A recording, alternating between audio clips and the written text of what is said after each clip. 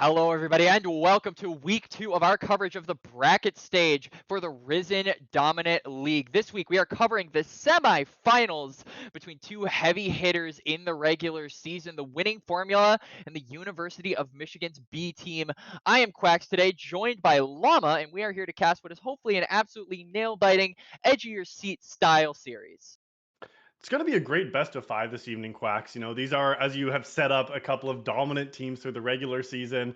And now coming in against head-to-head, feels like a little bit of titans of the sport at this point here at this Diamond 1 plus ELO. So really impressive to see, kind of where this cap is landing. Like, we're going to have some high-level League of Legends this afternoon, and really excited that I get to bring all the action here with you.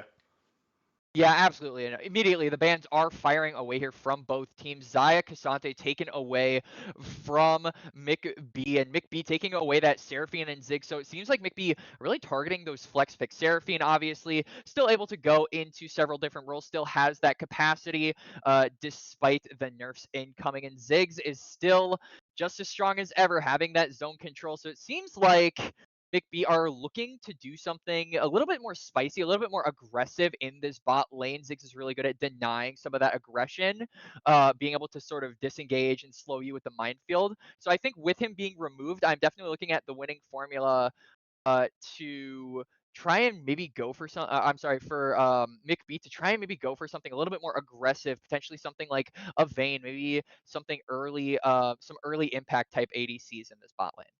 Yeah, I'd like to see if that is going to be the case. The winning formula, BMW here, did actually have games of both the Seraphine and the Ziggs, which I mean, both feel pretty overtuned in the bot lane role right now. Absolutely. So that is really why Michigan's B team is trying to target that out here. But we saw in game three that when the winning formula just picks an Orianna on B1, they want to just pair it right away with something like a Hecarim, some engage from the top lane like Kled. That's what we saw in game three versus A5 last week here.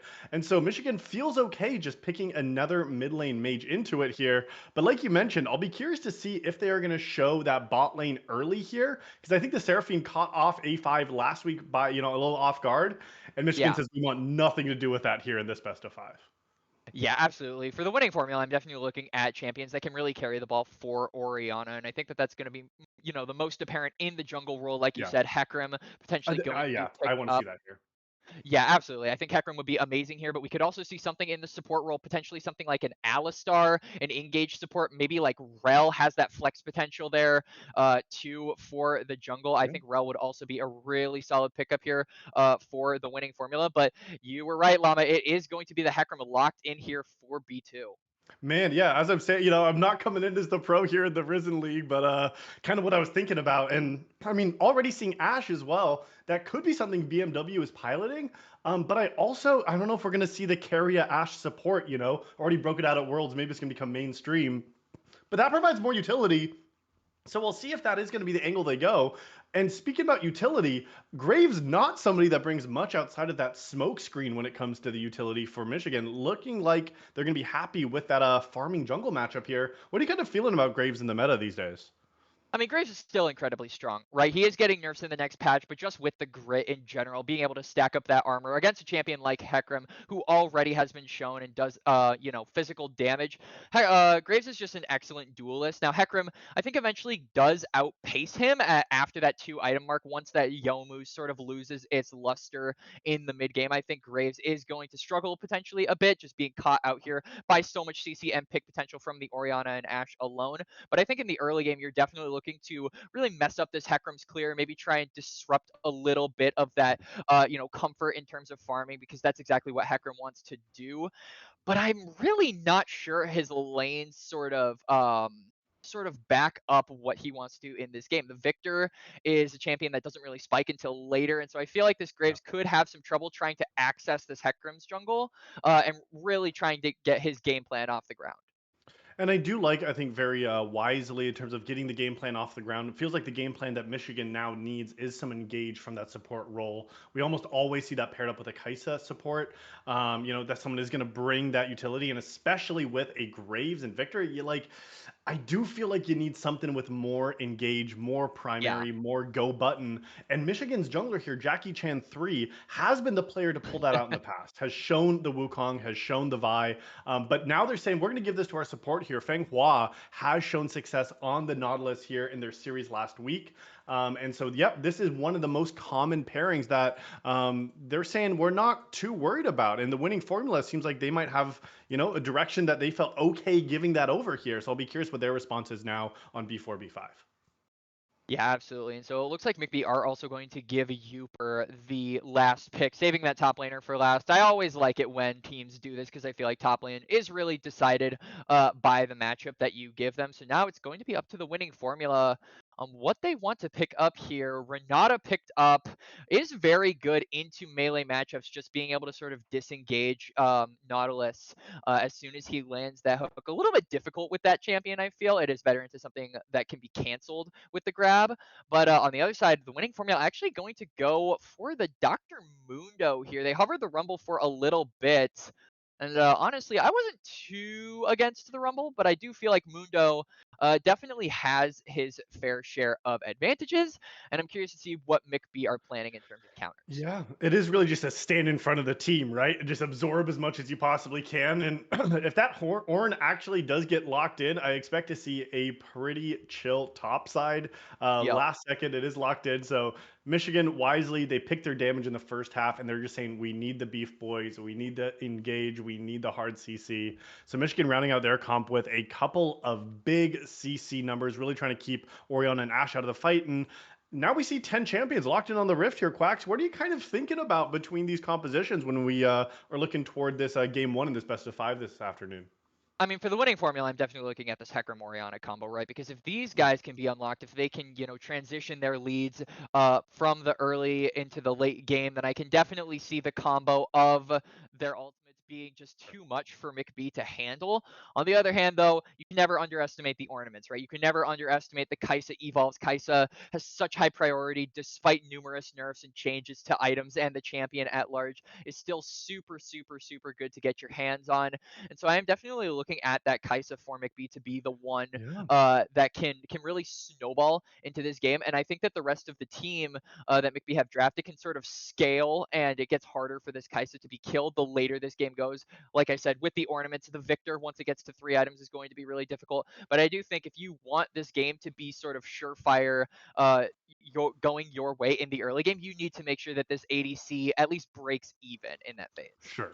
Absolutely. And I do want to hold on that Kaisa. You kind of brushed over it there, but I do want to hold on because you talked about Kaisa, how much that champion's been changed, how the different items have really factored in. Right now in Kaisa's build, we're seeing like 30% pick rate on three different mythic items here, Quacks. Yep. We've seen the Dusk Blade, we've seen the Rage Blade, and we've seen the Navori Quick Blade. So all these different blades coming in here.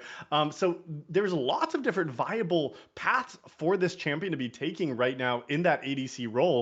Do you feel like there's going to be one that they might be looking towards? I'm not quite sure what this player might be preferencing here, but Stormrazor I know at least is a really strong pickup. It has to be coupled with one of these mythics though. I mean, yeah, I feel like Duskblade is definitely out of the question in this game. I don't think Mm. that it would be wise to pick that at all with Kaisa. You have Hecarim, who's going to eventually get tanky. Mundo's eventually going to get tanky. It could help you in the early to mid game. Hell, if this Kaisa does snowball, I could see that being a thing. But I would say on the more safer bet, we'll probably see either Navori or Rage Blade. I'm Yeah. really not sure. I feel like Navori is going to be the play, but Rageblade also has its value just being able to get off that little bit of magic damage as well, being harder to build against. Mhm. Could prove really valuable because you do have a high AD damage threat in Graves and a high AP damage threat in Victor as well. Yeah, and it is something that as I take a look at Poke X Pro, the ADC for Michigan B this afternoon, we do see that recently only two Kaisa games here in the last 12 days, both unfortunate losses in solo queue, but one Rage Blade and one Quick Blade, right? So I mean, it has shown both of them here. So Quacks will have to see what direction this Kaisa is going to go. But I think you really laid out some of the scaling options with Michigan ornaments, the Victor item spikes, right? What can Yep. Graves do early to disrupt some of this clear cut 5v5 that the winning formula is looking to execute on here around Dragons? And it's going to be really curious to see how that's going to affect this early game because I think if you are the side of Michigan B, you're okay sitting back a little bit, letting the Victor Orn Kaisa get some items online. But if you're behind when that mid game happens, that could be pretty dangerous. Yeah, and I also am looking at just to pivot a little bit to the winning formula. I am also kind of looking at this Ash and Renata. I think it goes without saying that Renata has a lot of value in that early game with that bailout. So I'm really curious on if BMW and Helper are going to try and match the aggression of a Kaisen Nautilus. This is a lane that is really hard to 2v2, but Renata again really shines at that phase of the game. So being able to utilize the most, make the most out of that champion could point to them trying to be a little bit more aggressive in the early game. And so I think that that is going to be kind of determined by what this Hecarim plans to do in his early game pathing. If he decides to start the Raptors and go toward that top side, I would expect them to probably be a little bit more safe. But if the opposite is true, if he starts that top side paths down, then I would expect this Ash and Renata to play a little bit more on bully and try and utilize the most out of their poke. Yeah, that range advantage that they have here. And as we're taking a look at runes here just below us here, you'll see, kind of scrolling through here, we are seeing things like the Gathering Storm for Victor, Kaisa going with that Hail of Blades for those shorter trades. And even surprisingly in the bot side, actually it is going to be a Glacial Augment trying to slow down some of this mobility of Ashe instead of maybe the Aftershock as that primary engage. Like seeing the Hex Flash, that is something that sometimes can create some interesting plays. But like you mentioned, punishing the bot side with Hecarim if they can get down there early, that could really be this pressure point for BMW and Helper in the bot lane to try to really poke out literally Pokex Pro and Feng Hua there. Yeah, and like you mentioned, it is double Ghost too, right? But this jungle matchup is critical. Early pathing is going to make a big difference. And Graves without Flash, you got to be kind of careful here with what that looks like here in these first few minutes of this game one. Yeah, I think Graves without Flash is definitely more of a feast or famine type of playstyle. It definitely points to you wanting to be the aggressor. If that goes wrong early, if you end up getting picked off or you end up getting caught out on Graves and you end up using that ghost, you're not going to have a good time, right? Hecarim is it's incredibly important in this jungle matchup to keep up in tempo, and Hecarim, it can very easily slip away with you when you're playing against the horse. You can very easily lose that tempo by just making one mistake. So as Graves, you're definitely walking on thin ice here. So not sure I fully support the ghost, but we'll have to see what he has in store for it because there are definitely some surprises in this series that I'm looking forward to. Well, the surprises are not going to be waiting for long here, Quacks. We're just seconds away from getting to this game number one of this best of five in the semifinals here in the Risen playoffs. So we're going to take a quick break while we get set and settled. And on the other side, it'll be game number one. We'll see you there.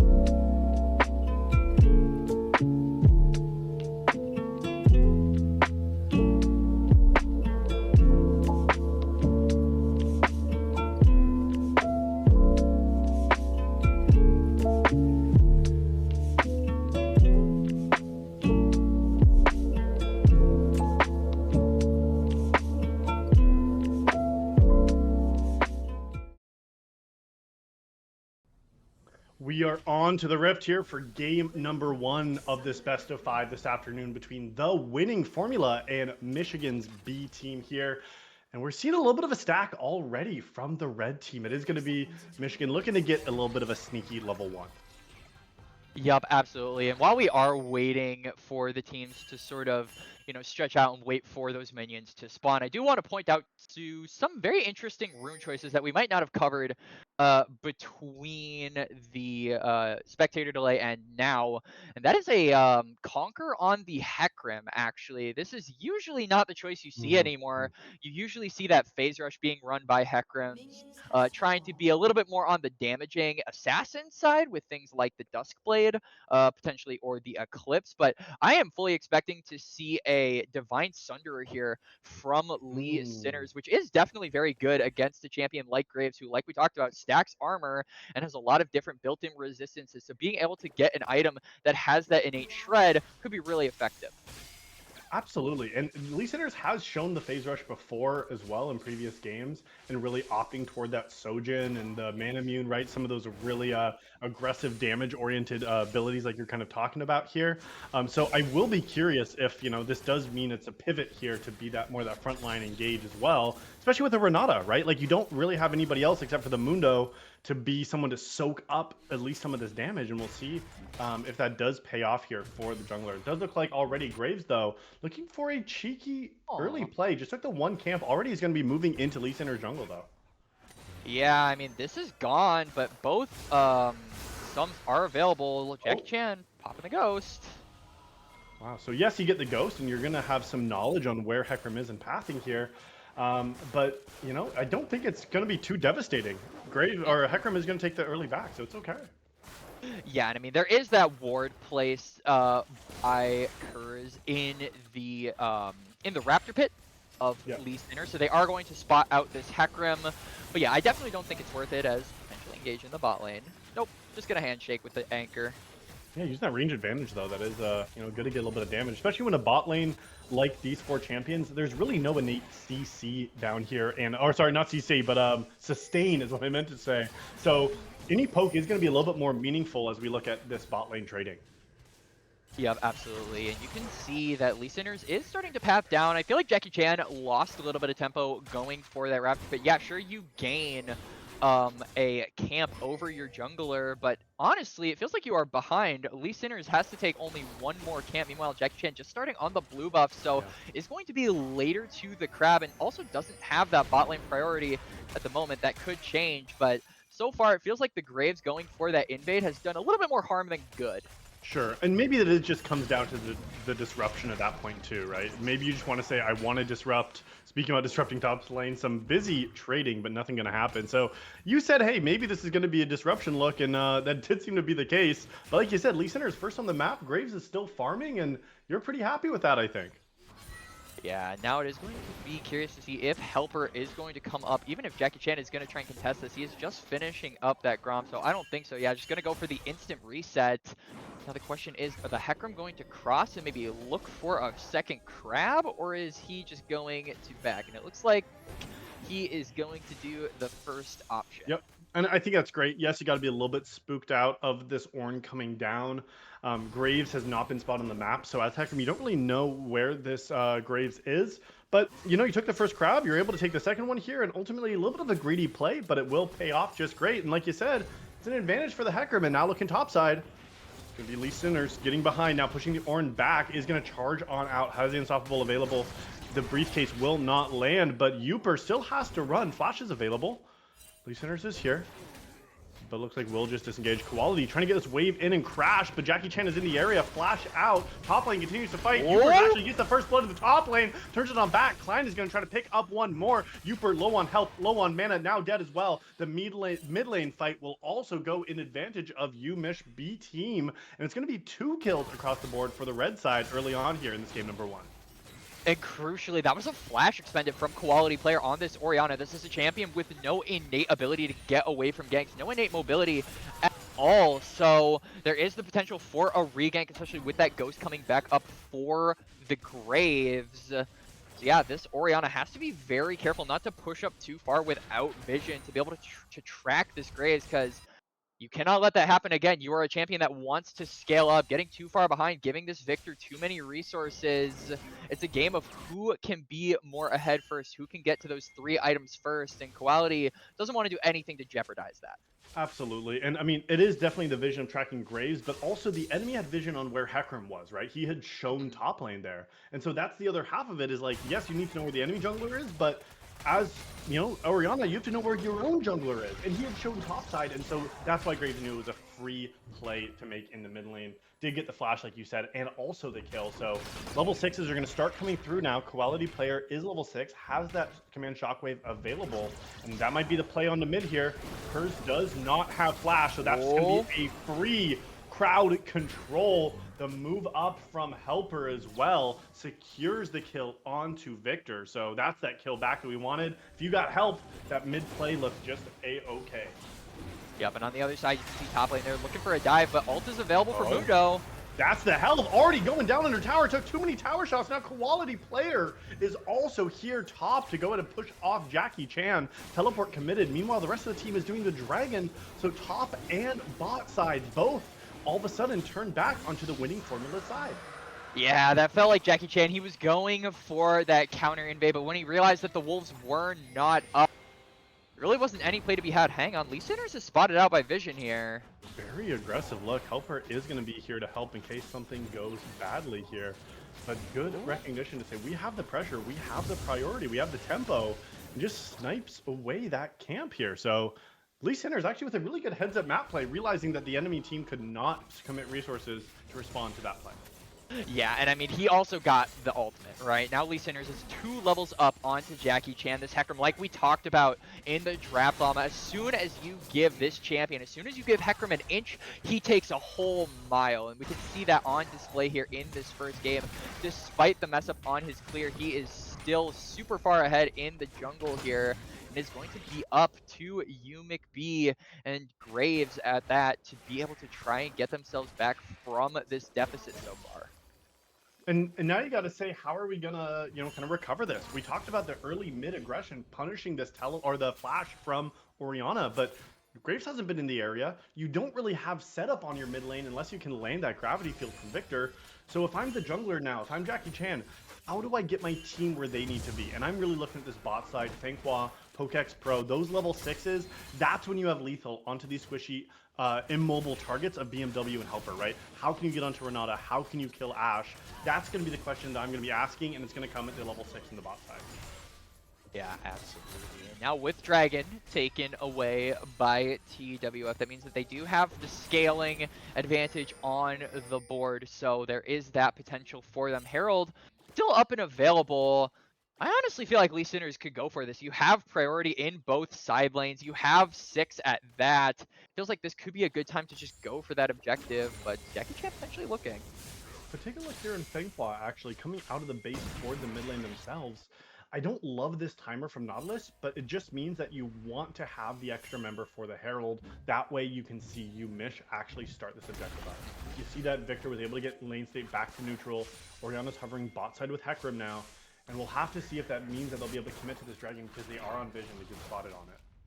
Well, there's the next shockwave there. It is going to go into Kurz. And now going low as well. Has flash available and will be okay for the moment. Fanghua also has to retreat on their tower. But again, Graves is still on vision and has to dash over the wall. Looks like a couple members are still in the area, but with the resets coming through, it will be the Dragon secured from the winning, or the Herald secured for the winning formula here. A great play out of them to be able to capitalize on the vision they had and secure the next neutral objective.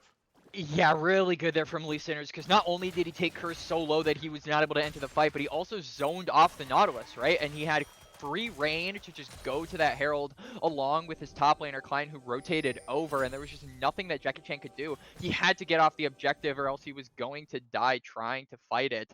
And he's even down a smite, right? You can see that there is the 900 smite available for Lee Sinners. Meanwhile, Jackie Chan still really far behind, 20 CS, has 23 charges on his smite item, so does not yet have the upgrade. And yeah, so far it just feels like the tempo advantage here for TWF is really netting them a lot of wins around the board that are equalizing them into a pretty solid 1K goal. It is pretty significant, like you're saying, and I'm really liking even the move from Helper. Like, how is Helper on Renata able to outmove a Nautilus? Like, that just seems crazy in the support pairing. Helper has been helping out the mid laner without their flash that entire last 5 minutes here. And look at this, now you're just back around. Gratefully, the smite does come through for Jackie Chan, so they won't lose their blue buff here, but Renatus is pairing up so well with the mid and jungle here for TWF.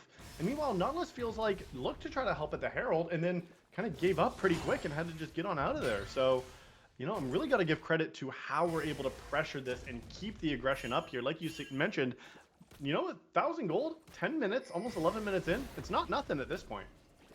Yeah, absolutely. It is 100% significant when you look at it like this, right? Lee Sinner's just going to smite away the big chicken, but crucially, I really think that a lot of this ability for Helper to be able to roam around the map comes at the cost that BMW is on this Ash pick, right? You're able to zone away, able to chip away the health bars of the enemy bot lane and just be able to play so safe that they're unable to dive you, unable to punish you for being alone, for your support deciding to be more on the roam side.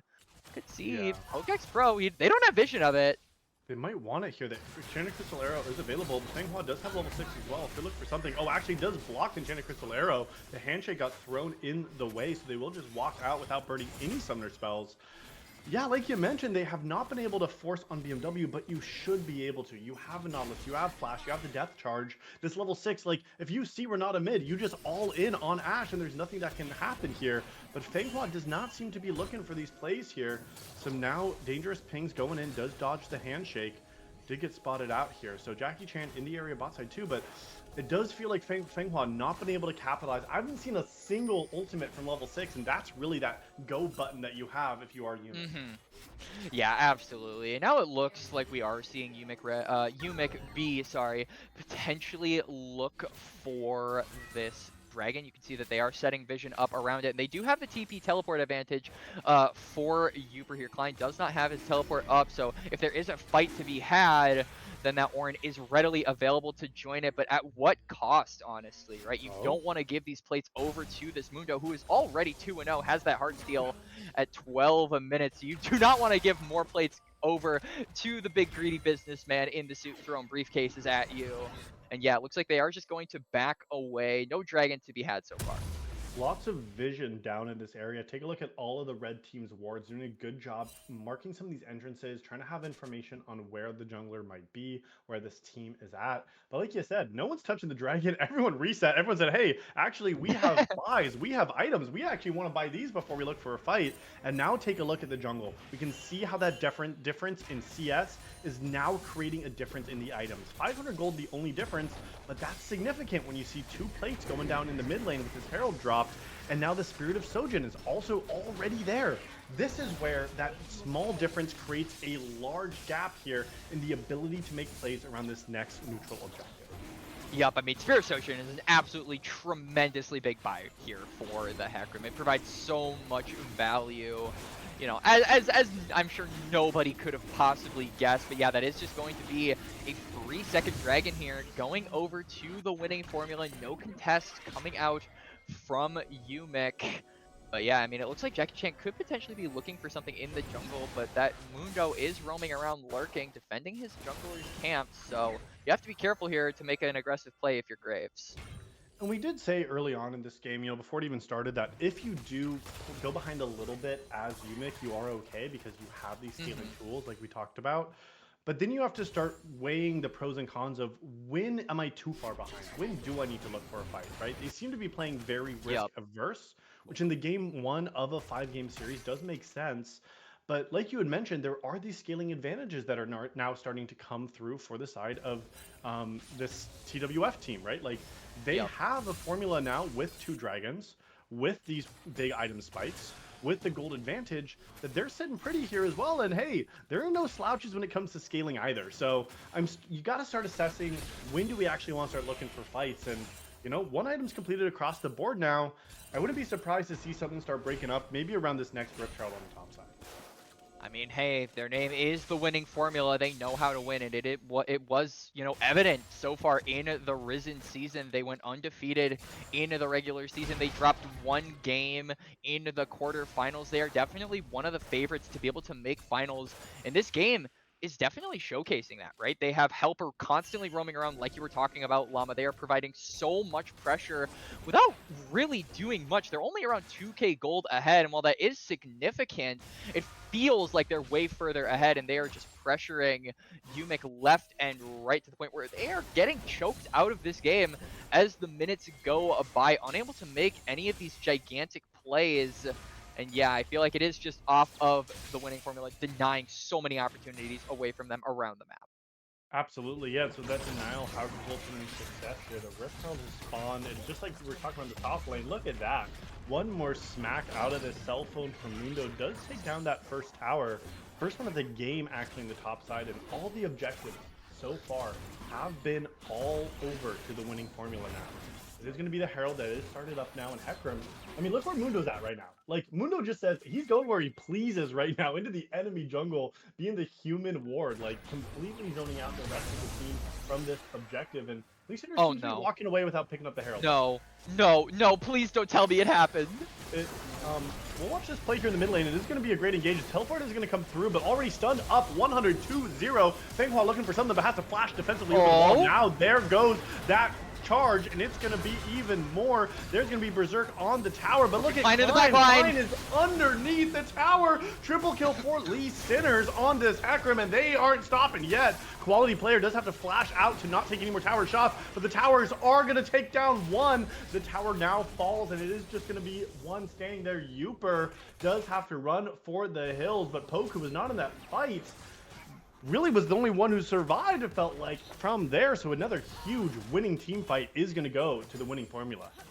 Yeah, so I don't know what's going on in their comms right now, but I think I can do like a relative reenactment of what the winning formula said after that team fight went their way. Hey, Lee Sinners, can you drop the Herald so we can get another turret mid? Yeah, bro. Yeah, I can totally do that. Oh, wait. I don't have the Herald. Oh, wait, Jungle hey, did I? Jungle diff! I killed it, yeah. Let's go next. And I think on the other end, you know, it was probably going to be UMich being like a, as Kaisa, this is from Kaisa's perspective. Hey team, I'm not there. No, we can't fight. We can't fight. No, you have to run. No, I'm pushing bot. I'm not there. I can't join. And that was the difference, right? Like as Just play Kaisa, safe. you have an item, you have some damage, you are the carry. It is in your name. And Kaisa wasn't even on the lane to contest it here. So now we're going to see if they can get on to BMW. Ooh. This could be the look. Dredge line is going to land here. You have the depth charge. Flash on forward from Helper, keeping them alive for a moment, but will go into the bail out and will not be bailed out at all. Here's going to be the killer instinct now, going even deeper. Flash has already expended, the exhaust is available, but I don't think it will even be used.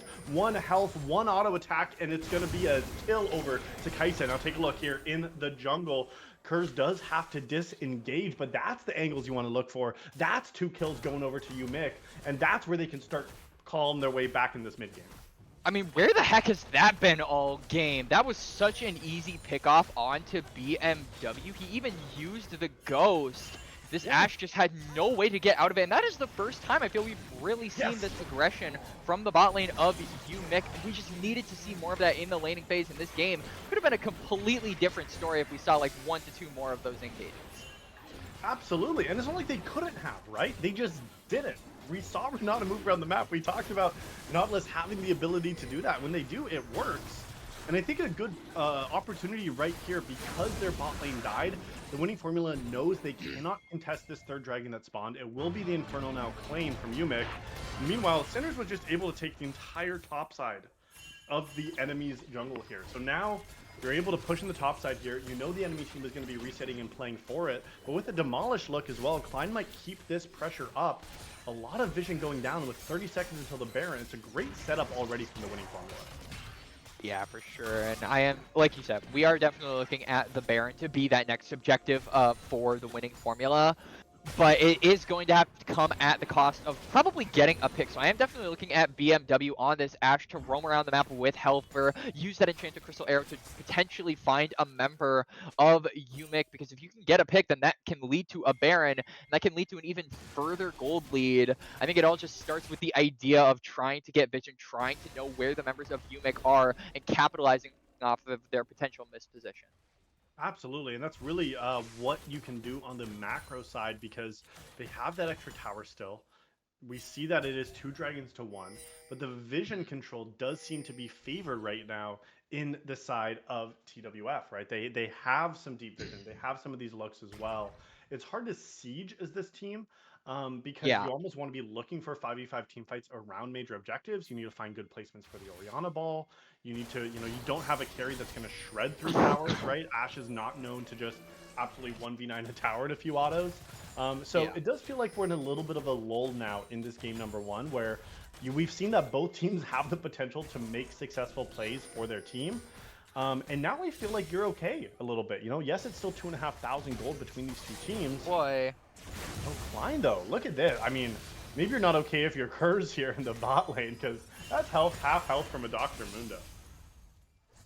Yeah, I mean, you were talking a little bit though about the lack of siege, right, coming here from the winning formula, but I also want to highlight UMich have a decent amount of wave clear, right? They have the Kai'Sa, they have the Victor, they have the Graves. These are three champions that really excel at being able to clear waves, especially from a decent safe distance, that laser being so useful to be safe and clear those waves. So it really is going to be on the winning formula again to get that Baron to try and go for a 4-1 potentially. But honestly, 4-1 is not really how I envision the winning formula's comp to go. You have a Mundo with Demolish who's able to take down towers, but you want him for that fight, right? He is your biggest source of frontline. He's your biggest tank. So I'm really curious to see what they are going to do once they even get the Baron. How are they going to divide their forces to try and maximize the pressure? And yeah, we are just going to have to wait and see sort of how that happens. But for now, both teams just sort of getting vision on each other. Turret dropping in the bot lane. For the most part, it seems like they're just handshaking, waiting for the enemy team to make a mistake. Yeah, and maybe just waiting for some of these next objectives as well, trying to get a second item spike. We're seeing that 2 items now completed for Mundo, even 2.5, you know? We're also seeing that Ashe is getting pretty close to finishing their second item. Looks like a Trinity Force is going to be the choice. And speaking about items being completed, take a look at Hecarim here. Did not go for the Divine Thunderer, but instead bringing some more utility to the team fights with a Stride Breaker as the choice for this jungle. I mean, this is a relatively immobile. I want to say that this is a relatively immobile mid jungle duo, right? You want to be able to get the picks up onto Graves and onto Victor. Yes, Victor does have the dash, but it is not a humongous dash. It's like I would say it's like a couple inches, so not super big. Not a whole lot of mobility, and having that slow onto some of those backline champions with that onslaught of shadows giving you easy access to them could be really useful to help your team sort of engage against you. But speaking about engaging, it's going to be Lee Sinner, the one who's going to be jumped on top of Feng Hua now. Maybe in a little bit of trouble. Is going to get slowed down as well. Lee Sinner's happy to staying around here, but does not take that much damage. There's going to be the primary engage. Can they look for it? A giant berserk as well. Now Quality is here. Does get a 2-man shockwave as well. The shutdown does go on to the Hecarim, but it's going to be traded right on back. Feng Hua now picks up one. They're going to continue to chase. BMW free firing with that Ashe, getting the arrows into Uper. Is going to be second kill, but Helper flashes away, but burns on down. Poke X Pro now trying to run themselves. Let's see if that Heart Steel pops him. Kurz does flash forward, trying to get a little bit more, but ultimates have been used. Health bars are blinking, and it is going to be just the 2 for 2 ultimately. In it's going to be a tie on that team fight, and it looked like it was something that we did see the winning formula look to take. I mean, yeah, it felt like the winning formula was really looking for a fight there, and I think that looking for a fight was the correct play, but Lee Sinners on the Hecarim was just stepping a little too far forward and didn't have the backup from his team when he used that ultimate, so he inevitably ends up getting bursted down, and Helper just died to the Leandries, which happens, you know, everyone has that one experience where they die to Leandries, they didn't think it would burn them down that much, but now there is going to be another fight as the Dragon has spawned. This can be sole point, remember, for the winning formula. UMich are here to try and deny that. You have to look at ultimates because they're not quite back up yet, so they're going in without they're not. There's going to be the onslaught of shadows. It is going to get one right away. Victor's already down. Jackie Chan forced to run. The numbers aren't there. It's just 2 kills for nothing.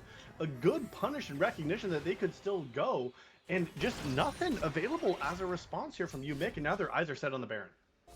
Yup, they acknowledge that they got the jungler. They know that he's not going to be up for another 20 seconds. And yeah, I definitely agree with them going for the Baron here. You can see that on the other hand, UMich, the remaining members, are just going to go for the Dragon. And if I am the winning formula, I am taking this handshake 10 out of 10 times, right? This is 100% worth it for them, especially when we talked about the lack of siege that their team has. So it is really good for them to get the big purple worm. And yeah, a little bit of just a consolation prize here for UMich as they managed to get their second drink in the game.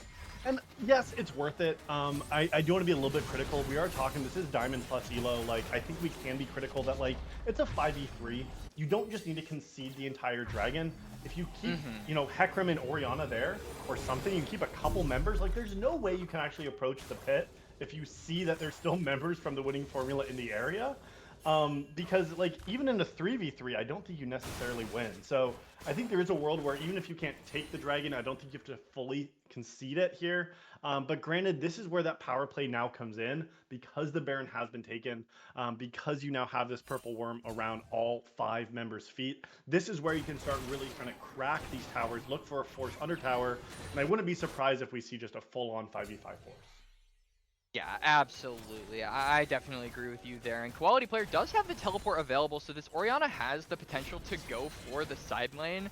But more importantly, I feel like something we haven't talked about, something we mentioned in the draft and early on in this game that we haven't talked about in a little bit, is that the ornaments have officially been unlocked here for Mhm. UMich. This is a level 15 Ornn, so you can see that some of the members of UMich B have those upgraded items. And this is where the scaling comes in for their team. This is where they combat the scaling potential of things like the Orianna, of things like the Hecarim. And I am really curious to see what these next couple of fights are going to look like, whether or not these ornaments are going to make a big difference, because if they do, this could definitely be a comeback for UMich, as he's only just going to upgrade more and more items for his team, making it harder for the winning formula to fight back. It is going to be harder, but it is still the back foot while the Baron is active. Only about a minute Hmm. still on this buff. It looks like it might be actually Feng Hua looking to try to get a little bit of a pick. This is not the timer you want to fight, though, if you are Quality. Eunuch. But they are going to get picked off right now. Jackie Chan is going to get hit by the Enchanted Crystal Arrow. There's going to be the giant ultimate coming from Renata as well. The fight is already over. Bailout! The players are already down. The tower is being taken. It doesn't matter. It's a one-team fight now for the winning formula. Yeah, that bailout to save Quality Player, and he has the teleport, so he can go back into Oh, the that's it. fight. That's it. Yeah, this could be a potentially game-ending push. There is that minion still standing. You have an incredibly tanky Mundo with that Masochist ultimate available as well, so he is not going to be dying anytime soon. Around 15 seconds on most of the members. Yeah, I There's the think this might just teleport. be it. They're going to try to go in for one last stand. Ufer trying to take the minions down, but he's going to be the one who's being taken down.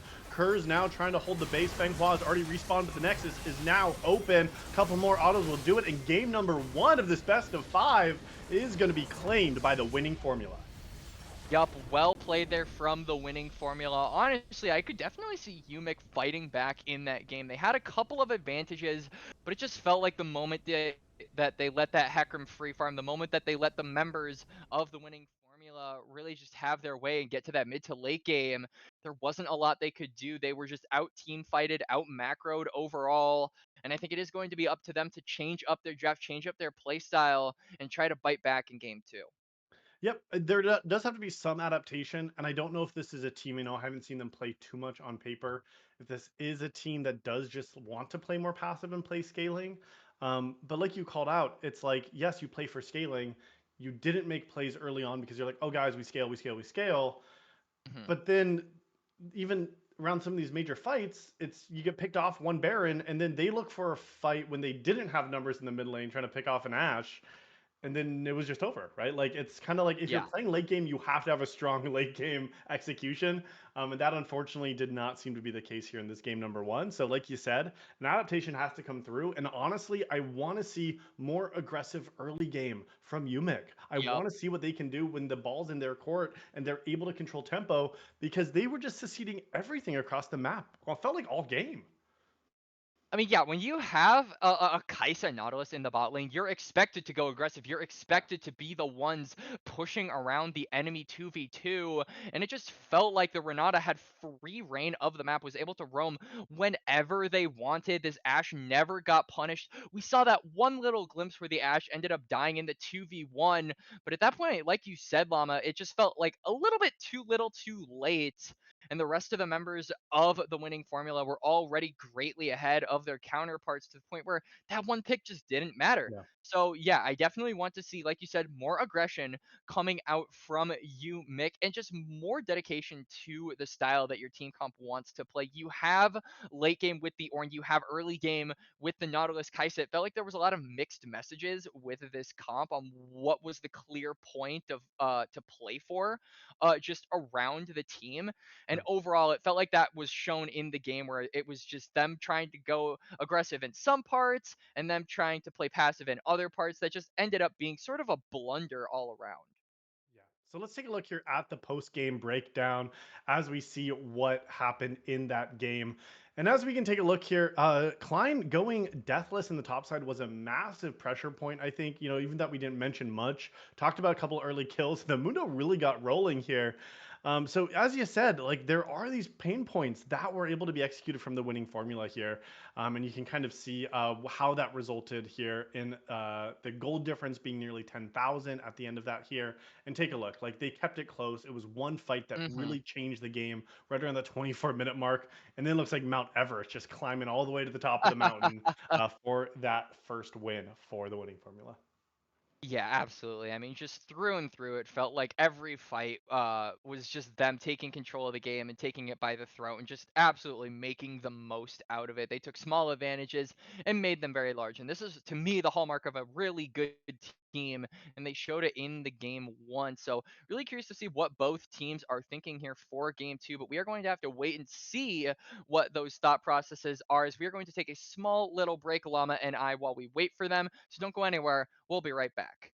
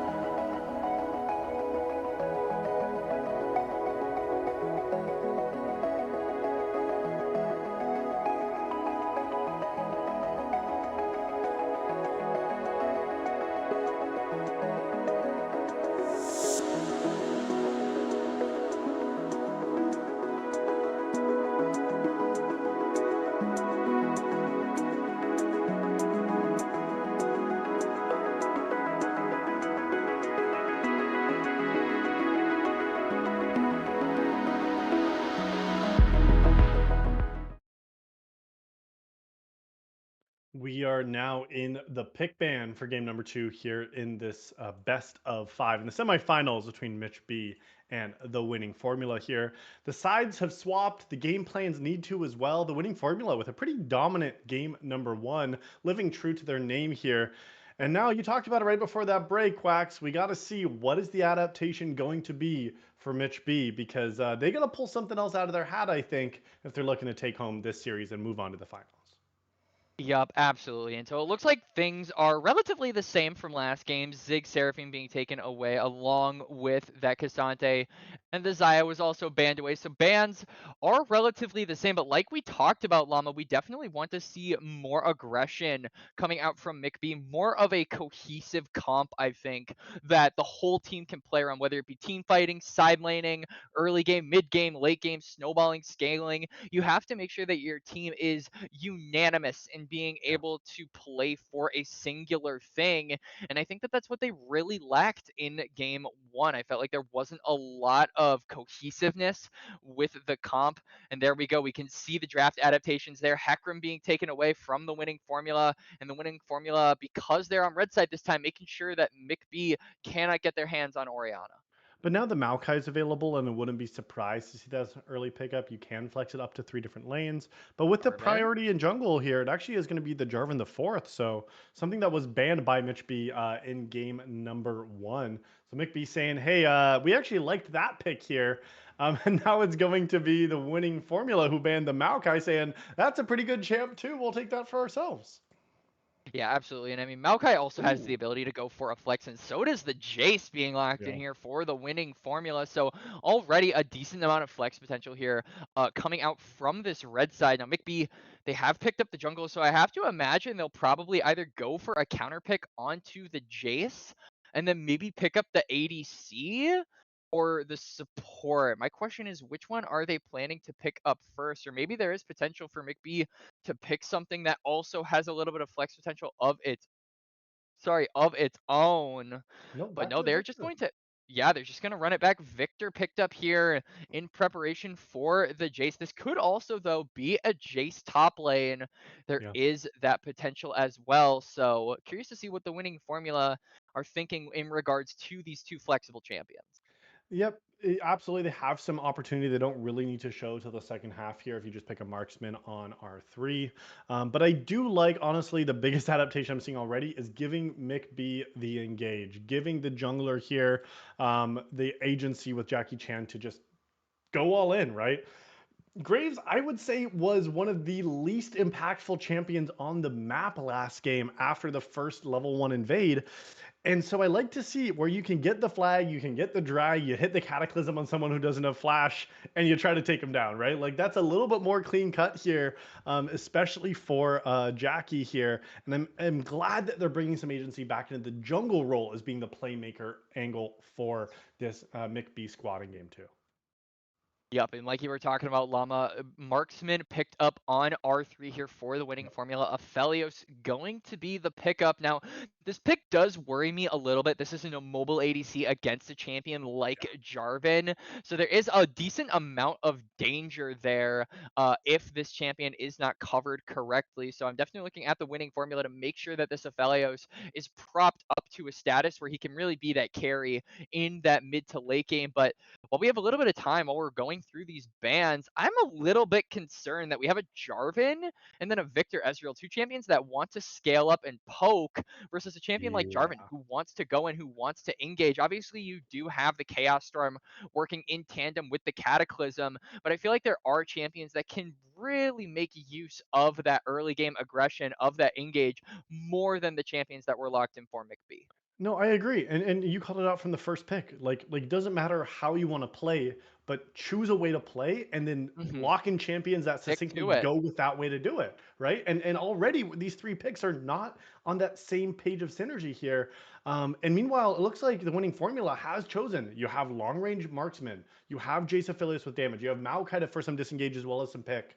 I think McBee has to ban Thresh here for the support because you pick Yeah. an immobile carry. If Thresh is able to get locked in, we saw that as a pick that we've seen Helper 08 play before, and it's such an easy crazy way to pull someone out of the Cataclysm. We saw it last week when Jarvan the Fourth was locked in. So we'll see if that is going to be the ban request or if they are more afraid of something else. But it does feel like you're still giving the winning formula what they want here. And with just 0 seconds on the clock, it is going to not be a ban at all. We'll see what that means for the winning formula. Yeah, I Poppy, honestly Poppy actually, yeah, but really. That's like that just feels like Jackie Chan saying like, "Hey, I don't want to play into Poppy here. I want to be able to get on here." But now you just slam Thresh. Like this feels like or such a winning option. you could also slam the Alistar as well. I feel like that would be good to disengage the Jarvan, to to Yeah, really catch out the Ezreal. There is potential for that. I feel if you're going for a little bit more of a crowd control, engage meat heavy support, I think that that sure. is also the option. But yeah, that is going to be the Dr. Mundo run back for the winning formula. So I feel like this might honestly be a Maokai support because I cannot imagine we're picking the support as the last pick here, if we are It's the winning possible. formula. That is, I mean, it is, but that's weird. yeah, it can be weird, but it does come to the point where like, how does Ezreal want to play?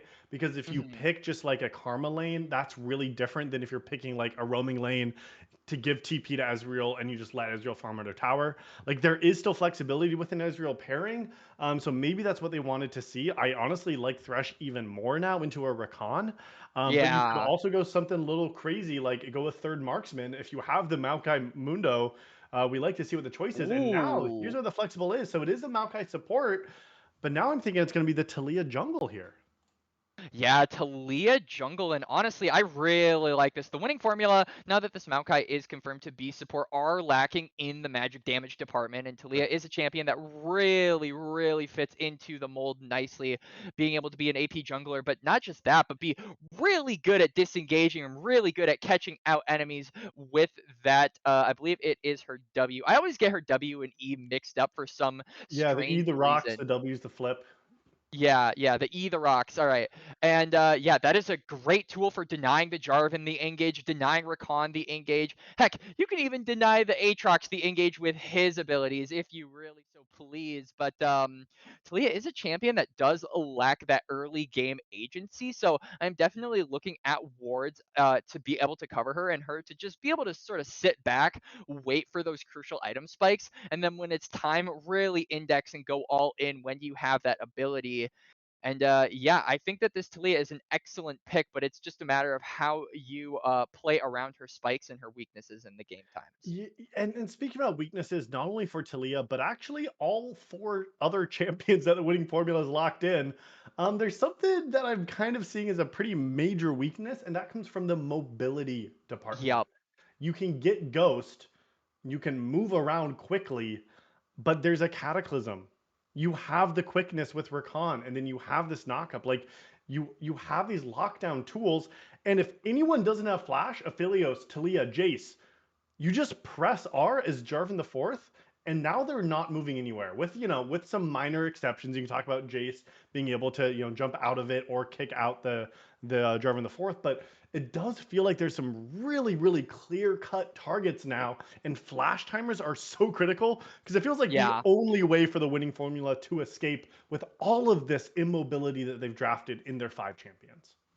So I think it is going to be up to the winning formula to really fight fire with fire and go for that engage Sure. themselves. They have the Maokai's ultimate. They have a decent amount of follow up with it as well. They have the wall as well to potentially zone off and sort of corral Mick B on some of these river fights that they could potentially be taking around that dragon, around that herald. So I think it is going to be up to the winning formula to say, you know what, if we let ourselves get engaged on, we are probably going to lose the fight. We have a relatively squishy backline as well. So we have to make sure we are the ones engaging. We are going to have to make sure we are the ones pulling the trigger first because Mick B definitely have the ability to get blown up. Ezreal, Victor, these are champions that will struggle to get the damage off if they are just immediately bursted down. They don't have a lot of defensive tools built into their kit, especially ones that can get away from things like the Maokai, like the Talia, or even like the Dr. Mundo cleavers or suitcases, depending on what skin he decides to run this game. So yeah, I am definitely looking at them to sort of collide head to head, fight fire with fire Yeah. in these fights. And I think whatever team presses the go button faster, whatever team is better on the draw with these team fight engages is going to come out on top in this second game. Absolutely. It's a little bit less wombo. It's a little less combo from both these squads, it does Mhm. feel like. I expect fights to be a little bit more scrappy. Can you get a pick? Can you really lock down the firepower for it? Right? Do we see like a Jace get ahead and land some pretty major shock blasts? Because as we talked about last game, the sustain here is also pretty limited. Like when you're team fighting, yes, right? You have the Maokai, but there's no heals on your supports, right? Like you don't Yep. have really a way, aside from, Rakan Q, if we're really counting that, but it's not like a reliable way to stay healthy in this lane. So yeah, it does come from some of these picks, some of these pokes. How can you play fights? I mean, and there's a way where like you could see McB get behind, and then Aatrox just pops off in 1v5s, right? Like with the exception of Maokai and Mundo, who don't have damage, you land a couple of those critical locations as Aatrox on Talia Jace Aphelios, and they just pop if Aatrox has enough damage. So I like seeing Uper transition away from this tank that they played in game one, and this time saying, I think I can be the carry here, guys. Give me the Aatrox. Let's see if we can pull that out this game in game two. Yeah, absolutely. And as we run through the runes here, something I wanted to point out is that the bot lane are matching in summoners. Both the supports have Mhm. the ignite, so that fire with fire fight, I am expecting them to go at each other's throats constantly. Curiously enough, that is actually a phase rush on the Jarvan. Interesting rune choice. I haven't seen that in quite a long It's time, pretty but I am odd, yeah. assuming that that means that he's going to try and really be the one to stick to targets that he chooses to go for. He's trying to get a little bit more extra stickiness on champions like Talia, who already are good at denying him sort of that initial flag and drag engage. But yeah, everything looks pretty stock standard here. I think that both of these teams are going to really try and get at each other's throats as soon as possible here. And I think that the junglers are going to have to make those early game impacts. And I'm definitely looking at that Jarvan to be the one there. Because, like we talked about, that Graves was not very useful in the game, lacked a lot of, just control, honestly. It felt like Yeah. the game was out of his hands at around that, 7 to 10 minute mark. And so I am definitely looking at this Jarvan to get control as soon as possible, make those early game plays, make yourself known, get pressure on the lanes that can transition you into that mid to late game. Because if you can't do that, then I feel like this is going to be a repeat of game one where you just sort of get outscaled, because we have already seen that the winning formula have really good team fight, and you do not want to underestimate their ability to press that go button. Absolutely. The team fight is absolutely there. I think that is going to be a key point for Jackie Chan, right? We talked about it was different in game one what their objectives were. The other, I think, objective piece I want to look at is going to be Feng Huan, right? This Rakan. We saw in game one, the Nautilus did not make successful moves around the map, but now you have an Ezreal with teleport. And that's what I talked about when we were locking in these picks. Can you just leave Ezreal down here to just farm with Mystic shots and stay far away and not get engaged on by this Maokai, and then just allow Rakan to move around the map? And that can be someone that can pair up so well with Jarvan the Fourth, right? You have a couple of dashes, you have the knockup. That's the way that Rakan can play around the map. And I want to see with a teleport advantage with Pokex Pro now, not on that engaged champ of Kaisa, can this squad play a little bit differently around the bot lane? And it's going to be on that mid jungle to make, or the jungle support to make that happen.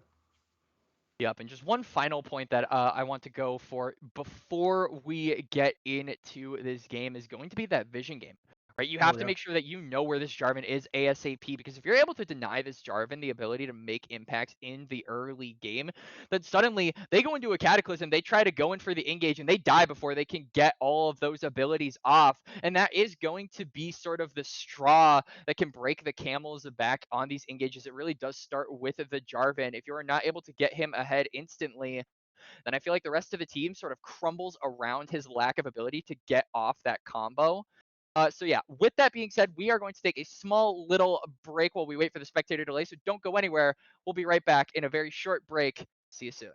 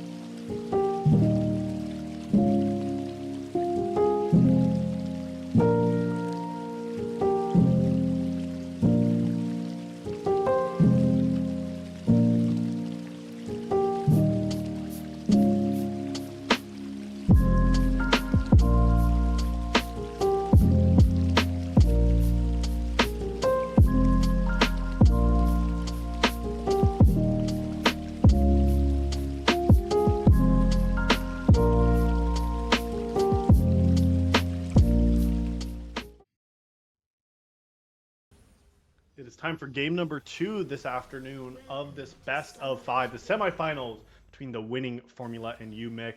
After a strong game 1 performance out of the winning formula, drafts have shifted just a little bit here as we hit the rift for this second matchup of the afternoon. Yup, absolutely. And so far, no funny business coming out from either of the teams. It looks like it is just going to be a 5-point defense. Quality player actually walking up a decent amount. I'm curious to see if he's going to try and place a ward on those chickens from Jackie Chan on that blue side. But for the most part, it looks like he's just going to back up. Because yeah, I mean, both of these teams are a little bit on edge. We talked about how much fire is expected to be into this game. Both of these teams really wanting to get those early game advantages because they are both very damage heavy. They both want to go in, and I think that is going to start out being with the snowball in the early game. You want to snowball these comps. You want to get that early game pressure. And so it is no surprise that no team is willing to relinquish that early game as, yeah, no vision being seen from either side. Well, when you talk about snowball in the early game, I did think about the ARAM rune choice. I thought that would be really great just to shake up, this map and just like let's just go ahead and give them the snowball. Let's just say let's give J4 a snowball. A little dash and mark, and that might shake it up here. But you're right, they do have to kind of get rolling early on. Taliyah definitely is not the fastest jungler clear, especially leashless early on. Like already, even from one camp, does take quite a bit of damage here. And she's actually pathing around this vision that was placed. So it was spotted out. So actually playing very smart around it might actually shake up what is the response from the enemy jungle. So already some really smart pathing out of Lee Centers here in game 2. Yup, for sure. And you can see that that mid wave is pushing. Jackie Chan is on those Raptors, but there is that ward as well to be able to spot any potential ganks coming out from the Jarvan on this bot side. So I don't think anything is going to happen in regards to that early game. As yeah, the game just relatively quiet for now. Now the big question is, Lee Sinners going to go for a bot lane gank here? Is he going to look for something at level 3, or is he just going to path back around? He is just now finishing this Gromp. This would be a very unorthodox style of Taliyah if he actually chooses to go for a 3-camp gank, which he is going to do. There's no vision. Okay, there is the knockup here. Oh, yep. Rocks do not get down in time. Uper now getting the pressure on the top side. I like that. Listeners did look for something. Does show that they have double buffs. It does mean that Jarvan the Fourth is going to be able to invade even the first Raptor clear. But yeah, you're right. A little bit uncharacteristic. You don't have the damage as Taliyah. Gratefully, no summoner spells were expended for TWF. They did get the flash of Rakan, so at least the summoner spell is in their advantage. Yeah, absolutely. Now Jackie Chan is just reaping the rewards. At Will get spotted out by the minion wave, but they're looking for a dive. And they make it happen here. It is going to be Upers with the tank. Flash forward, does still get the knockup. Upers does have to flash away. The tower shot is broken there and will not take down Aatrox. So a successfully executed dive in the top side claims first blood.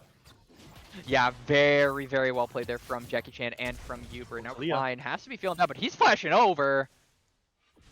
3 centers in the area. Klein now gonna collapse here. They want to try to force out Jarvan the Fourth. Even this Jace seems to be moving up. The whole goon squad is looking to take down Jarvan. Will he be able to escape? Jackie will he get executed? Oh my gosh, these are those crazy kung fu fighting moves. It does dodge the last one. It's an execute. That ninja escapes out of there and does fall, but not to any player. Yeah, I mean, Jackie Chan typing in the all chat worth in the chat with a little smiley face as Helper looking for a fight. Fanghua gets ignited though. It's going to go down quite low. The ignite was used. Flash is still available. Fanghua maybe a little bit over aggressive, dude. You got Poke Pro with a Cole, buddy. Like, you're not looking for team fights and early 2v2s. I don't think you win them, as we're starting to see here. So Fanghua taking more damage than they really should be in this bot lane. And now with a massive wave coming in, might be dangerous. Jackie Chan back in the top lane already. Hasn't even touched the top side camps yet, even on the first rotation. So Jackie Chan, like, does some creative pathing, but gets behind from it. Like, is already down 2 camps in the jungle still.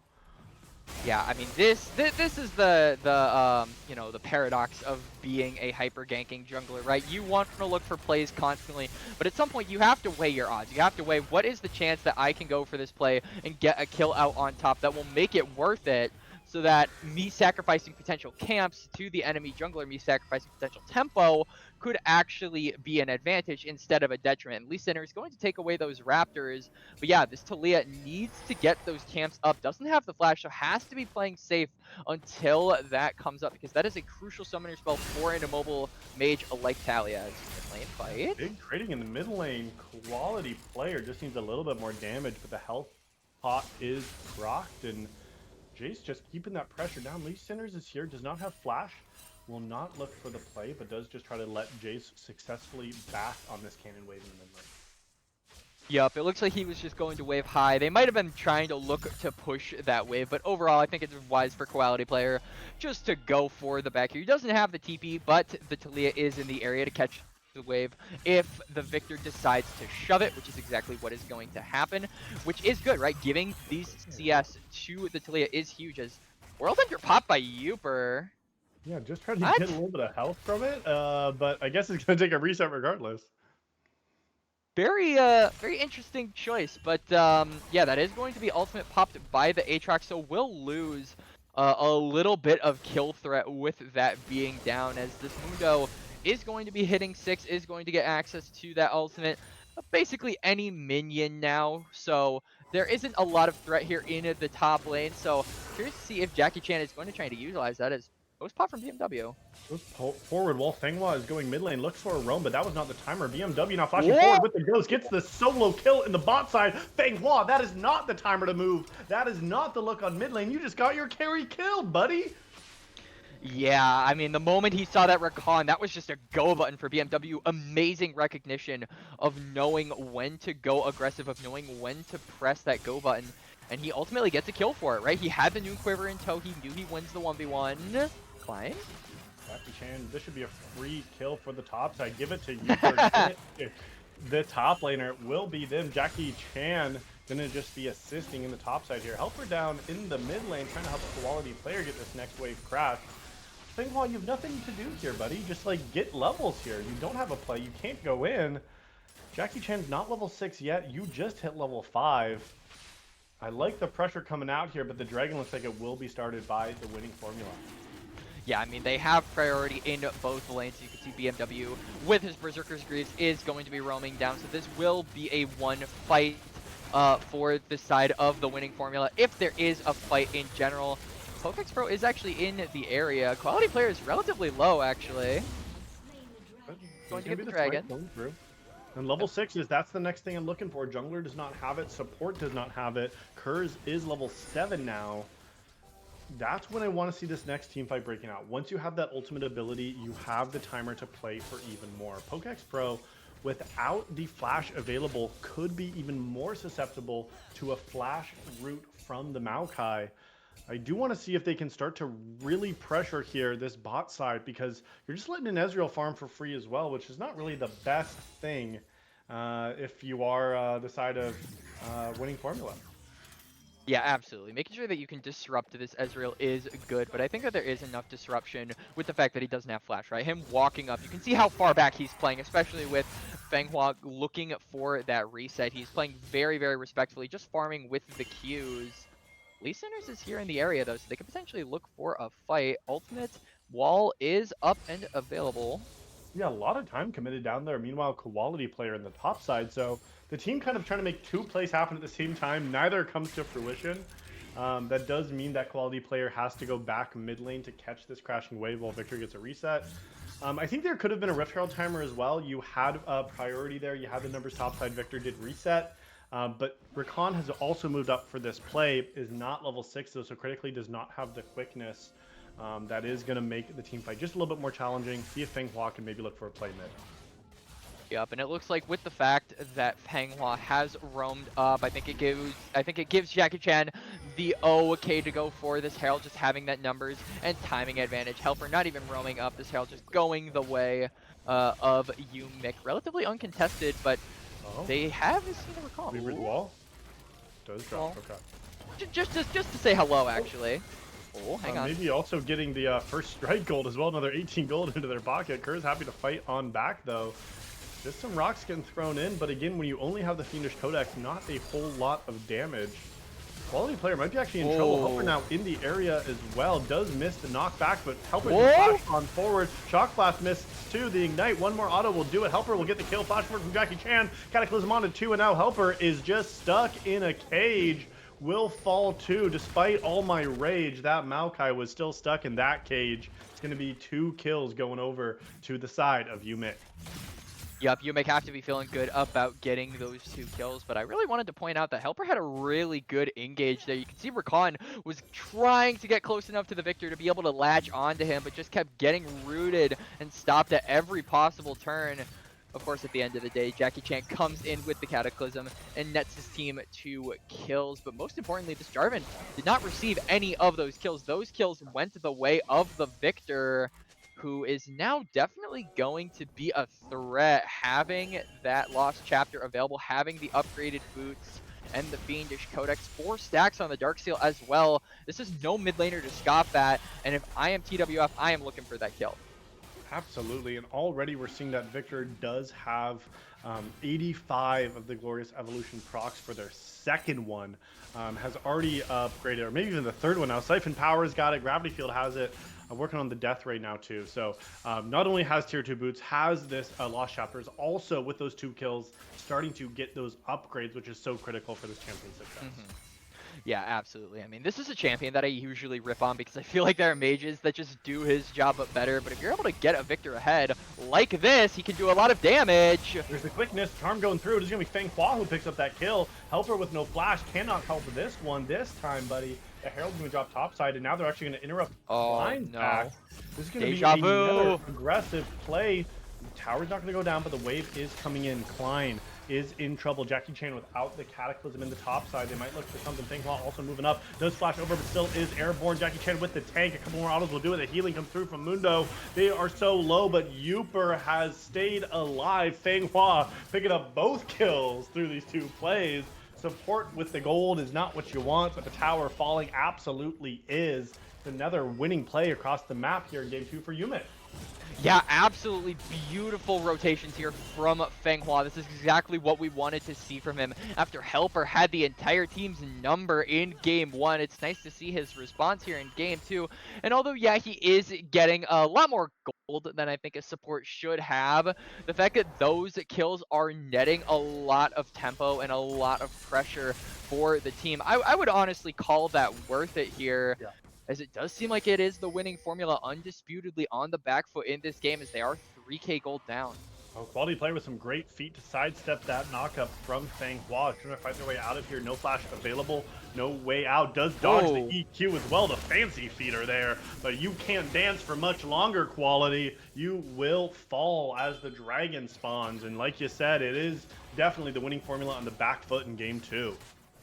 Yep, and they are going to transition that into a Dragon Leaf Center's not even on the same side of the map as this objective. It's just going to pick up the mid lane. And honestly, it feels like in this game, the Taliyah has been the one lacking a lot of impact. It doesn't feel like it has got on the map too much. Is Uper potentially looking for a kill? Uper looking for something top. Does get a knock-up. Q2 does miss. Oh. Gets a little bit damage with the gore. Does just let Klein live this time. Now here's Lee Sinners on the top side. Lee Sinners is here. Cross map look with the dragon going down. They can get the numbers up here, but Upers wants to take the fight. Flashing forward, auto gets the 1v2 turn around, and now it's onto the Klein in the top side as well. Kurz comes to help. Klein falls too. The Aatrox is massive 4-0-1. Uper said, "Get me on a carry, baby. This game is mine." Yeah, I mean, Lee Sinners on this Taliyah just feels so weak. They have the Mythic now, but this is a champion that really excels at that 3-item spike, and so far, it doesn't feel like there have been any, like, plays for this Taliyah to look for to propel that gold lead that is so needed for the champion to function.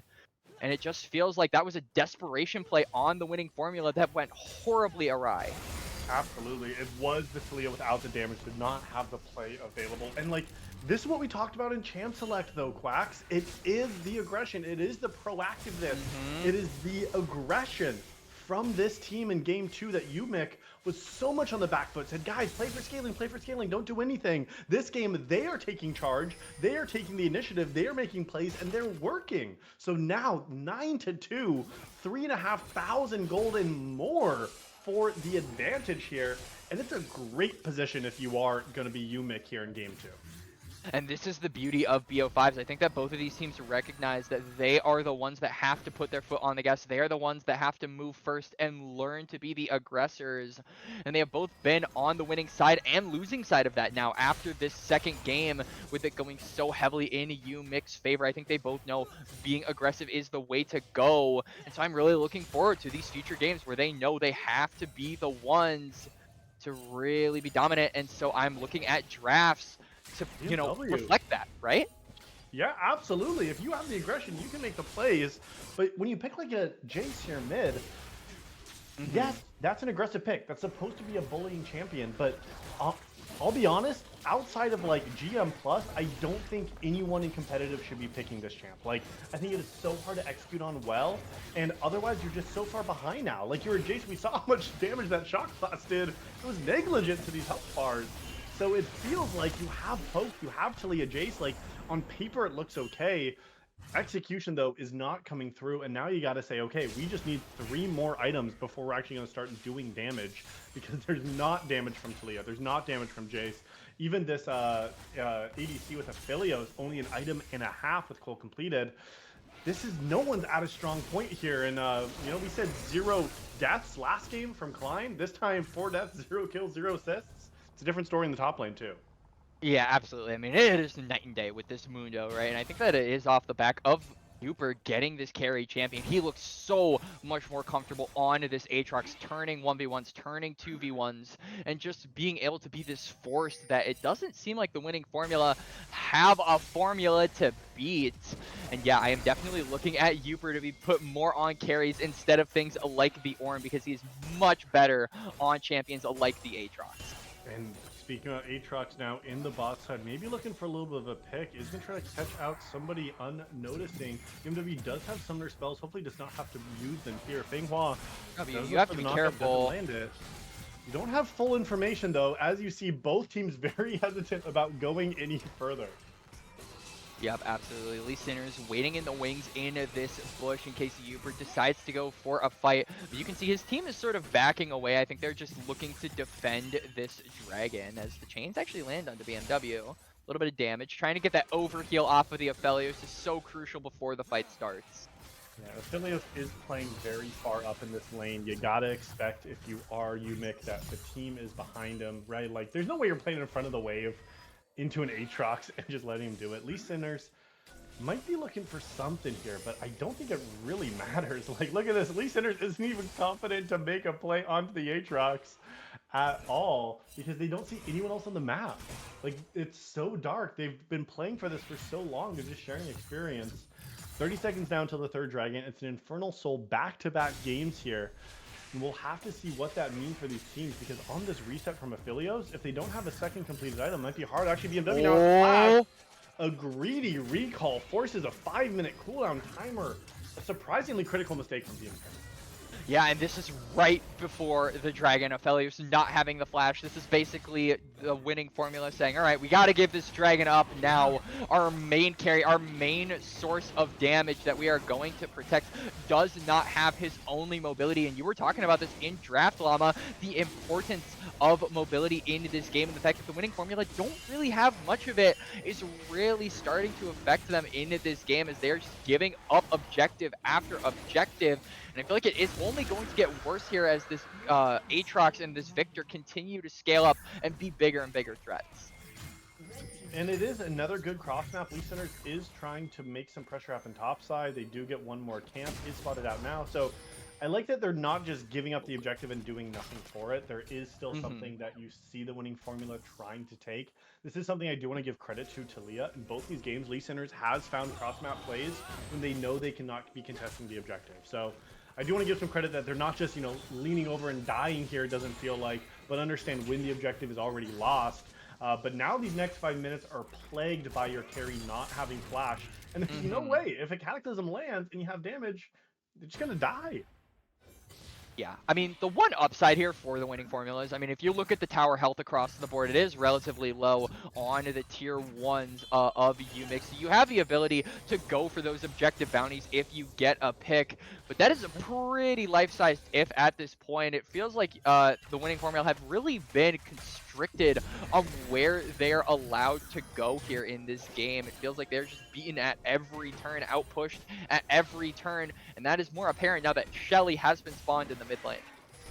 I just feel like in this game number 2, it is actually the winning formula that is a little bit outgunned, outmanned, outnumbered, and outplanned. This gold lead is only raging more, but maybe a little bit too far of an overstep from Jackie Chan 3. Will just walk on out, not comfortable to commit here. I want to see Jackie Chan, though, playing around this Aphelios here. I haven't even seen J4 even hovering around this carry. And so that's really the person you can jump on top of and shut down, sit on top of. But, you know, they're just going to say, we're going to take the advantage. We're going to keep pushing in waves. But you got to find a point where are we actually going to look for an engage here? Because items are coming through. 2 for the victor. They're incredibly strong. And we know when they pull the trigger that they're getting kills, but they seem just happy just to farm it up here at the 21-minute mark.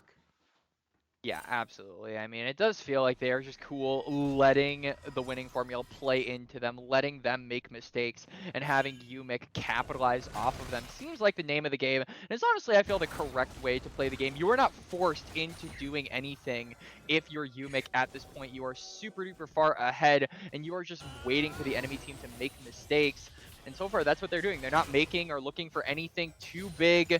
They're just waiting for the objectives to spawn, taking those off, and if it's TWF looking for any plays, they could lose it. And if they don't, they just get choked out of the game.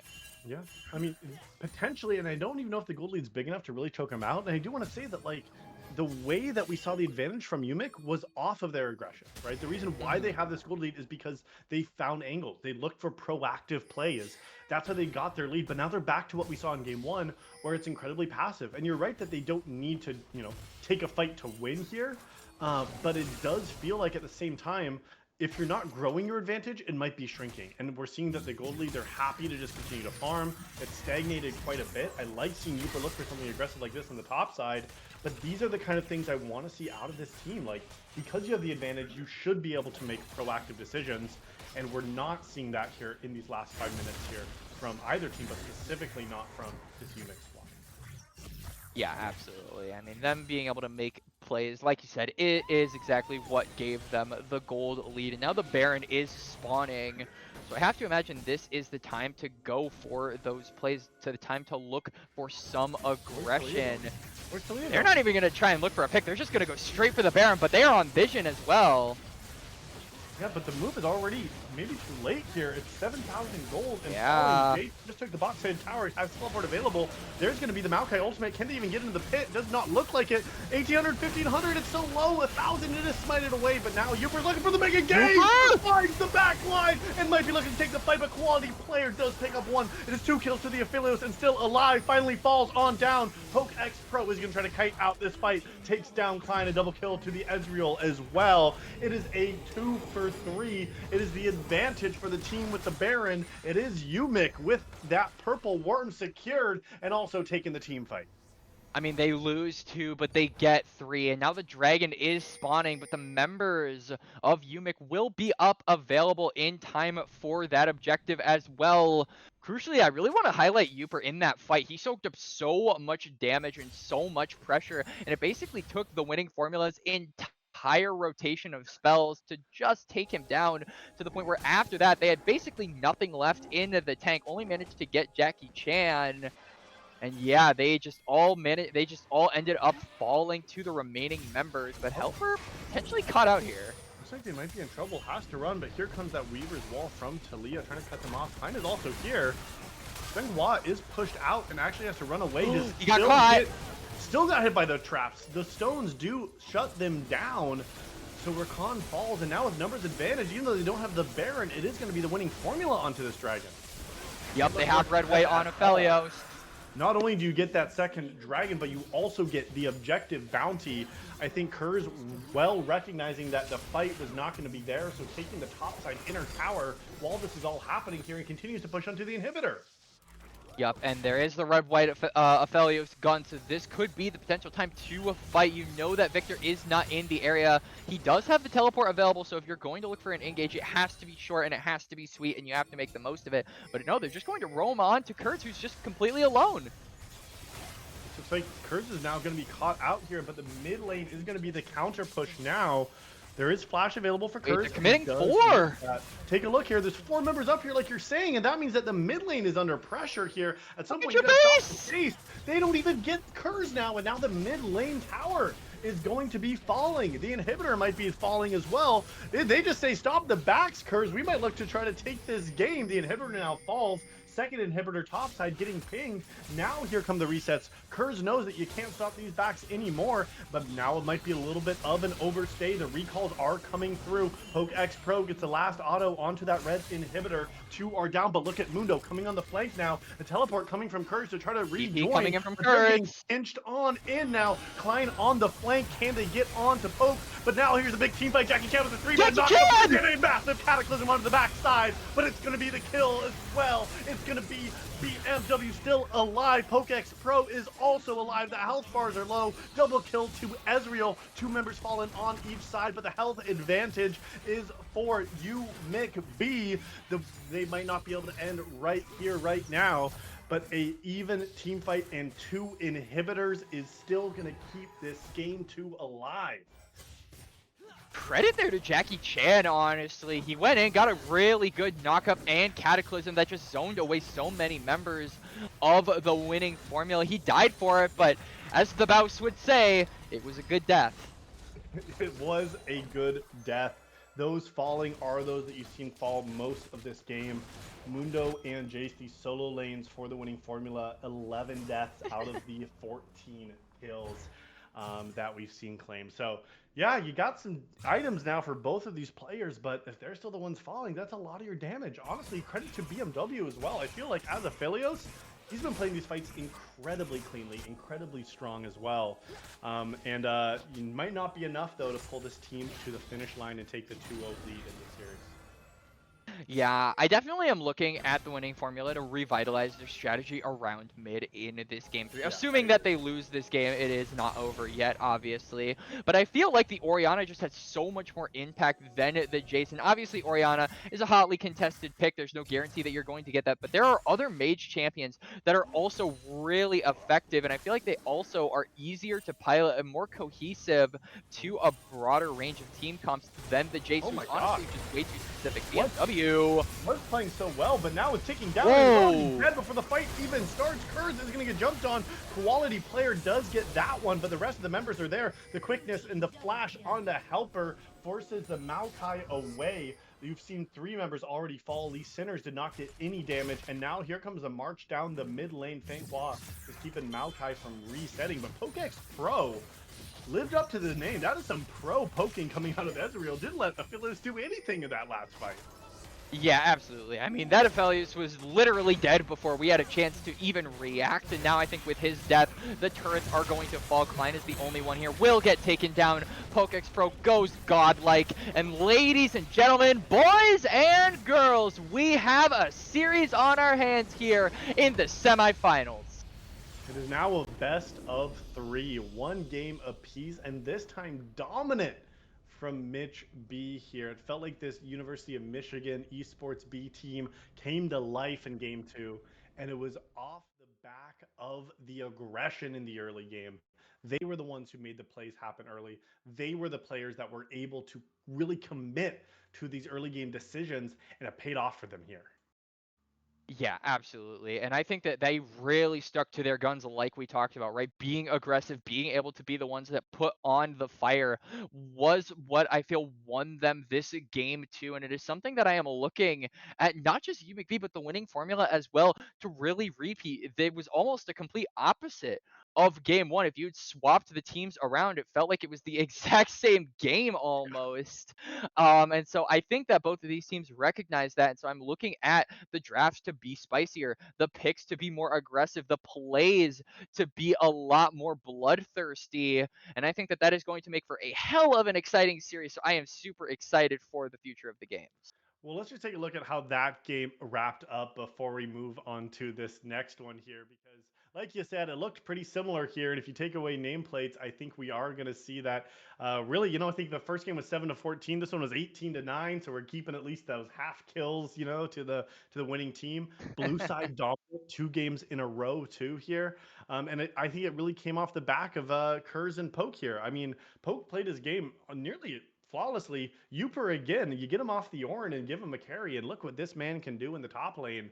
And man, like, yeah, that gold graph peaked way, way earlier here in game 2. Yeah, absolutely. We saw a little bit of red in the first graph, but this was literally all blue. This was to them through and through. They were ahead from start to finish.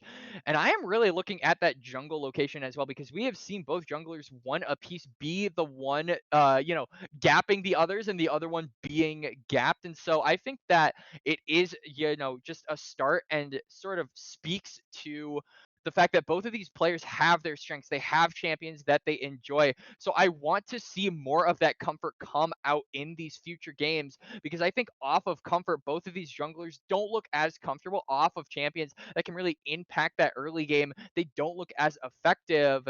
And I think that that is going to be up to both teams to recognize that and execute it. Well, we've seen how both of these teams can win, and now we need to see who will win. We are 2 games into this best of 5 semifinals matchup here, Quacks, and we're going to get set and settled for game number 3, just on the other side of a short break. So while we get ready and the teams do as well, we're going to send it here to a quick intermission, and on the other end, we'll see what happens here in game 3 of this best of 5.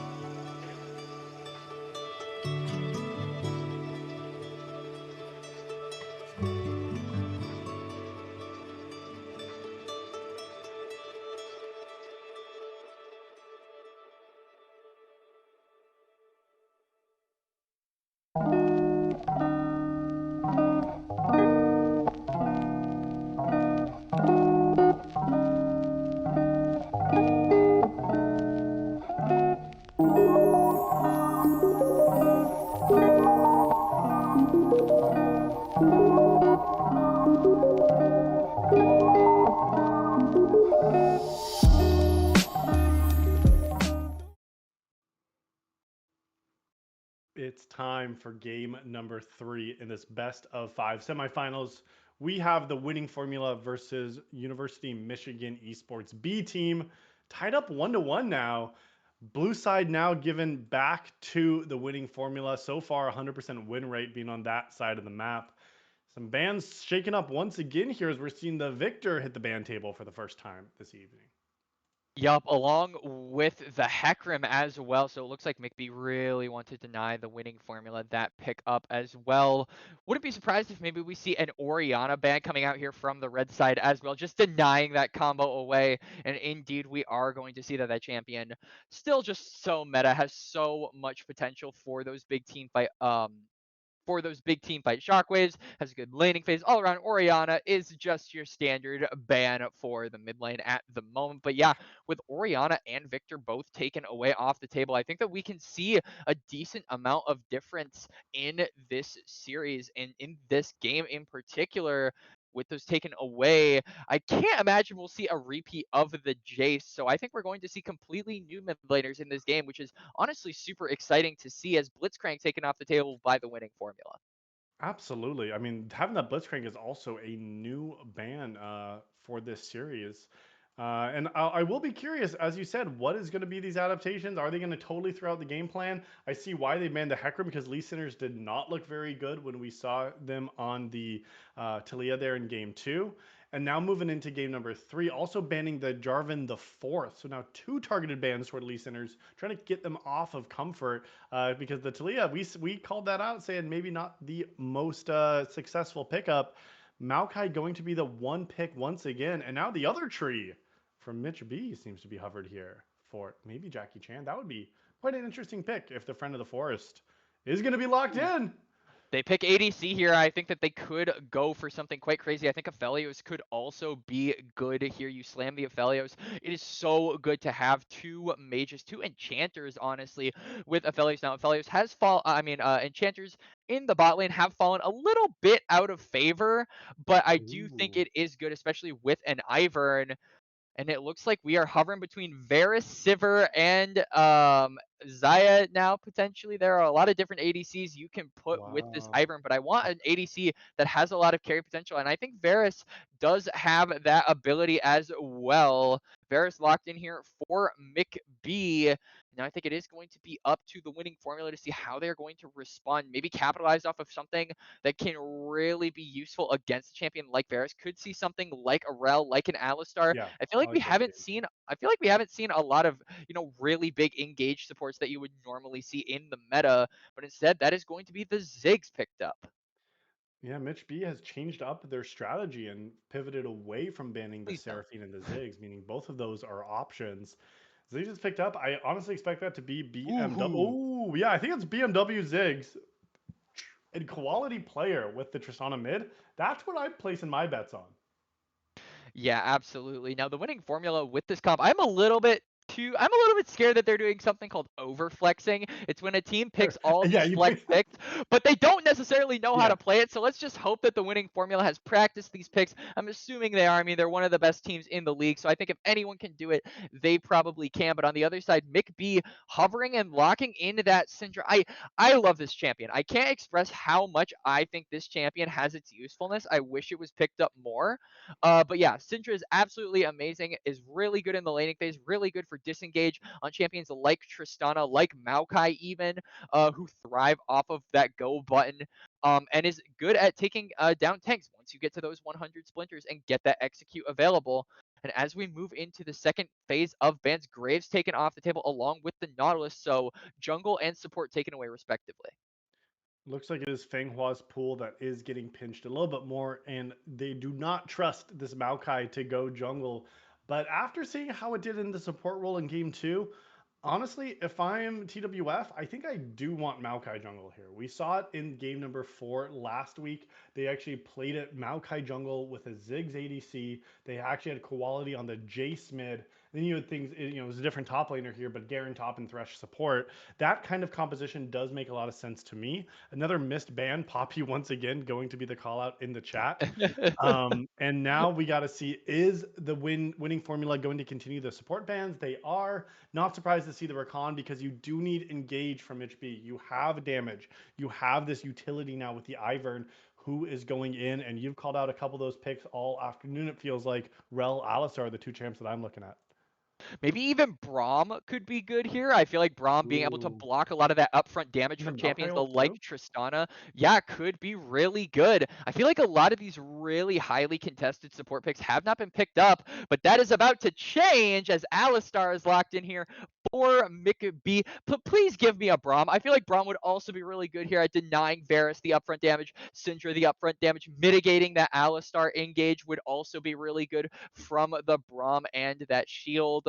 We'll have to wait and see what the winning formula are thinking because Maokai could also be put into that support role. It isn't just locked into the jungle, but it looks like it is actually going to be the Thresh picked up here for the winning formula. There's a chance there, you know. I thought that the Thresh was going to be locked in game three into the Jarvan the fourth, but this time it is Helper locking that in. So a very similar composition to what we saw in game four last week from this team. You have the AP bot lane with Thresh, you have a Maokai jungle, and then you have an AD mid. So it's really whatever top wants to play, whatever you feel safe blinding. And whoa, Whoa!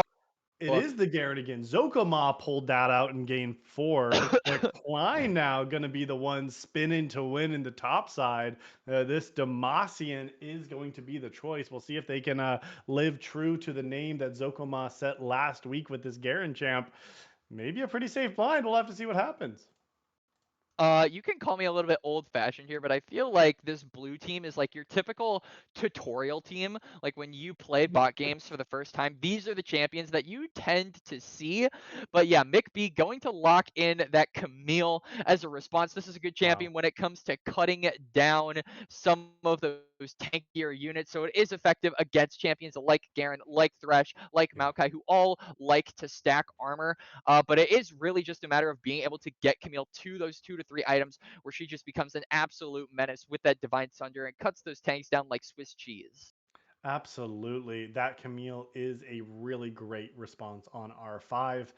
My concern, though, does come in when we see what are the options to disengage the Camille. Something like a Buster Shot, as long as you're not sitting next to a wall, will basically just take away that ultimate right away. So that Hextech ultimatum has to be used really wisely as Camille for that ultimate to really lock down a target that does not have a way, or maybe you buffer out of it with the ult. A high level of execution needed in the top side here. And a pretty short range 4-5 with Alistar Camille, basically saying we want to fight, we want to be looking for these plays here. But both teams are cooking up something different here in game number three here, Quacks. There is also just a lot of lockdown here from McB. You have a lot of different routes. You have a lot of different stuns that can hold people in place for a while. And I think that is really crucial when the enemy team's champions that are going to be, more on the carry side are things like the Tristana, like the Ziggs who love to disengage, who love to jump around and hop around. Having champions that can hold them in place while Yeah. the other members of your team just beat on them relentlessly is really important. So I am looking at them to sort of chain CC some of those carries that the winning formula have drafted for themselves. And to talk about those carries that the winning formula is drafted, there's one thing that these two champions do incredibly well, and that's sieging towers. You Yep. have the Ziggs bomb, you have the Buster shot. I mean, yeah, yeah, you have so many explosive charge, maybe is what it's called. You know, whatever Tristana's E is. You have so many ways to break these towers early. That's something I'm looking for with these carries. They're almost more utility in that way that they have wave clear, both built into their kits, right? Like the way that you have the explosive piece there from Tristana's auto attacks whenever you kill minions. Like there's these tools that actually make the macro of this game pretty challenging to work with because one Herald play on the right timer, you can just destroy a tower 100 to 0. But I do think that the winning formula have to be a little bit careful about when they go for that Herald because, like you said, it's really important. But like, if I'm placing like champions on like their speed to be able to take down the Rift Herald, I think if this is the lowest champion, then Maokai is like here or Yeah. something like that because Maokai doesn't take objectives very fast. And yeah, No. you do have the Tristana to be able to help help you out, but you have to be careful on that time. You have to make sure that you know where the enemy jungler is, and it's honestly pretty difficult to track an Ivern. So I am looking at that deep vision from champions like Maokai, Ziggs, and Thresh to really get to know where that Ivern is at all times. Well, we're seeing 9 new champions on the Rift. The only repeat here from the series so far has been the Maokai here. So we're in I for a love treat it. here, I think, in game number 3. We want to see something spicy, and I think they're delivering, sprinkling on a little bit of heat onto this third game.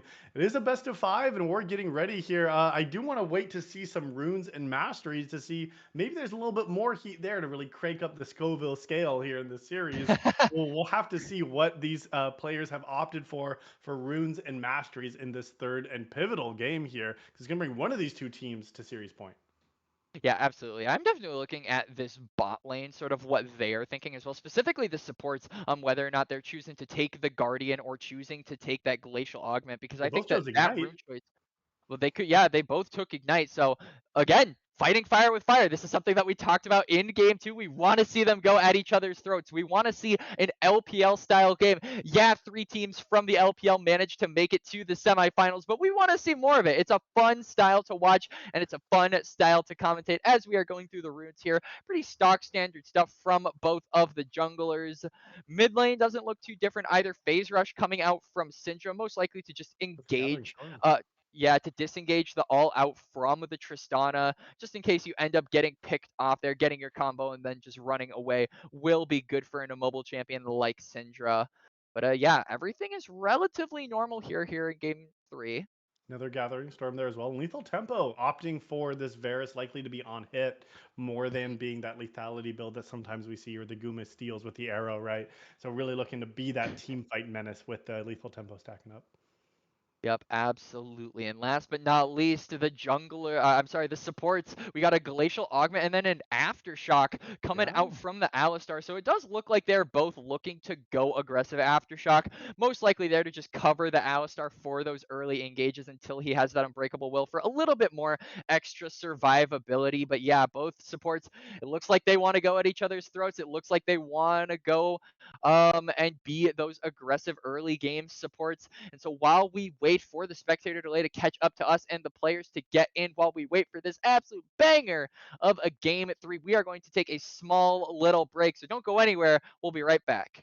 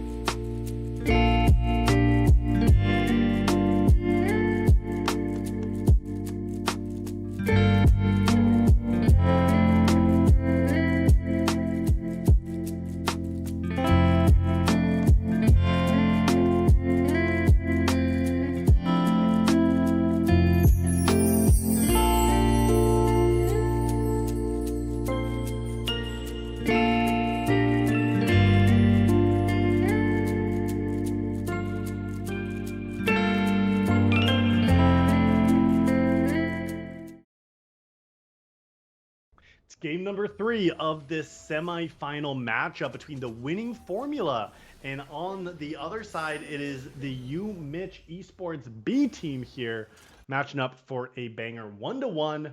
It's a best of 3 now here, Quacks. 9 new champions on the Rift, and we're looking for some action. Yup, absolutely. And it looks like the teams are looking for some action too. It's just looking at the summoner spells and looking at the rune choices. Already I can see Uper does not have a flash. He is going Ignite TP, so this is going to be a Camille that is really looking to be the dominant one in the laning phase. Listener's walking up a little bit, trying to get some vision, but will spot out the vision placed by Jackie Chan. Just defensive ward there. As I'm really curious to see what this Ivern's pathing is. Now, if I remember correctly, I haven't played Ivern in like a month since he was like uber mega pick ban, but I believe you start on the Wolves, go to the blue, and then the Gromp path back down, and then take your red side, and then sort of loop back around again. Yeah, But that is typically the most common. I do love that they figured out about party pings, so that's really fun. You can spam ping and it doesn't go well. So already I think Ivern is making a mistake here by marking blue first, but does actually get the run over to the Wolves. We'll see what they look here. I did actually just play Ivern today in 450 LP game in solo queue. You can mark that's this. a flex. Yeah, 100%. No, it was solo queue, but not a flex. But have been playing this here. He will go mark these top camps as well as Ivern. I'm actually surprised you don't mark the last one. You have enough mana to do it, and then you circle back. You actually smite the Gromp and then grab your topside camps after. You can get all 4 and get topside right away and into a Camille matchup. I would have liked to see that because that is the Ignite lane, right? That's where you said this is Uper playing aggressive once again. But we'll see what happens. I mean, the Ivern is still a very strong champion, especially with some of these jungle changes. But we'll see if that does result in some success here for them. Meanwhile, I like seeing BMW on the Ziggs. This was something banned away from him in the last 2 games, so I want to see what this little Yordle boy can do in the bot side. Yep, absolutely. And relatively quiet early game. Nothing too big going on. We are just 2 minutes and 30 seconds in. So honestly, would be more surprised if there was a fight to be had. But you can already see the top laners going in for a little bit of trading. Klein really utilizing that phase rush for those quick trades until that hookshot is available from the Camille. But yeah, level 3 hit for both top laners, both junglers making their way up here as well. Jackie Chan is here as well. Quality player taking a chunk off of Kurtz. I like this aggression coming in. Jackie Chan is top with 4 camps, so this timer still works out. It's pre 3:30. This might be the look. Flashed out from Klein. Will let them go. So yeah, that timer still worked out. Jackie Chan with a little bit of questionable pathing, but ultimately it works out. Does get everything that they needed for those 6 camps. Hit level 4 and got the gank off before the top scuttle. So good play, and maybe looking even make a repeat play topside. Yep, looking like they're going to loop around. Flash not available. Ignite is still there. There's going to be the shield. Can you stay in range for the slow? It will be there. There goes the plants to get a couple auto attack. They want to give it to Uper. You know this is your carry. Last auto does it. First blood to Camille and first blood to the side of UMich in game 3. Yup, and now Jackie Chan is going to be able to float on down toward this top crab and take that, or maybe even look for a mid gank, as he doesn't have the smite to instantly take it. Will come up in a couple of seconds here. Lee Sinners is in the area, but I have to imagine he can't really look for something out of fear that he just doesn't know where the Ivern is. But, fear be damned, he might actually just be looking for something. Looking for something, but using a lot of time, and I don't think without any summoner spells, and you are the only CC as Maokai. Oh, you got seed. Yeah, you can't actually make a play here ever. Lee Sinners look for. Please don't flash forward, Lee Sinners. Okay. He's just trying to actually hold the freeze. Yeah. But is trying to hold the freeze for Klein, which is actually really good. Remember, Garen has so much built-in sustain with that passive, as well as the Doran shield providing more sustain. That's really why you're spending so much time up here as Maokai, is just trying to keep Klein in a good lane state and not give a free back to Camille. But now you're soaking experience, and it's already a level disadvantage now. And I mean, Jackie Chan is already on the map. This Ivern is already marking his tier 2 camps, and Lee Sinners hasn't even gotten a back off yet. This Maokai is so far behind in tempo early on, and with a champion like Maokai, a champion who wants to be impactful in the early game, a champion who wants to look for those early game ganks, that is huge. Yeah, absolutely it is. And that's why it's so big, in fact, that you're seeing Jackie Chan happy to just be a little friend of the forest. get that second rotation. Has already got to back off, and now you got some Null Magic Mantle and Boots completed for Maokai's back. And honestly, you're just grateful that the enemy didn't take away any of your camps. Yeah, honestly, I feel like as Ivern, that is something you have to constantly be looking for, and I think that Lee Sinner should count himself lucky that they didn't get too much vision, and Jackie Chan was kind of already in a spot to the point where he wasn't really able to take any of the camps. Had Lee Sinners waited like 5 to 10 more seconds, that could have been a tier 2 taken away from this Maokai. It's going to be Poke Pro who's going to be the one in trouble. Even flash forward, cleansed out. Lee Sinners takes the kill. Maybe, I don't think Lee Sinners needed to use everything there, but does have Hex Flash, so is perfectly happy with that. Jackie Chan back on the top side, pressuring off Klein once again, so the pressure toward this top lane has been pretty substantial in these first 6 minutes. Yep, and Jackie Chan, you can see he's just kind of in the jungle of Lee Sinners on this top side. Lee Sinners actually opting to go for a very early dragon here. But I think in response, that is just going to be camps going the way of the Ivern and making sure that you can get those first couple of items on this Ivern to really float around your carries and make them as beefy as possible is going to be a big deal already with this Camille picking up a kill, being at a relatively decent gold advantage early on is going to definitely be nice, as Jackie Chan doesn't really have to do anything. He just has to make sure that his carries are as comfortable as possible, and with him floating in this top lane, he's doing just that. Is keeping that top laner very comfortable, like you're saying. And you actually showed that graph with the hands on how fast Maokai is at taking objectives. So it was not necessarily the fastest dragon in the world there, but does just escape out. This tree just gets the reset in time. So yeah, Maokai loses that second rotation topside, but does claim the Infernal Dragon. Gratefully, we're not going to see 3 Infernal Souls in a row now. But now eyes have to start shifting toward the top side as it's 40 seconds until the Herald spawns on the map. Yep, Lee Sinners is on this bot side again, so could potentially look for a repeat gank, but doesn't have the flash available, so will most likely have to coming use... through. Ooh, Look, it's going to be Quality Player as the first one in trouble. Feng Hua with the forcing the flash, gets the rocket jump out.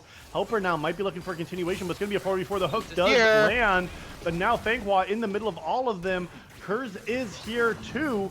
It's going to be Feng Hua getting another 2-man headbutt. Pulverize, and they want to keep on chasing. There's the arrow and the ultimate there does get a second one. Unleashed Power takes down one. Jackie Chan now gets their own. 3 players have fallen for 0. I thought the collapse was in favor of UMich, but it was all TF that entire fight. It is the winning formula coming through once again. They might look for more. Quality Player in trouble. I mean, Jackie Chan is here. They're looking for the dive. They want it. Rocket Jump has been used, but Feng Hua does not have ultimate yet available. Does break the tower. Aggro flash forward from Poke. To get Quality Player down. That's 4 kills for none. Yeah, absolutely. UMich is coming out victorious here. Boom! 4 kills for 1. 4 kills for 1. Let me think. 4 kills for 1. 5 kills for 1 now. And the top side with that 1v1. Lee Sinners wants even more. Yeah, you cannot go in now. Goalkeeper Maokai is trying to keep the goal safe, but you just got to jump on out of there. Uper, solo kill top side. We missed all of that skirmish. Holy smokes, Quacks. This is that explosive early game we wanted. Yes, this is exactly what we wanted. This is exactly what's so much fun to watch, so much fun to cast. As even Quality Players just looking for a chunk onto Kurz there. Won't be able to really find much damage. But the attempt is there, and I like that both of these teams are looking for these plays. They are looking for these fights, even though I want to kind of pan back toward that Dragon Pit fight there. Even though it was a lost fight for the winning formula, the attempt was still there, and I felt like it just came off the back. The Quality Player was split from that entire fight, and they were just at a numbers disadvantage the whole time, and their Tristana was never really able to re-enter the fight as it just kept moving further down in the bot lane. And gotta give a lot of credit to Feng Hua there, because this Alistar made a lot happen. But now it's actually going to be Feng Hua once again in the mid lane. Talk about making a lot happen, trying to tank up Nature's Grasp, but it's not going to be enough. Kurz Me is going to be falling. The Ignite is there and gets the Unleashed Power off, but does not get the return kill. Feng Hua was in the right place in the right time, but Helper with the hook secured the fate of Kurz. Honestly, yeah, I thought Feng Hua had definitely blocked it there, but Helper just managing to get the little nick on the death sentence, and now with the mid laner down, no TP on the Syndra, that is giving them cause to go to this Herald and get another objective for themselves. So even though UMich have the kills, even though they have the pressure in the fights, the objectives have been going the way of the winning formula. And crucially, like we were talking about, that Herald, which is so important for this blue team, having the Ziggs and the Tristana is a huge gateway to more gold for this blue team. And that could be the gateway that they need because they are at a deficit right now. Maybe for the first time in this entire series, that's actually been the red team with an advantage. We saw both last two games, the blue team was the one who got that early lead or at least kept it even here. But now it's actually been that answer back from UMich, who's done really well in the gold department. But maybe Youper a little bit too far with three members up top. Camille, you are in trouble. You got no way out. Tries to use the ultimate, but the Hex Tech ultimatum does nothing. It was ultimately their demise. And Herald now being used on the top side instead. Wait, you have a Tristana, you have a Ziggs, neither of them there for the Herald drop? Yeah, this is a really questionable Herald. It feels like you will get the gold, but Youper has teleport available. He can just get back here, and you used so many spells to be able to take him down the first time. For the 0-2 They might actually look for Herald? a regank here. It just seems so strange. I'm so confused. Oh Llama, help me out here. Yeah, well, let's see if we can help quality player out here first. Does have to use the jump to just try to escape to safety. Gratefully, rocket jump does keep him alive. So I think it was honestly just a mistake of Lee Sinners. Lee Sinners, as a jungler, is like, all right, we got to get something going here.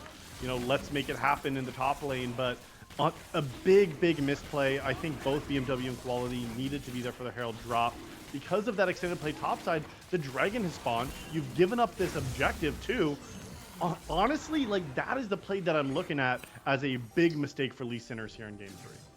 Yeah, absolutely. But on the flip side, he did get a pretty crucial shutdown onto Youper, and giving these shutdowns, giving like 1 or 2 kills toward low econ junglers like the Maokai can be really impactful just to get them toward their item spike sooner, because they're not going to be the champions that are going to take these kills. So giving them 1 to 2 just to get to their strong points in the game can be really impactful to set up the rest of the team, which I like. So I'm definitely looking at Lee Sinners to get onto the map. You can see he is floating around that bot side, but there is so much vision in that bot lane. Holy crap, look at the wards. There is so many wards just to spot out any play that the winning formula wants to make. Hooks keep going a little bit wide here, and Jackie Chan continues to float in this area. Feignhua has the flash available, so can force it, as well as having the ultimate and unbreakable available. Could mean there is a force angle with the flay down. They want BMW, but flashes and misses the pulverize. The headbutt was there to push BMW back, but just shorted it, and they're gonna have to disengage from that play. Yeah, a little bit of a blunder there, I want to say, from UMich, but, you know, 8 for effort at the end of the day, as Kurt's potentially in trouble. Lee Sinners wrapping around here for a dive, has the Hex Flash. Lee Sinners with a Hex Flash over, does force the real flash out of Kurz, and now quality player might get the last auto attack, but Lee Sinners has taken so many tower shots. Kirby is still alive. Quality player is trying to fight out something here. But look in the top side, it's going to be Youper diving under tower, gets the ignite, gets the auto attack, and gets the solo kill. Klein falls for the 3rd time, and now we're seeing what this UMich squad can do in game number 3. Yeah, UMich coming out on top just in general there. Good look there from Lee Sinners to try and get a kill, but yeah, he just ate way too many turret shots and ends up falling. Curse with the reassurance from Jackie Chan, the sort of hand on his shoulder with the shield. But oh, Poke Express. That might be it. Poke Pro with the auto attack. Whoa! So much damage. Missed the hook, but found the flay into the box. Helper and BMW. So much damage from those two players. Yeah, absolutely. The bomb just managing to land onto PokeX Pro.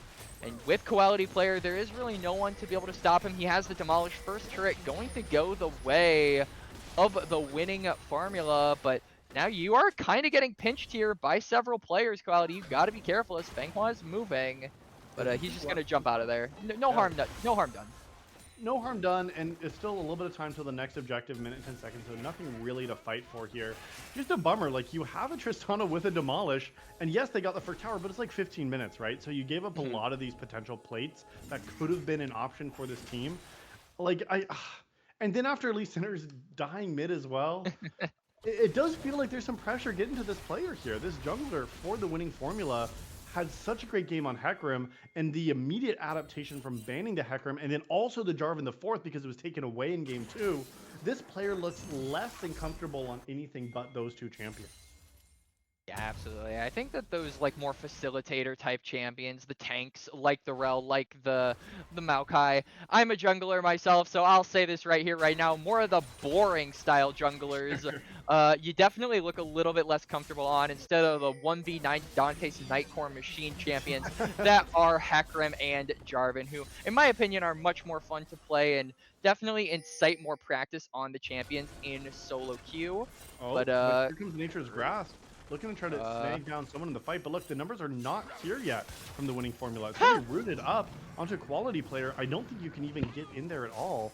So now you've already used a massive cooldown as the Herald spawning. Again, it's just it oh, feels like micro mistakes.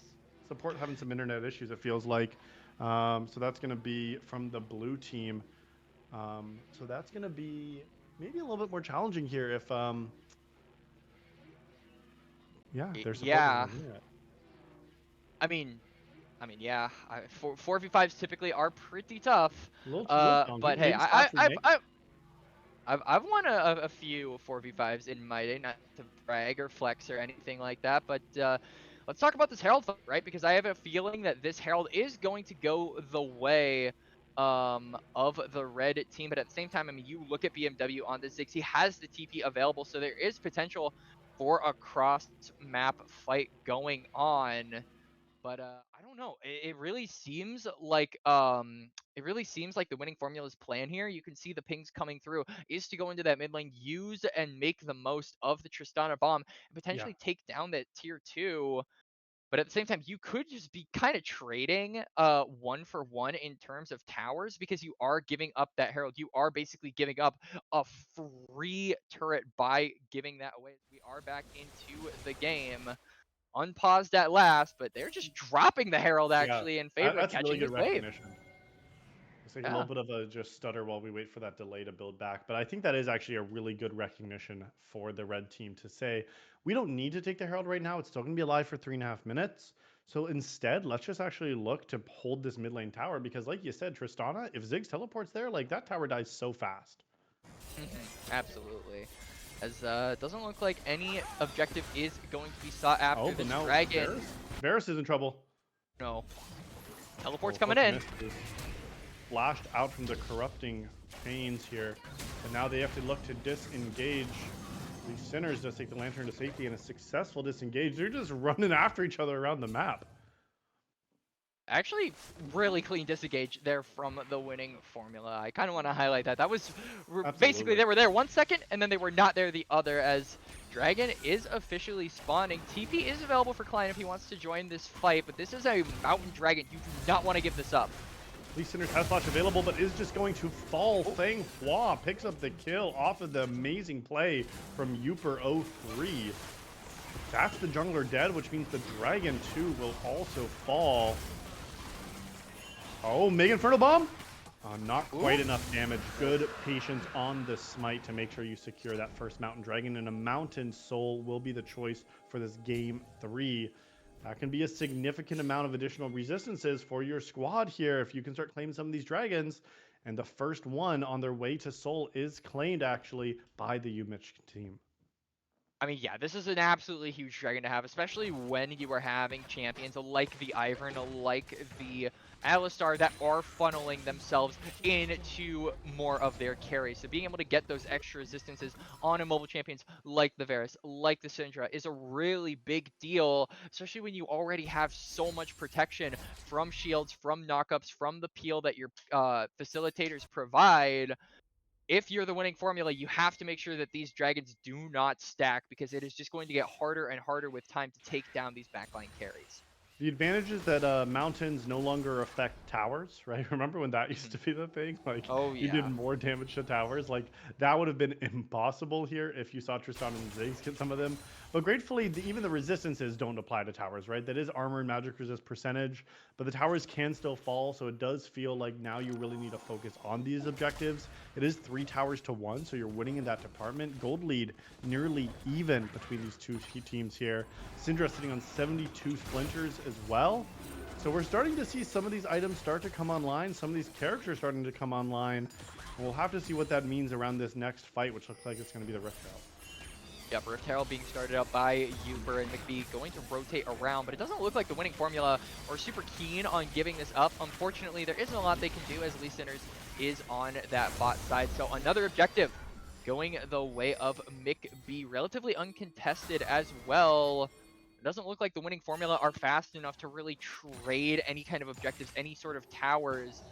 However, there is potential for looking for this bot lane tower. You can see that Lee Sinners is sort of hovering around there, maybe to look and dive onto Kurtz, but you have to be very careful. You don't have Fog of War on many of the members.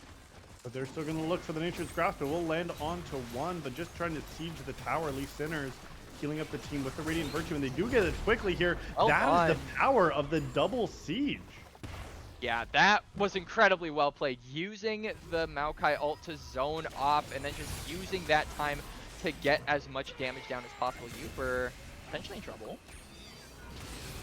Might be in a My god, the little bit Avengers caught are up. here! It does jump over. Quality player actually flashing to get there, and then second flash comes out. Klein almost fell, but does pick up that kill. Their first one of the game. Great pick once again here from the winning formula, but Herald drop now in the mid lane. The other remaining 4 members are here. They know a lot of resources for you top side.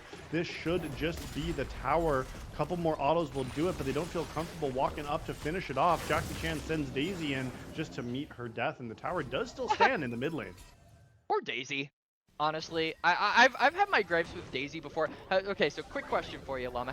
I've always compared Daisy. Have you ever seen or read the book of Mice of Men? No, I've heard of it, but never part of my literature experience.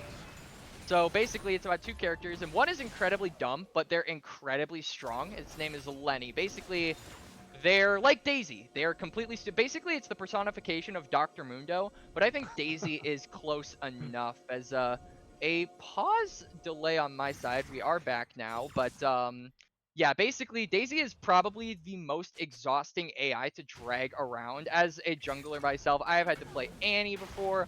I've had to play champions with pets before, but I think that Daisy and Ivern is by far the most taxing because she just attacks the closest thing to you and you can never stop her. It does make a big difference having that Daisy with your team as well, and you don't need to have many brains if you got the Brawn, which sounds like is exactly what Daisy is for this team. Like, hey, who needs another frontliner when I can just throw a Daisy in your face? Yeah, absolutely. I'm more of a Rose guy, not gonna lie. But as this game is continuing to go on, that was a horrible pun. I'm sorry. I am definitely looking at McBee to try and siege this mid tower, but it seems like BMW on the Ziggs is doing such a good job at zoning away any potential threats to this last sliver of health on it with this minefield. This minefield is doing so much work in terms of zone control. And as the Ziggs continues to get stronger, get more items under its belt, I feel like that zone control is going to transition to objectives like this dragon spawning in 20 seconds. It looks like it will be the next objective. We'll see what Ooh. that means here because it looks like the fight's going to break out first. Feng Hua is actually going to get pushed back in here. Looks like the focus might be this Lee Sinners here. Maokai going so low and will fall down. Teleport comes in. 5v4 now. Looks like spinning to winning might do it. Now with the ultimate off, might have a damage, but there's this other shield. They're fighting front to back and winning. Doing it helper now could be the target, but only one fell. Feng Hua, the only member down. BMW still available, does not have the Mega Inferno bomb. Baron's not going down too quickly here, though. There could be an angle. Curse Me is maybe in a little bit of trouble, but the hook goes wide. Feels like maybe the story of this game with just a couple of slivers of health on the Baron. Looks like it will be claimed without contest, and another great team fight for UMich here in Game 3. I mean, they get the Baron, but if they had just waited like 1 second, Feng Hua would have respawned with it as well. Oh, That Alistar doesn't have the Baron. So a little bit of lack of patience there from McBee. I'm sure Feng Hua doesn't really care. I mean, he's just a cow and the support after all. But now the dragon is spawned and it's started up by BMW and Helper, but it looks like it's being met by McBee. They might look for the continuation here. The Baron is there, so it's going to be really scary. Klein is back as well. Here comes quality player. Dragon getting low already. Under 3,000 health. BMW might look for something, but no steal attempt comes through. Now Soul Point. 2 dragons claimed. 2 mountains claimed. 10% extra armor and magic resist here. Now you have to try to defend this Baron for another 2 minutes. Yeah, absolutely. I mean, McBee are starting, I feel, to take over this game. Around a 2k gold lead here. They have the Baron. They're on Soul Point. They are on a mountain Soul Point with an Ivern as well. So these backline champions, this Varus and this Syndra in particular, are going to be really hard to take down. It is going to take basically a catch or a combo in order to take them down. But I have to feel like in a team fight, they are going to be nigh invincible, and it really is just about finding a way to get an advantage before a team fight starts. Try and look for a pick, but with them being so compact together, you can see in this mid lane, getting a pick is very, very difficult. Yeah, it was, and it's making these fights absolute chaos too, right? Because I would think that, yes, you need a pick, but it has to be on curse or poke. And so it has to be like a helper hook, right? And you have to have Maokai close enough that you can just follow with the twisted advance. Like, you have to try to get that 100 to 0. But Ziggs just needs to do this right here and just go in and try to poke on out and get some bombs to land, get some chip damage down, because nothing right now is landing. And it's so hard because, like you said, you can try to get a pick, but if these health bars are full, it's going to be even more challenging to do that. Yeah, for sure. And now no objective is really spawning. It feels like McBee are just taking away objectives and sort of running off with the gold. Big resets coming in for them as well, as it really is just up to the winning formula to try and get some wards down, try and get some information to look for a pick. But again, if McBee continue to stay close together, if they continue to act as one unit, I really feel like the winning formula are sort of out of options. They have a decent amount of wave clear with the Tristana bomb, with the Ziggs minefield, so they can buy themselves some time to maybe look for a mistake on the side of McBee. But as soon as that Mountain Dragon comes in, as soon as that 3 minutes later comes in for us, I just feel like it's going to be so much harder for them, especially with Uper constantly split pushing on this top lane. So it does feel like you have to just wait till the Elder at this point, right? Unless you do want to just flip the game at the Soul, which I don't think is going to be winning yet. You just have to get more items. There's only 2 items on Klein here on this Garen. And yeah, quality players getting some farm themselves, but also only 2 items for them. You're seeing that this Varus is close to 3.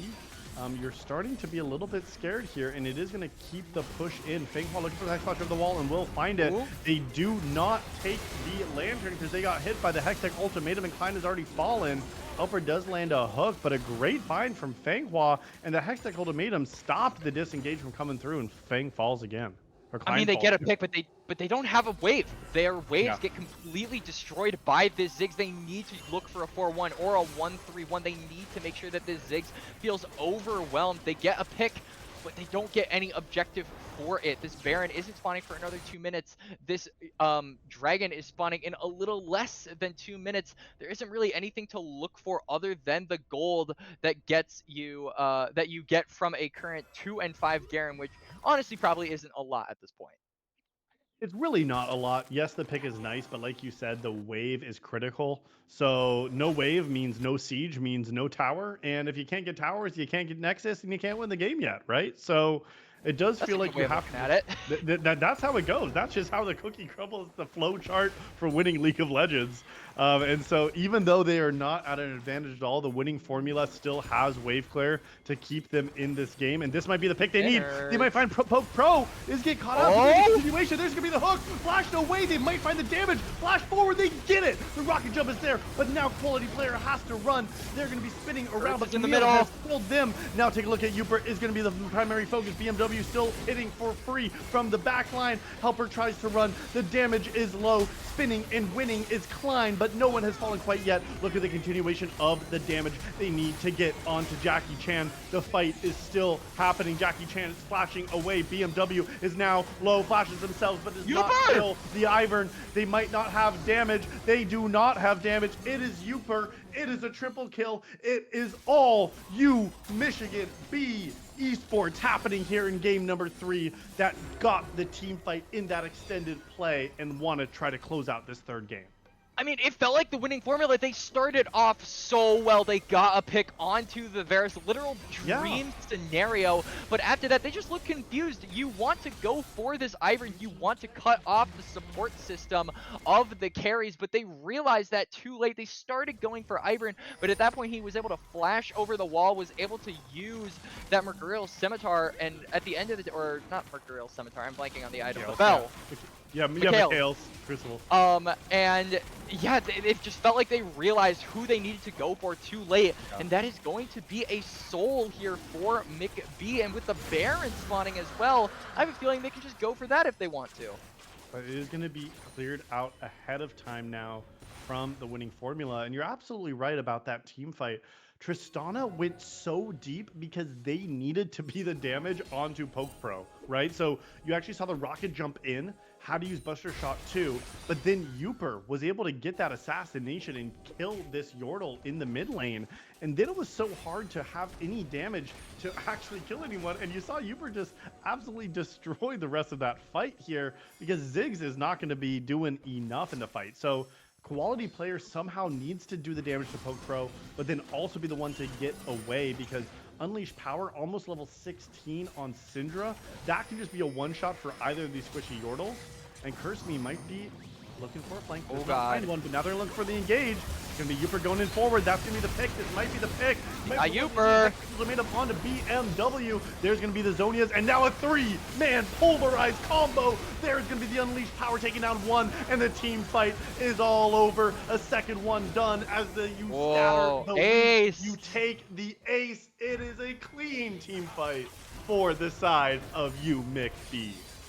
Beautiful engage there from Uber on the Camille, and beautiful stopwatch at that, bought so much time, absorbed so much pressure, and right when you think this Camille is about to be taken down, right when you think the winning formula can turn their sights onto the squishier members, he pops the stopwatch, he's immune, and all of a sudden his team is joining up with him, and you're pinched at every angle, and now there is nothing you can do as McB are in the base. They take one tower, they're going to take two, and the Nexus will fall as we move to match point in the semifinals. It is another victory back to back for this UMich team. And gotta give so much credit to Uper there for that performance in game 3. It was the Hextech ultimatum that made so much difference. Jackie Chan's Ivern honestly looked really good after, that first clear, it felt like. And yeah, the rest of the team did their job and more. Feng Hua honestly felt like the best game of the series for this support too.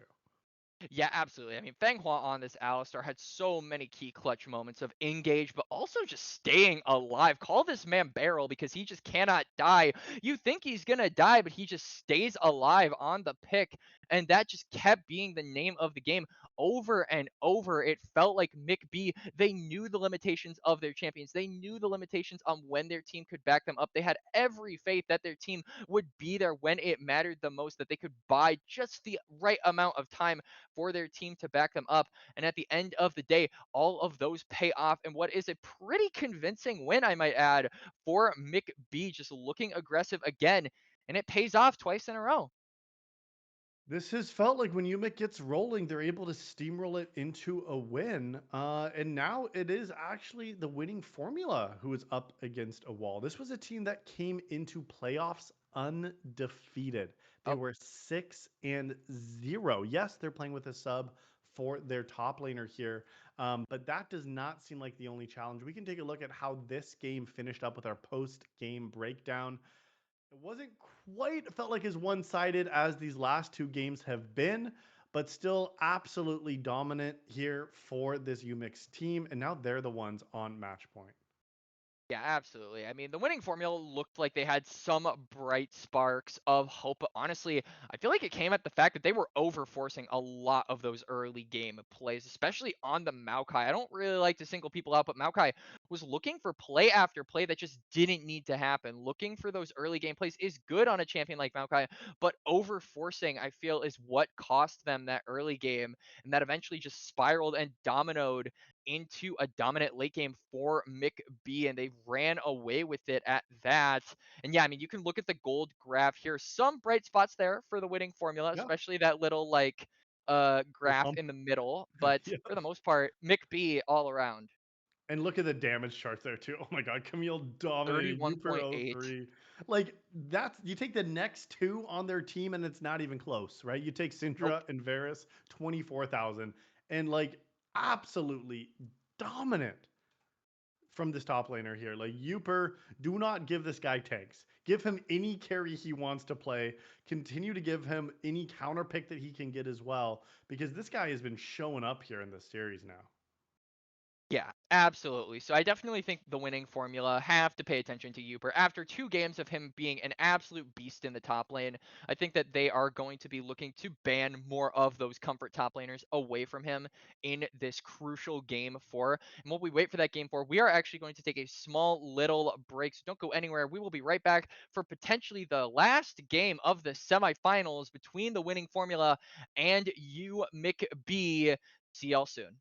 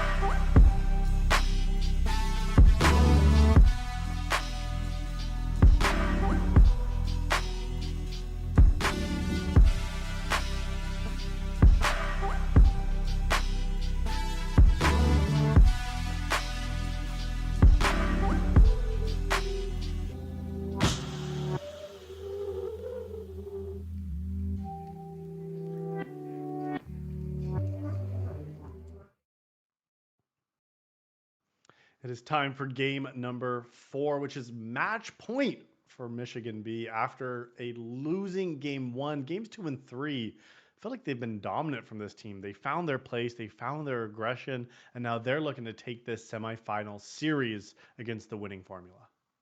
Yup, absolutely, and Ban's firing away, and McB actually banning away the Zillion from the winning formula. Is I it the don't think ego?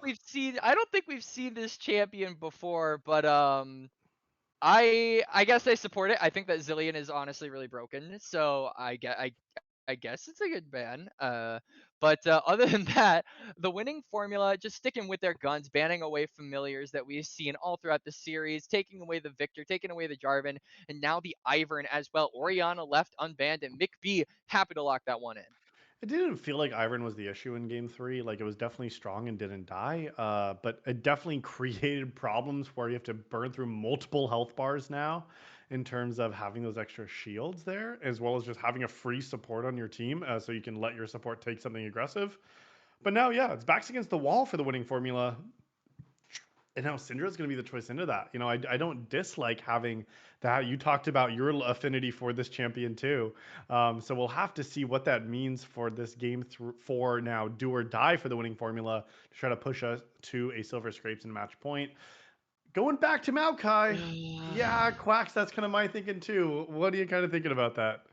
I mean, Lee Sinners is a really good jungler, but it just doesn't feel like he's comfortable on this champion. It feels like this champion is not what you want to see in a potential match where you are going to be thrown into the losers bracket. This is a very important game, and you would think that the winning formula would really index into more comfort in this game, but again, Maokai just locked in here. It feels a little bit ill-advised here as Mikby actually going to pick up the Cassante that was left completely unbanned. Showmaker copy pastas in the chat because this champion is absolutely bonkers broken right now. It is so strong. The Atofo strikes can just knock back any champ. You can get multiple man knockups. You got it unstoppable. You can pull people over walls. You can shield your allies. Like what Airborne. what can't this champion do? It feels like Asante incredibly strong. You've seen why it's been banned recently with its prevalence in the pro scene or on the world circuit right now. And yeah, like you said, something that they're going to scoop up early here. And I talked about, I said the reason why the winning formula chose Red Side as the losing team was to give counter pick over to their 5th pick here. But now they're saying, okay, well, we want Cassante in the first round. So what are you going to do with your R5 now? Because the value in that is that you get counter and they're picking the Garen into it now. Yeah, absolutely. Garen picked up here as well. And I have to think that this Wukong is actually quite good against Maokai and Garen. These are champions that love to stack armor, and Wukong with the Q does have a little bit of that armor shred. So there is possibility for this Wukong to get really strong and just completely destroy the front line of the winning formula if it can get ahead. And while we are talking about this game, I think it is worth mentioning that there is another semifinals match for you all if you want to check that out. It is between Arctic Ace and WLS in Champions Pick, the team with everyone's favorite support, Solbert. So if you guys want to have a look at that during or after this series, go ahead and find those teams, and I am sure you will have just as much of a banger match. And while I was saying that, bans have fired away. So Graves, Zaya, Rakan, Nautilus, lots of supports taken away from Mick B as they're just trying to deny that further engage that this blue team is looking for. Mick B felt very confident when their support picked the Alistar up. I liked Feng Hua's Alistar more than anything else I've seen from them out of this series here.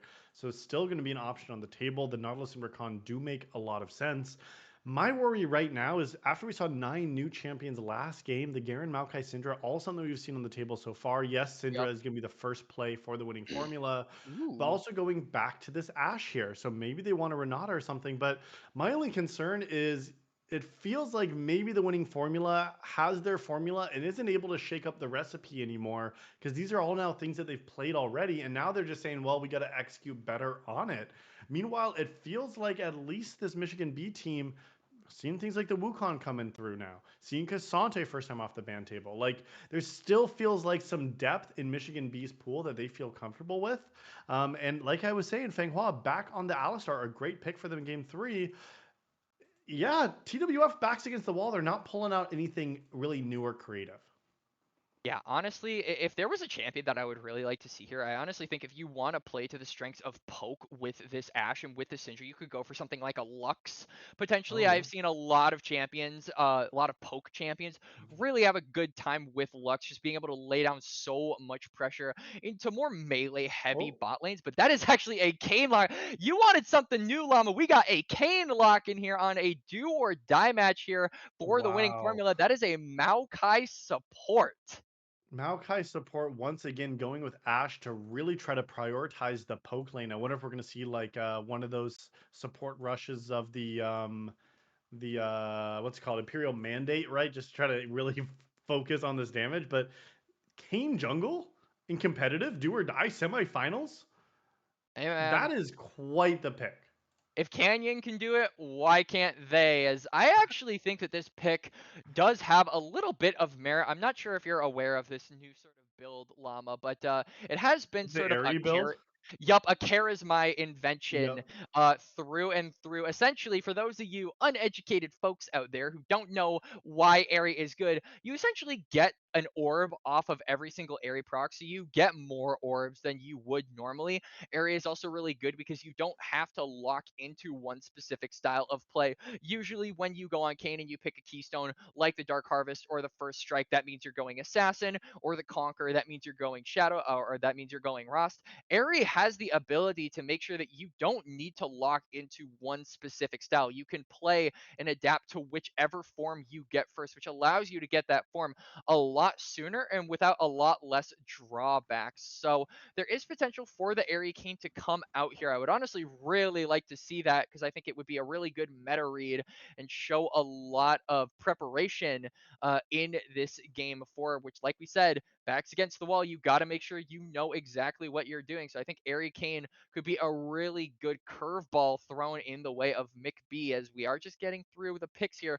What is something that you want to see in this game for Lama? Are there any like sort of requests, things that you are looking for from both of these teams? I mean, yeah, as I'm looking at these two teams, I really want to see this Aphelios have another great performance. Poke Pro feels like this AFIL was very, very strong when we saw it last. But I mean, this is the first time that he's going to be the one playing the AFIL. We saw it come out of the winning formula in game two with the AFIL. So I want to see what Poke Pro can do on AFIL. The other thing is I just want to see a lot of brawling. Like as we take a look at some of these champs, Garen, Kane, hopefully it's Red Kane, and then a Maokai brawling against a Kasante Wukong Alistar. Like you're just gonna have like all these champions button heads literally, and then it's just gonna be about which carry can do more damage. So what I'm looking for here, I want to see AFIL have a good pop off game, and I just want to see lots of fighting throughout the map here in this fourth game. Yeah, absolutely. I mean, the fighting is going to deliver. When you lock in a champion like Kane, you're looking for fights. You are looking for those orbs. And I think that the junglers fighting is going to Yeah. cause the laners to roam up and the rotations to come through. So I think fighting is definitely on the menu. Meat is back on the menu, boys, to quote a famous trilogy. And I'm really excited for this game because I think that both of these teams have pulled off a lot of stops in this game. Like you said, it seems like the winning formula a little bit more on the safe side, with the exception of the Kane. They have played these champions before, but just going back to that comfort, I think that's really important. If they're comfortable on these champions, then I think it is more of a guaranteed win if they did so than if they did something that was a little bit less comfortable but more unorthodox. Yeah, and I do worry about the winning formula. Who is the winning player here on this team? Who's going to be the one to pop off and have that game-winning performance that's going to carry you to a game five? As I look at these five members that are on the Rift here in this fourth game, my eyes are on the marksman. I need to see what they're able to do. Like, I think BMW has the potential to carry. We can see what his Ash can do here, but that's really who I'm thinking needs to step up here in this fourth game. Yeah, absolutely. I think that the Ash it's really going to be important how BMW spaces, right? Because there are a lot of different things that can catch you out as Ash. The Shockwave, the combo from Alistar, these are all very important things to be aware of as Ash, and just being able to space your way around all of these obstacles in a team fight is really going to be, I feel, the test for BMW in this game 4. It is going to be the test for this team, BMW, as well as all of this squad. We're taking a look at some of the Ah, runes right now. There's the Conqueror. Did not hear you on the cast when you said Airy. So it does go for the I'm fine. Conqueror choice. It's okay here, but mid lane first strike into phase rush kit makes a lot of sense for these mid laners.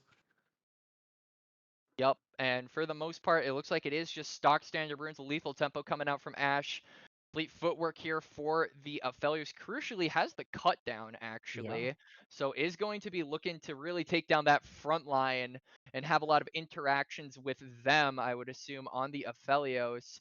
And yeah, I really am looking at these marksmen. I definitely agree with you, Llama. I think that whichever one of these marksmen can come out ahead toward that mid to late game is really going to dictate how the rest of the game goes and sort of the trajectory of the next couple of fights when those 2 to 3 item spikes come around for both the Ashe and the Aphelios.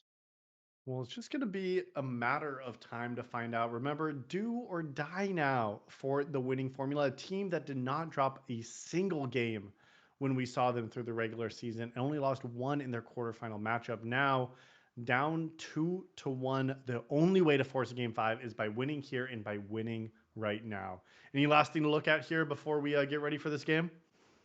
Nope, I'm just super excited. I think that this is going to be an absolute slugfest, and I am all here for it. So while we wait for the teams to load in, while we wait for the do or die match, we are going to take a small little break. I am Quacks, that is Llama, and we will be right back.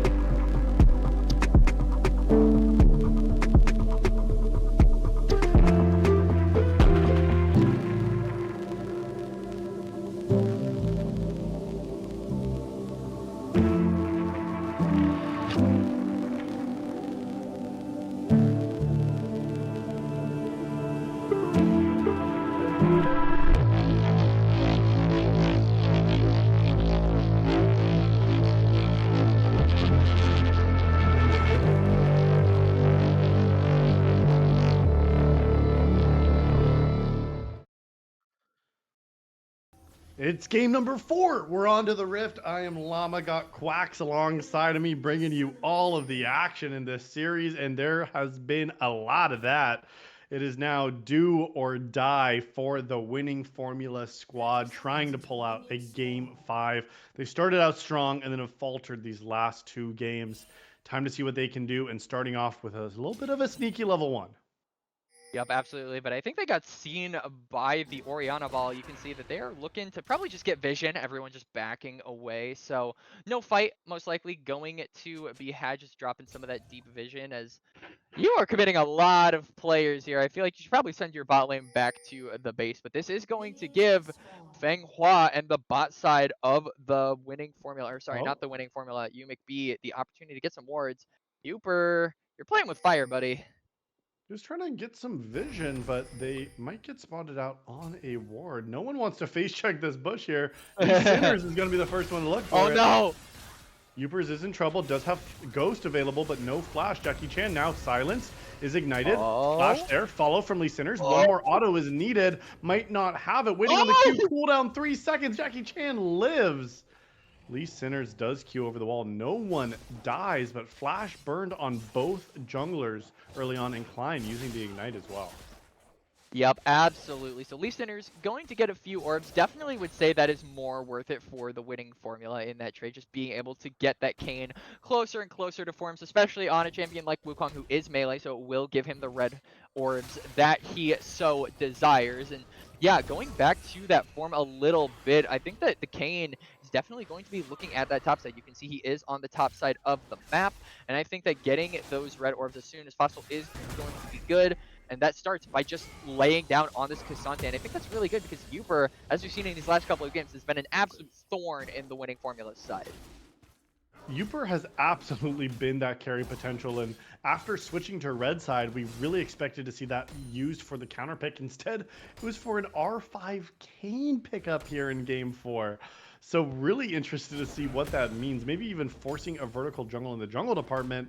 Klein hopefully more happy with this matchup on the Garen that they chose instead. But yeah, like you said, Uper been the carry in these last 2 games when they're given the Aatrox and the Camille, now Cassante. I mean, these are the champions you really want to see carry. Yup, and so it looks like Jackie Chan, he is aware that his wolves are taken, so no inclination to go up toward that top side and check because there was vision on the wolves. So yeah, like you said, potentially looking for vertical jungling here, and I think that that would be really good for Jackie Chan to do, given that he does have that bot lane priority, and if it does bounce back, he is in the area to potentially look for a gank. Will be spotted out by the Ash arrow. Actually just going to look for a recall. Lee Sinner's potentially going to 3 quadrant here on the Wow. Kayn. That is a huge gold lead to start out this game 4. Lee Sinners with really smart pathing. Surprised that Wukong wasn't able to make that vertical happen here. Kind of insane. Giving this gold to the Kayn is going to be really, really bad. And I think McBee have to have a plan for potentially shutting him down. If he gets out of hand, he is just going to take this crab as well. And Jackie Chan is already too late. That Gromp was taken last of all the camps, so it's not going to spawn for quite a bit. This Wukong is so starved out of resources early on. Wukong only has the 12. That is only the 3 camps. Will actually get the second rotation of wolves now that is spawning. But yeah, like you said, it's Kayn even taking it back before taking this 3rd quadrant. Will get 3 of these 4. A great early game for Lee Sinners. Happy to just farm on up. Already at 28, and with 3 camps declared, it was a great start. Yep, and I think that's something that we haven't talked a lot about in this whole series is the fact of the Doran's Blade meta in the jungle. We haven't seen a lot of it in this series, but now you can see in both junglers' inventories, they've picked up the Doran's Blade, so looking for that extra little bit of fighting power with that item. I'm a little bit worried about Jackie Chan on this Wukong though, because again, he's really far behind. And at this point, you are desperate to look for a fight. You are down a lot of experience, down double. Lee Sinners has double the amount of CS as you on Kayn, so you have to be looking for some of these ganks because at this point, you're looking kind of desperate. And then you just need to play around team fights. Like, Wukong has really fallen out of favor as they nerfed a little bit of that damage. Like, this guy is still hitting that Gromp for like 30 seconds, legitimately trying to kill that camp, even with the Doran's blade there. So yeah, you are a little bit desperate. You just need to play for level 6. You need to try to get some of the shred down. Meanwhile, Lee Sinner's level 5, up 2 levels, looking for a play on bot side. Flashes and summoners are available. Lee Sinners does miss the W and gets rooted up. Poke Pro just getting a little bit of damage down, but not going to mean too much in the bot side yet. Yep, we'll look for a gank. Ubers is level 6. Denied. Ooh, all out. Is all out, is going all in. Klein has to flash away. Youpers with the mobility. First Oh my God. blood, not even close here, Quacks. That's going to be the first kill of the game. Going over to I mean, we've seen Uper perform really well on champions as Flash coming out from quality player actually, so no flash onto the Syndra. Definitely, if I'm Jackie Chan, I'm looking for ganks onto the mid lane. It's a mobile mage, and you have the opportunity to look for kills, but Lee Sinners is faster. Oh, misses the scatter. Unfortunate. It is. Yeah, but man, Youpers. Uper, Youpers. you Uper has been literally, like we said, dominating in these last two games. And the fact that he is given the literal win button champion in this game 4 has to be a little bit alarming for the winning formula. I mean, he did good on Camille. These are all, these are all skill champions. But then you give him literally the strongest top laner in the game. I would be a little bit worried if I'm the winning formula giving that pick over to a player that has been performing in the last couple of games. Absolutely, and it's you think you're gonna get a good matchup, but if you could just blind it, it's like not a problem at all. Like they opted to ban Victor, J4, and Ivern over this Cassante here. Maybe they thought they were gonna pick it early, but like Uber knew he was gonna be blind picking, so instead just give me Cassante now, and is absolutely showing up here game 4 when they have to win this game. They could to win the series, and it could be over right here. Looks like it is going to be Wukong starting to invade into the enemy jungle now. Into his own jungle, actually. It's Kane who's in the wrong side of the map. Lee Sinners is going to just queue over the wall. Reaping Slash used. Level 6 is here for both Klein as well. Jackie is level 5, though. So you're not going to win that 2v2.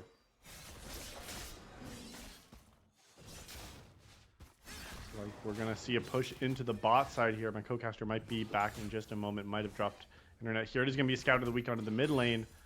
Quality player trading back aggressively here, but there's going to be the command shockwave. Does get some damage. Another little orb misses. Curse Me is winning this as look at me. The better ball handler on the Rift is going to be Orianna taking that solo kill in the mid lane.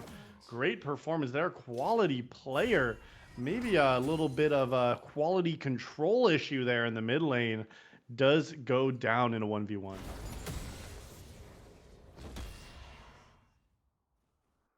Got it. Okay, so it sounds like our co-caster's power is out. Hopefully we'll be back soon to rejoin us on the cast. Meanwhile, we're going to take a solo cast here approach. Should be just fine. Taking a look in the top lane, Uper continue to dominate here, and Lee Sinners does not seem to really care. We'll still have the Herald, but look at Alistar moving on up. Is level 6. Fanghua sitting in the bush. And look at Uper coming down. Lee Sinner, you got to get out of here, and it's got to be now. Yes, you got Helper, but that's a level 5. Oh, look at that. Engage onto 2. Ignited now. Yes, you're going to use the ultimate, but how much time will it buy? Umble Trespass just buys a moment. Might be able to run over the wall. Quality player now here as well. Klein has abandoned the top lane to also make it. The Ash arrow from downtown is so much damage. Flash from everybody. Lee Sinner still alive barely, but Orianna the first to fall. Now Helper is going to get traded on back. Uper in the top side continues to push forward, misses the third. Atopo strikes. Klein has to run. No flash, but has the ignite. Scout of the week does not stun. Uper still chasing off an equality, uses the flash, so nowhere to go. Syndra now falls, a killing spree for Cassante. Uper is the man with the Atofos. Take it over from the top lane. This is the carry that your team needed. Flashing that thumbs up before they reset here to base. The Rift Herald is still alive. Neither team able to claim that objective, but Lee Sinner somehow actually survived there. Just went back to farming, which is what this Kane is good at.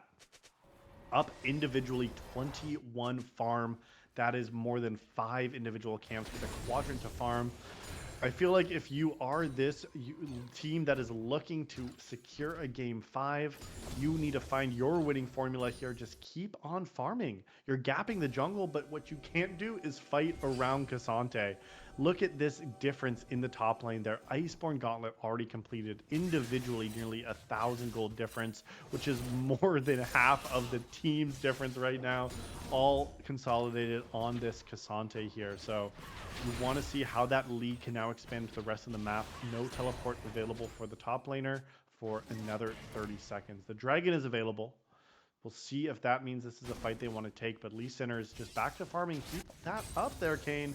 You might not get an early form evolve, but at least you can keep up your gold in the jungle. Yo, Uper just taking the plate in front of Klein's face and nothing to be done about it. Helper sitting now, level 6 in the mid lane, does miss the scatter once again. Quality player with a couple of mismanagement plays. Lots of members are here. Hex Flash out of the wall. Here comes that Nature's Grasp, and the arrow flies through, does land onto the support, but 4 members are here. There is no continuation play. There is nothing to happen for the mid laner. There's the scatter of the week onto 2. But using another key ultimate ability, Nature's Grasp used and did not pick up anyone. Quan now trying to rotate back down. Lee Sinners does find the cow. Knockup is there. Is going to start channeling the E as well. So without trample stacks there won't be a stun available. Keep on farming, Lil Kane. You are the hope right now to keep the winning formula alive. Uper pushing in through the top side. 4 members now bot lane. See if they can maybe collapse onto Poke Pro. Alistar not in the area, but they don't have the ultimate to start off the fight. No Enchanted Crystal Arrow. There is no Nature's Grasp. It is just Lee Sinners and a Dream is rooted up now. They want to get under tower. There's the flash. There's the cleanse. It's going to be quality player taking the tank first. Now it's switched over to BMW, a great juggle under the tower, and the top lane is actually silenced. Uper cannot join, cannot teleport, and it is a 1-for-0 for the winning formula. They are staying alive in game 4 when it matters the most. Resets will come through now. It's just going to be that 1 kill and out. I believe that did go over to the Syndra here.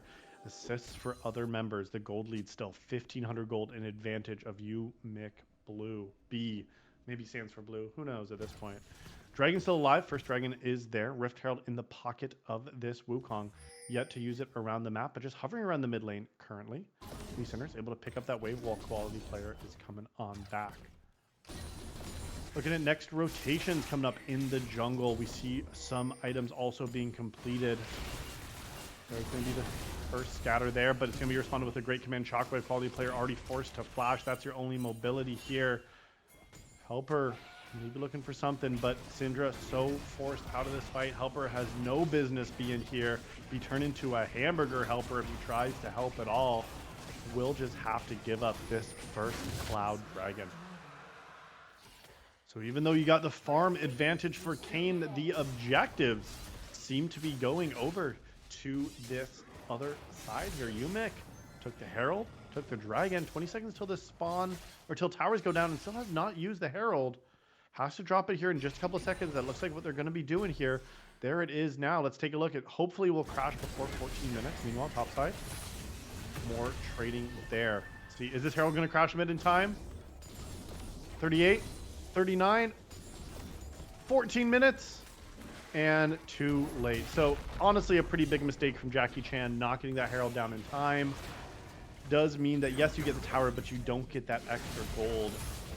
Top lane again, Uper doing damage all out, pulls the Garen over the wall. Lee Sinners is here to try to help, but unstoppable as Uper has to flash away. Uper wants to go into the tower, now forced to teleport. It is a 1v3, but the Cassante is staying strong. A Tofo strikes, knocks them both back, even tanks through the unleashed power. It is still standing. Here comes the ult from downtown, and it lands. The arrow from bot lane does land, but BMW was looking topside, was not looking at his own screen, and pays the ultimate price of his life. It is a 2-for-1. Yes, you got the Cassante, but BMW does fall, and now Helper forced under tower, has Nature's Grasp, has the flash available, might try to escape here, but the rest of the members are on the way, just going to give up their own life, does not use any of these cooldowns, and does just accept their fate. Yes, you killed the Cassante, but the cost was the bot lane. The cost is this tower. The cost was your bot laners, and now we're at a 3k gold difference between these two squads in game 4. UMich in a commanding advantage, wanting to try to close out this series in the semifinals, punch their ticket into the finals, show they were the more dominant team on the evening, but they got a ways to go. Only 15 minutes so far in this game. Members moving in to the top side now. BMW has picked up that red buff, but how do you deal with the Cassante? With still a couple of minutes until these next objectives. So all you got to do if you were the winning formula is just farm up safely now. Kane should be getting close to an evolve. Does just get the reset off now. There is the evolve right now in the base, and it is a red Kane. There is going to be the shadow Darken here, or I believe Darken Kane is going to be the choice. That gives that additional knock-up with the W. You heal off of your ultimate as well. So that's going to make a big, big difference here. So that is now, and plus some additional max health physical damage. Has completed the Gore Drinker too. Oh, there's going to be the flash away. Curse Me now in trouble. There's going to be the Scout of the Week as well. Quality player has to play so carefully around this range, but Helper might try to get this kill, but does not have it. The flash was available, but Curse Me lives. They could not find the play. Now Uper is going to get the knockup with that third Atofo strike. Unstoppable now gets the next one. There's going to be the all out. It's going to be a 1v2 for this Cassante, and I'm giving my odds to Cassante. Ultimate coming through. There's the Darken going in, and actually Uper's fallen. The damage was there. Yes, you had to use both ultimates, but now Cassante, you're not as strong as you look, my guy. You gotta be careful getting picked in the side lanes. Yes, you got the ignite. Yes, you got the ultimates, but the team's not making anything else happen quite yet on the map. Philios has moved topside now. He's going to be hitting this outer tower. Danghua covering this Cassandra, or this Philios. Quality player just going to be able to clear out the wave. Yes, you have one item on Syndrome, but that's not enough to kill these carries. Wukong in the area. Dragon up in a minute. The Herald, though, looks like it is the next objective. Klein continuing to split in the bot side. No teleport. No way to join. Looks like the Herald is actually going to be uncontested. Top tower also claimed. Aphelios will take that with the sort of thing. Hua. Second Herald will be theirs as well. Yes, we traded bot side for another tower, but once Cassante responds, there is nothing to be done there. Second Herald is theirs in 20 seconds till the Dragon is forcing a reset, but this is a timer now for the winning formula to actually set up this objective. Oh wait, they actually gonna stop the teleport.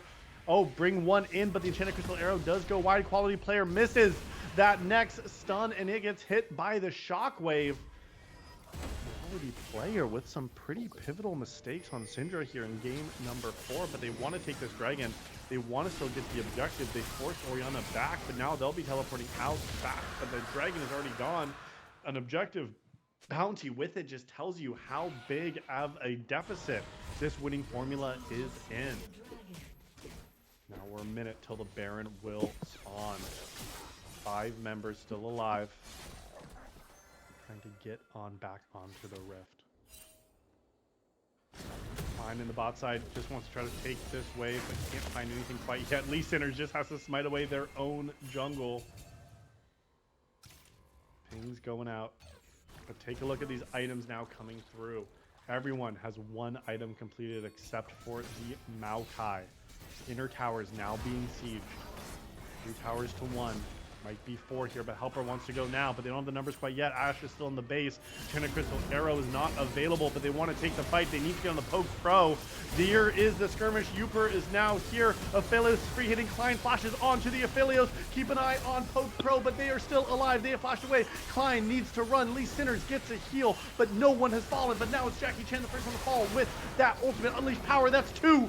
That it might be even more. 3 have fallen. There is number 4. Enchanted Crystal Arrow barely goes wide. Helper takes the tower, but 3 members have fallen for 0. It is a winning fight for the winning formula. They have brought back this gold difference, and they want even more. Lee Sinners now trying to get under tower for Poke Pro. Does miss the knockup here, meaning they have to go back and take the tower. 20 minutes in, that team fight was all the winning formula, and they want to hold on here in game number 4.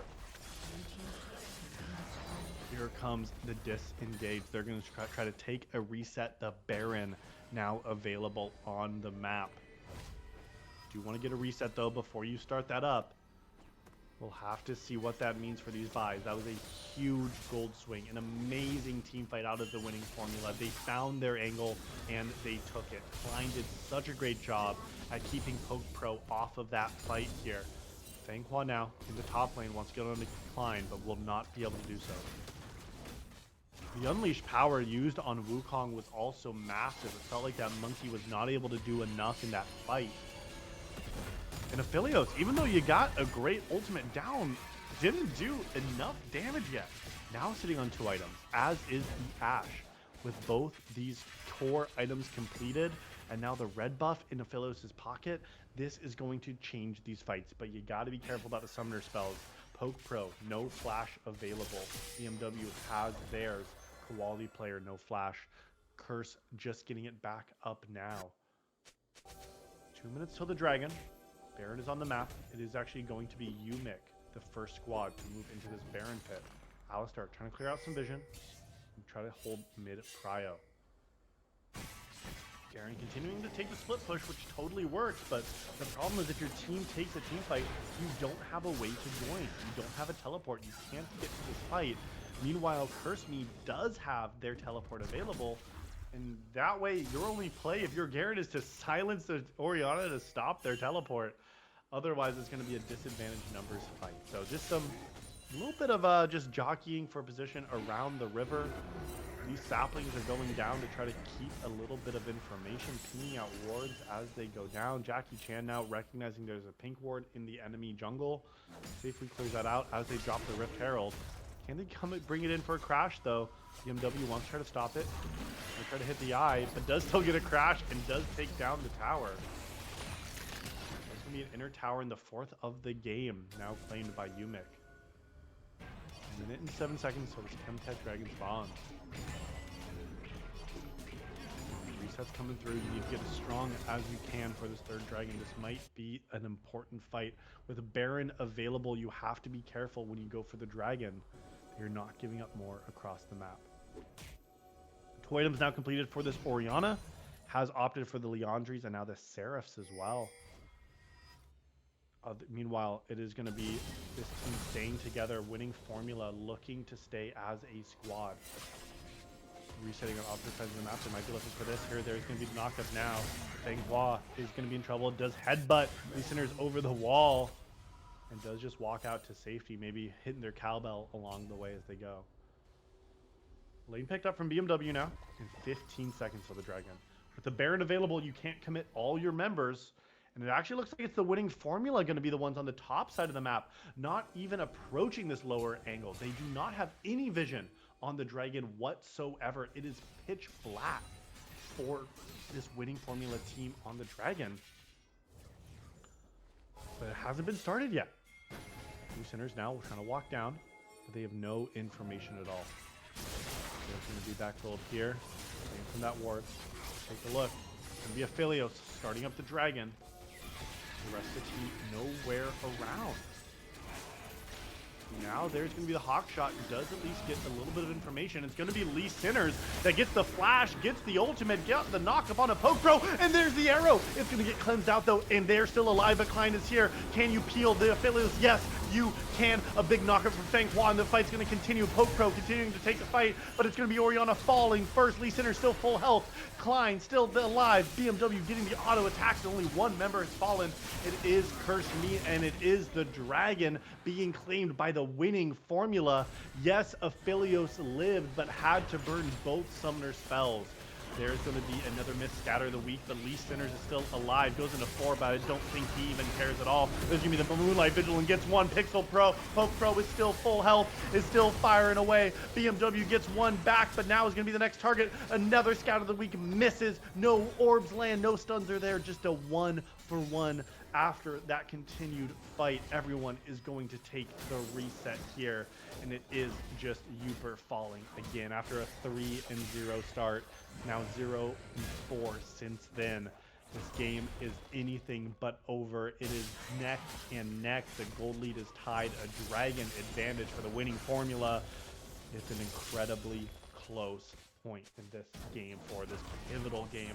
The winning formula is digging deep, is trying to pull anything out that they have access to, knows that they can take this game, knows that they can look to fight and to stay alive in the series. But there's going to be a short lull where while these members reset and try to get back on the map for this next critical fight.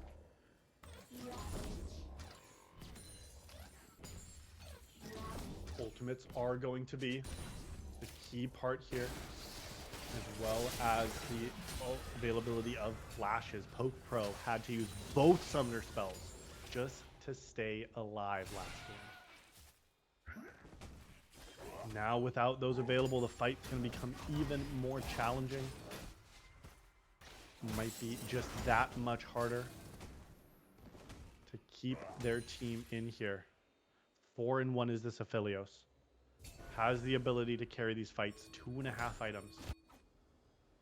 but neither team looking to make a crucial mistake that could end their run. If the winning formula loses here, that would be the end of the road for them.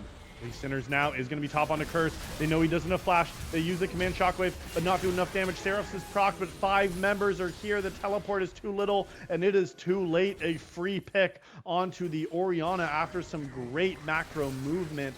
That means the Baron will be started up, but it's not going to be free. Yes, you have Ashe. You have them hitting, but you used a lot for the top laner. You used the Enchanted Crystal Arrow. You used the Nature's Grasp.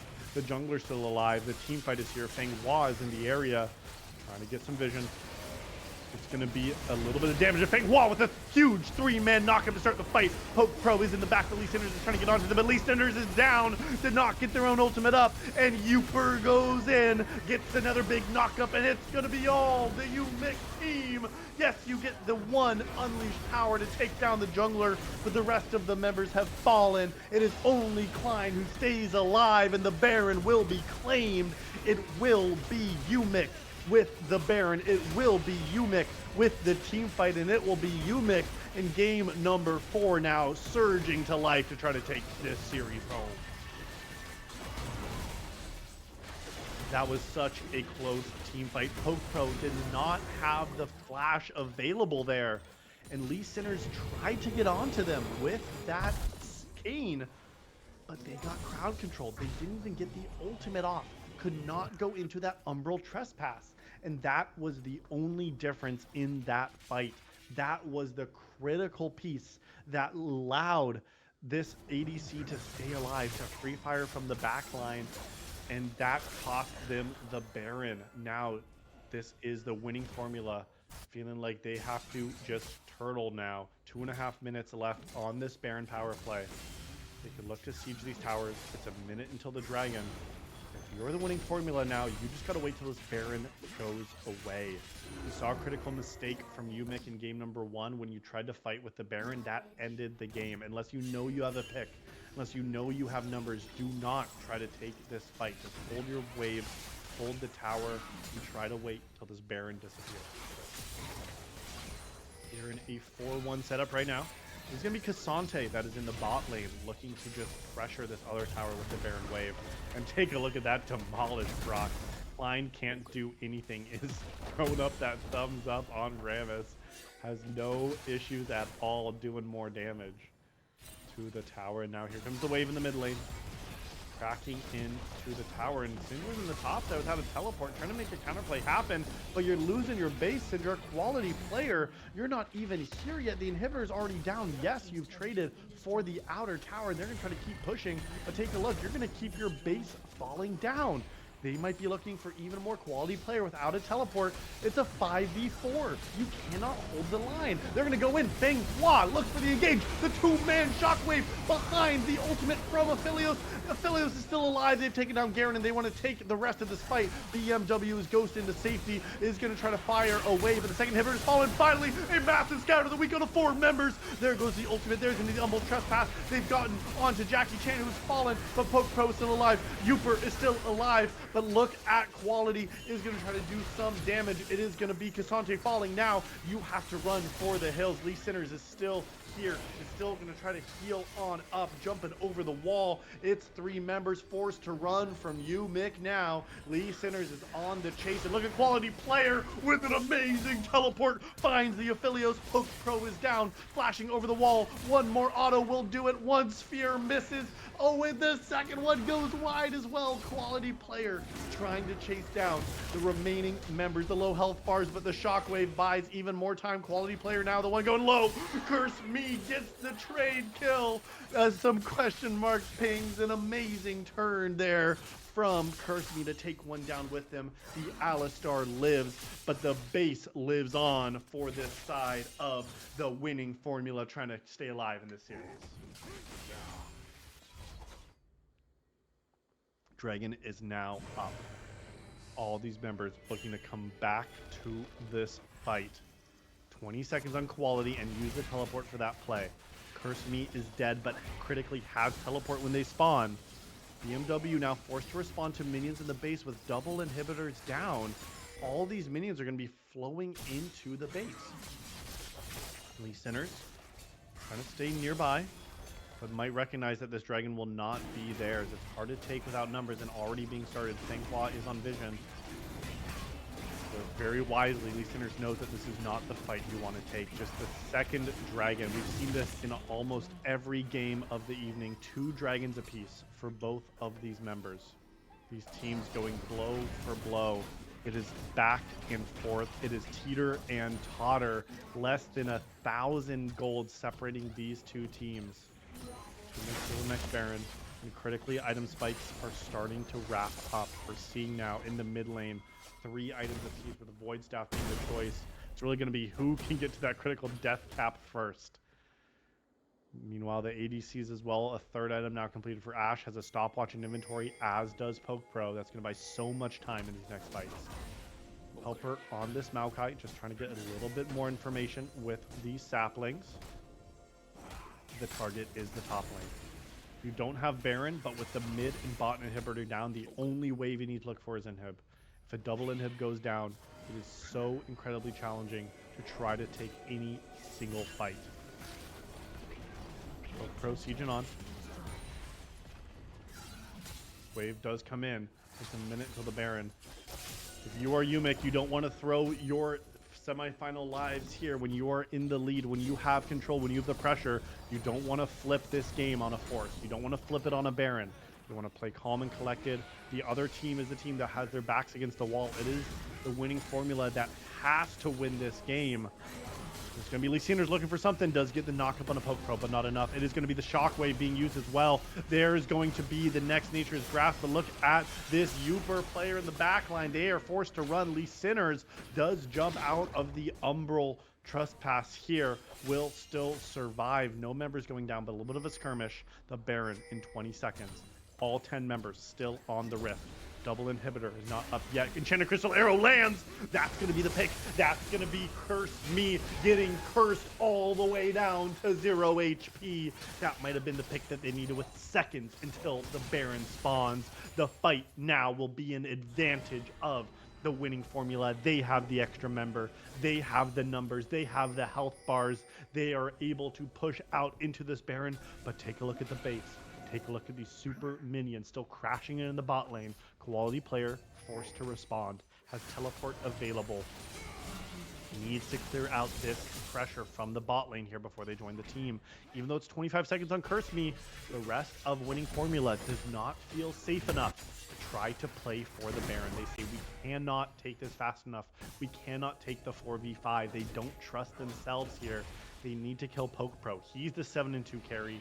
And now the vision will be cleared out for the side of UMich.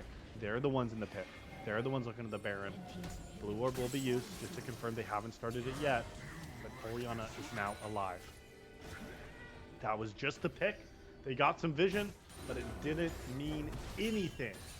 2 minutes now until this 3rd dragon for either team, but not the soul quite yet. Focus has to be on Aphelios. This is the player that's going to be the difference maker in this game. They are the carry. Jungle is lagging just a little bit, so we are in a quick pause. We'll have to see if we get back in this game, but this game is tense. 35 minutes on the clock nearly. 2 dragons apiece. Gold lead within 100 gold. 16 kills to 16 kills. This game could not be closer.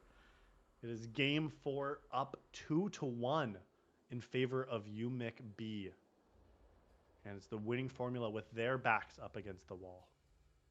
With their lifelines bleeding. They need to win this game and win one more to stay alive and punch their ticket to the finals. But so far since game number 1, they've looked shaky. This is the closest game we've had so far. Through 35 minutes, dead even. Here, I can help you with a little bit of entertainment since you're on a pause anyways. I'm not a caster, so I'm not going to be here to help you color. But what's been going on? I haven't been here. Who's been standing out for you so far? Oh man, I mean, this is the game to be coming in for. This is absolutely crazy. I mean, it's really a matter of Poke Pro being the carry. We are back into the game now. but Poke Pro needs to be the one to carry here in this critical game number 4, because they have been the carry here. There we go. All right, that's interesting for me. So I'll let you go now that we're back in game.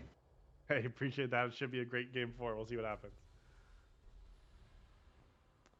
All right, we looks like we're just waiting on a little bit of a wait for that spectator delay to catch back up here, but we'll have to see what happens now. Okay, well, it is on pause. It is just 90 seconds till the dragon. We'll see. Yeah, you know, eyes really are on this Poke Pro player. They are the ones that need to be the critical playmaker here. If you're a 7-2 Aphelios now with 4 items, just buying that Bloodthirster now, like, you need to be the one to make the big play happen. If Syndra can get that Scatter of the Weak into an Unleashed Power, I mean, that ultimate itself is dealing a maximum of 1900 damage. Poke Pro right now, 2000 health. It's really going to be a matter of the carries. Can Syndra get the first kill? Can BMW land a clutch Enchanted Crystal Arrow?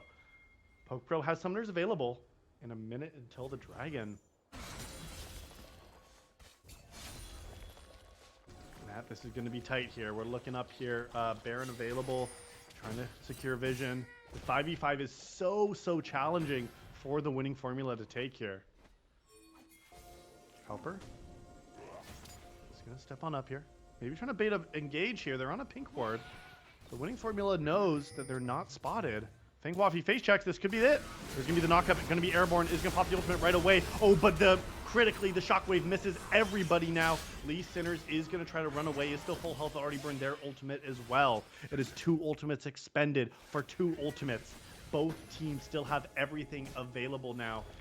It is going to be the Nature's Graph expended, the Umbral Trespass expended, but they got Curse again. They got the Enchanted Crystal Arrow. The Smite is there, but meanwhile, the Baron has been started. Curse is trying to run. Lee Sinner splashes over the wall, gets the knockup. They get the slow. Can they get the damage? They are going to be able to take down Curse Me. The Baron is resetting as well, and they found the Alistar. Alistar does not have the Unbreakable Will. It is another 2 kills going over, and Lee Sinners is not done yet. They found the backline. They found the remaining targets. They've gone back into the Umbral Trespass. Can the winning formula take this winning team fight? Oh, they've gone into Poke Pro.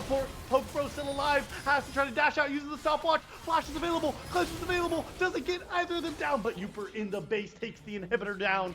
3 members have taken down the rest of the squad of UMich B. It is only Uper alive. The Baron in their sights. This game could not be closer. The winning formula is trying to win this game here.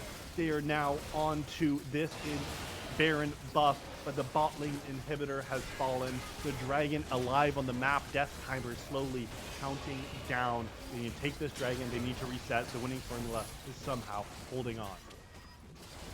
It's really great to see my boy Lee Sinners there make that play. Love him as a jungler. Hello everyone, I'm Dobby here to fill in on color for the rest of the series. Give my man Llama here some good old help. Oh man, I've been loving it. This is so hyped just to bring back this entire game. The solo cast goes crazy too. Dobby, thank you for jumping in to support here as well. I am happy to have the support as well, because this game, I mean, this is the one you want to be casting, Dobby. Oh yeah, it's a lot of fun. I'm glad to be here. I played with Lee Sinners of Quality a lot, and I like to see Helper as a jungle main. He's doing pretty good so far on that Maokai. Little far behind, but it does look like the side of the winning formula has clawed their way back into this game, actually coming away with the gold lead from what I assume is the first time in this game. It's been neck and neck. I mean, it's been back and forth. I'm looking forward to seeing the gold graph at the end of this one, because it really has been just so close between these 2 teams on the gold. And it has been the winning formula, though, having to claw back from that edge of defeat. Probably the biggest gold lead that they've had all game long. 4,000 gold now in the advantage. Well, I mean, that's rough. But they do have the Syndra, which is like perfect Orianna counter, and this is what you need to stop that engage. Like, you don't want to get that Cyclone Shockwave onto that backline, but it looks like that everything is going great so far for them.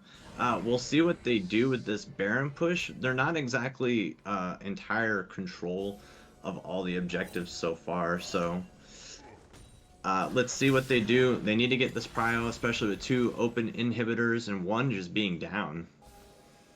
Yeah, I mean, this is the push now still. Yes, you have the Baron if you are this winning formula squad, but you don't have the game yet, right? Like, they've only taken 3 towers total versus the 8 that have been taken by Mitch B. So this is the point where you gotta say, what are we gonna do to try to close out this game? Because they are in a winning position, maybe for the first time, convincingly all game long. But now we're at 40 minutes, Dobby, in this game. And they're gonna force BMW with an amazing flash out of that headbutt pulverized combo. That is the reaction that was needed to keep Ash alive. Yes, he gets a 5-minute cooldown timer here. But that's how close this game is. Well, I mean, if he didn't flash that out, that 5-minute cooldown timer would have made this game the end of the series. Like, they just need to keep it going as well as possible. Or as long as possible. But there's going to be a reset from Kane. Does get out. It does feel like these teams are just trying to get to full items now. Death caps completed for the mid laners.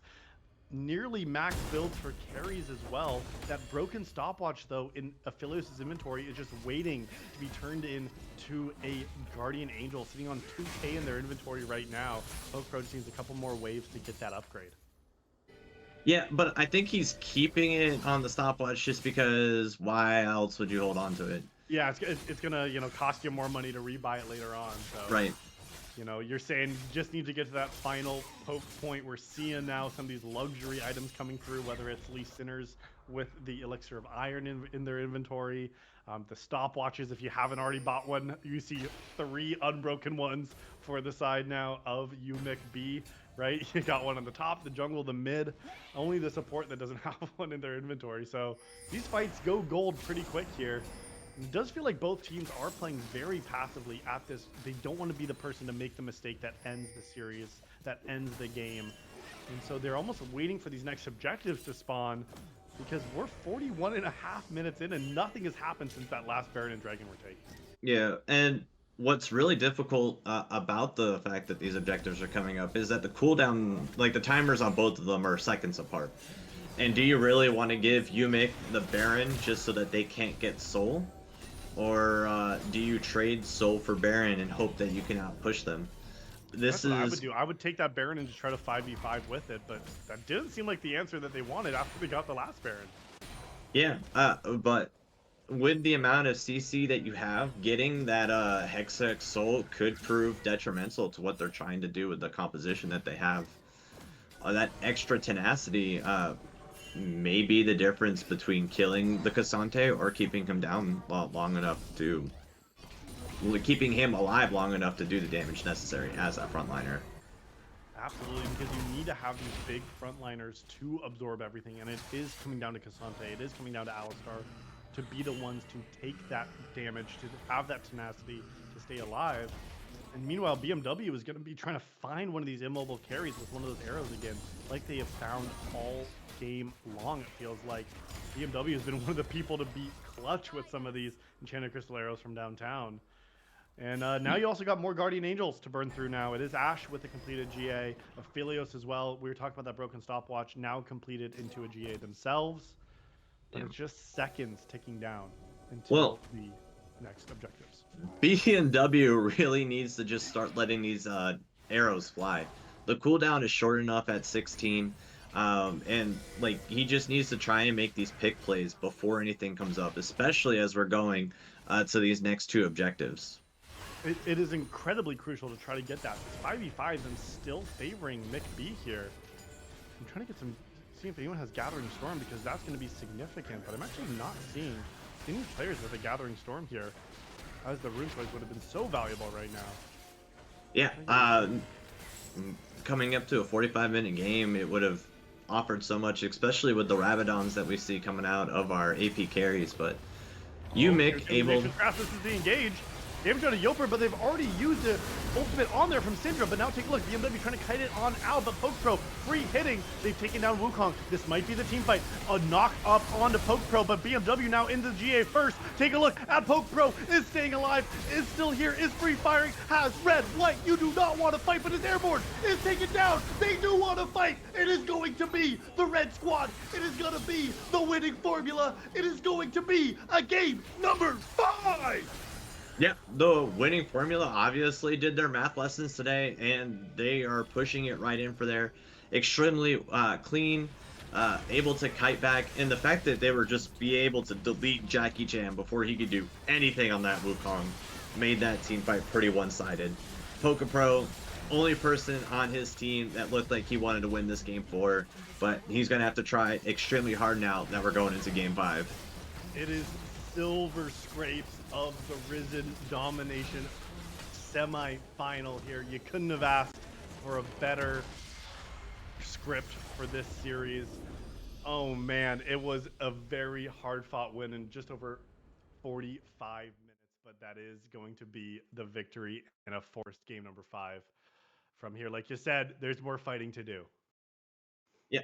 And moving on to the next game, I'm excited to see what they got going for us. But right now, the winning formula, they have a solid plan. They'll probably have to be swapped the blue side. A lot of teams favor the red side to get those counter picks.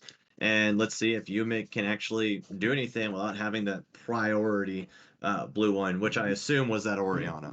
It absolutely was. It's what we've seen all evening long, whether Ori's is pick or banned, as well as seeing some of the other talent coming through. You know, Heckram's been on the ban table. J4 has been pick ban. Does feel like they've needed to adapt here. And I wasn't confident as I saw it with Klein's Garen in the last game here. But this time, 45 minutes in, a nail biter through and through. And ultimately, this was the difference maker. This was what the winning crew needed to make this happen. The formula was there this time. We can take a look at that post-game breakdown just to see how absolutely nail biting of a game this was. Yeah, that is a lot of gold on everyone. It looks like we have full builds out of everyone except those supports. So it was ride or die, really close. But look at the difference between Lee Sinners and Jackie Chan. 5K gold difference on those two champions. Out CS by nearly double. Could barely do anything within that game. Down a complete item. It just item and a half. It just wasn't looking well for him, especially if he wanted to be as proactive as he was. And I don't. Maybe Wukong's not the answer. It does pair well with the Oriana, but doing less damage than your Alistar is, especially in semifinals. Oh man, yeah, it was feeling like kind of a spicy pick. I liked the combination with Ali, or with the Ori, as you mentioned. But Jackie Chan did not have a great game here. I mean, take a look at this gold as well. Like, I mean, it feels like at the end it was pretty one-sided, but that peak there for the blue squad as well, Mick B was up like over 4K gold as well, which was basically where it was sitting in the other advantage till the very last team fight. Like, this was by far a one-sided game, and it went back and forth. And I mean, you're right that it's like you got to give some, I think, flack toward Jackie Chan for the Wukong pick, because that was one of those key targets that didn't really come online. While Lee Sinners felt like they really got the job done in the jungle this game. Yeah, Lee Sinners had a jungle canyon. It wasn't even a gap. Not only are you doing almost 15,000 more damage, you have 5,000 more gold, you're being more impactful. Yeah, your objective control wasn't as strong, but your team fight impact and being able to like make sure that your team is not only you being the sacrificial lamb for the win on that Baron play or there towards the end of the game. It's just rough. So Jackie Chan looking more like a discount Chris Tucker than anything right now. Yeah, well, there's still one game left. We are going to get set and settled for the game 5 of this semifinals. We're going to have to see if the winning formula will be able to mix up a winning solution in game number 5, or will we see UMich B be able to close this one out? We're going to take a short break. We're going to get set and settled, and we're going to see what happens next in game 5 here on Risen Esports.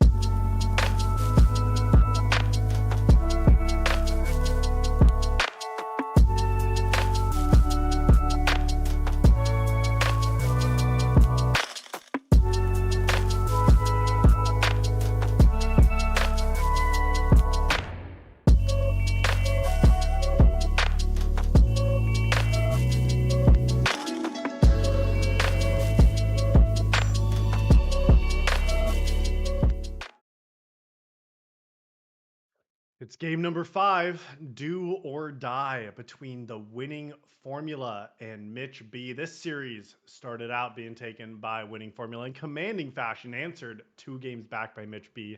And then in the nail biter, game 4, 45-minute long banger, TWF forced a game number 5. Now here we are. It's game 5, Silver Scrapes. We got to see, what can these teams pull out? What have they been prepping? What does their mock draft say that they can do now? Because we're seeing similar bans going on the ban table. The sides have swapped once again as the losing squad. Mitch B actually opting for the red side here to see if they can make good use of that counter pick here. I'm not surprised to see Cassante getting taken off the map. Well, I kind of hope that McBee like had some weird things that they were gonna do, leave power picks and ban out things that they thought were just gonna be problems. Sure. Trading 1 power for 2 is normally really good, but it looks like they're just going to leave over something for winning formula. I preferred. Oh, Okay, locking in the Syndra. I think that is a mistake. yeah. Uh, I mean, I don't mean to flame too much on quality player, but the amount of Scatter the Weeks that missed last game were significant. Not even that. Like they're going in with the assumption that Michigan's gonna grab Oriana, but now they don't even have to grab it. They can get a good matchup in the Syndra, so they can just go Ari or something like that. Um, it seems really weird that they're opting for that Syndra. I would have loved to see a Rakan or a Rel, something that has a lot of agency. And Michigan, I swear to God, you're just making the winning formulas draft look good by doing this. No, absolutely. Because now you're saying, well, we know you're going to play the Oriana, so we're going to pick something good into it, not have to show anything as a B1. And this feels like a little bit of recency bias, I think, from Lee Sinners picking up that Kane. It does feel like they just won on it, so they're going back to it. And meanwhile, as well, the Poppy as a 3rd pick. Now you're blinding that for the top side. If Zaya actually gets locked in, you got to ban the other lovers duo here with the Rakan. But I am kind of curious to see that Poppy is the blind pick top answer as well, because now, yes, you're on blue side, but you don't need to give up everything, right? You're showing your mid first. Now you're showing your top lane. You're really not getting much of a draft advantage, it doesn't feel like, from TWF. Yeah, it looks like Michigan is going to get 5 counter picks, Yeah. unironically, which is not bueno.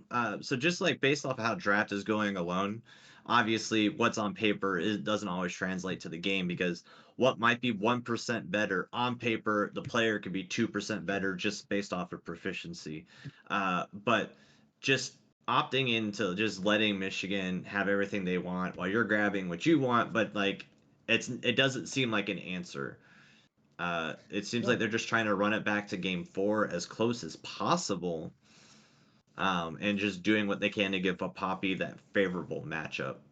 Yeah, and definitely comfort as well, right? Poppy was definitely banned in the second half of these last 2 games. We saw that similar play from winning formula, from Mitch B when they blind picked the Cassante in game number 4 as well. Whereas like, okay, they're just able to take that early if they say it's going to get banned away.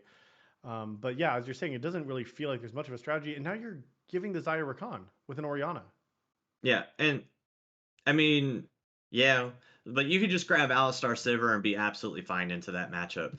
But like, I don't really like seeing Michigan banning out the 2 APCs, because Ezreal is still on the table and can do a lot. I don't know if BMW plays Varus, but that's still on the table as well.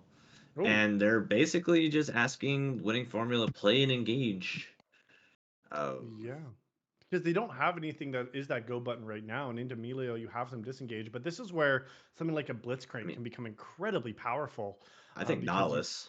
Nautilus is another great option. I like the Renata less, because yes, you have that range support to maybe combat Melio, but you're gonna have a cozy campfire. You're gonna have shields. Like, what's the sustain that Renata is gonna bring to this lane here? Um, I and mean, I think yeah, she's just gonna try and go for the bailout, which Renata and Melio are like the same but different, right? They have that attack speed steroid. They can add some movement speed. They got the shield. They have that CC, but like Renata excels into melee matchups, which Melio is not. Um, and the only melee, I guess, Yon now too, since they moved away. But Melio is going to get a lot more agency out of this Yeah. than Renata is. Well, and Melio was blind pick too, right? Like they Yeah, had 4-5 on blue, and they just didn't punish the Melio Zaya pick. yeah, no, they didn't. No, they just put BMW on Ash because he's been playing really clean on it. It does offer that CC potential, so maybe it puts Zaya on cleanse instead of exhaust or heal or ghost or Ghost. whatever you want to go. But and then it could also put Emilio on an early Mikhail's, but it just seems the draft seems scuffed on both ends for me. I'm not gonna lie. I don't like the Yeah. way this looks. But these are the 10 champions that in a game 5 situation they've opted to lock for, and maybe we are really just playing for champion comfort for these players more than kind of synergistic. But if we're talking about these are 5 champs that need to play on the same team together here now, Davi, and I think when Mitch B has created this Michigan squad, I like seeing the Ori Yone Mhm. combo. I think that's incredibly powerful. And you don't even need to really initiate it if you can have something like a Nature's Grasp from a good angle to try to lock someone down. Like you can really find any of these targets to 100 to 0.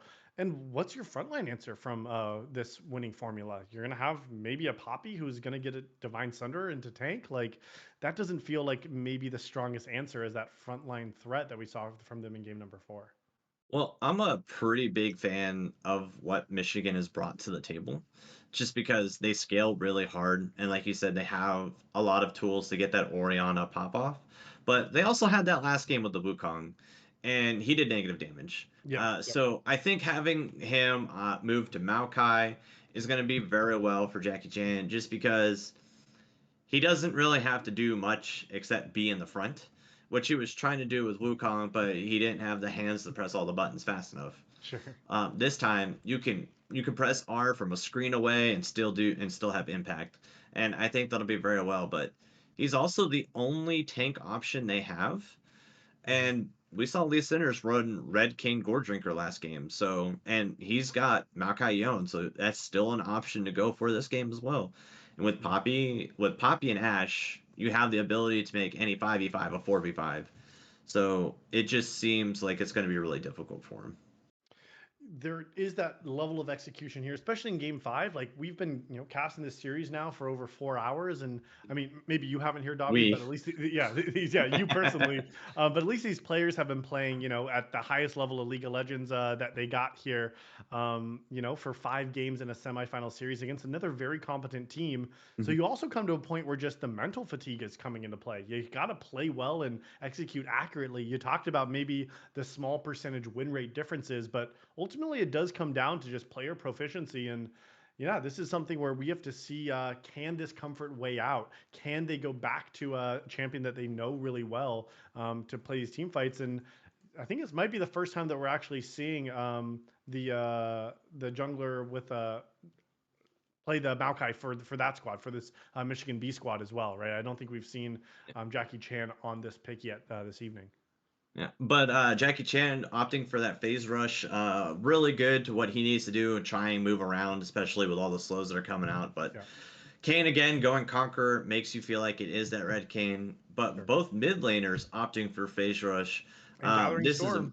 Yep, and Gathering Storm. They learned from last game, but they also didn't get the first strike, and I think that first strike on Syndra is so powerful because once she stacks and has I don't the skitterlings or whatever they're called, uh, she can execute on her unleashed power. So by having that first strike, amplify that and like get that one tick. Maybe they live below like 10 or 15 health. Nope, it's like you're gone.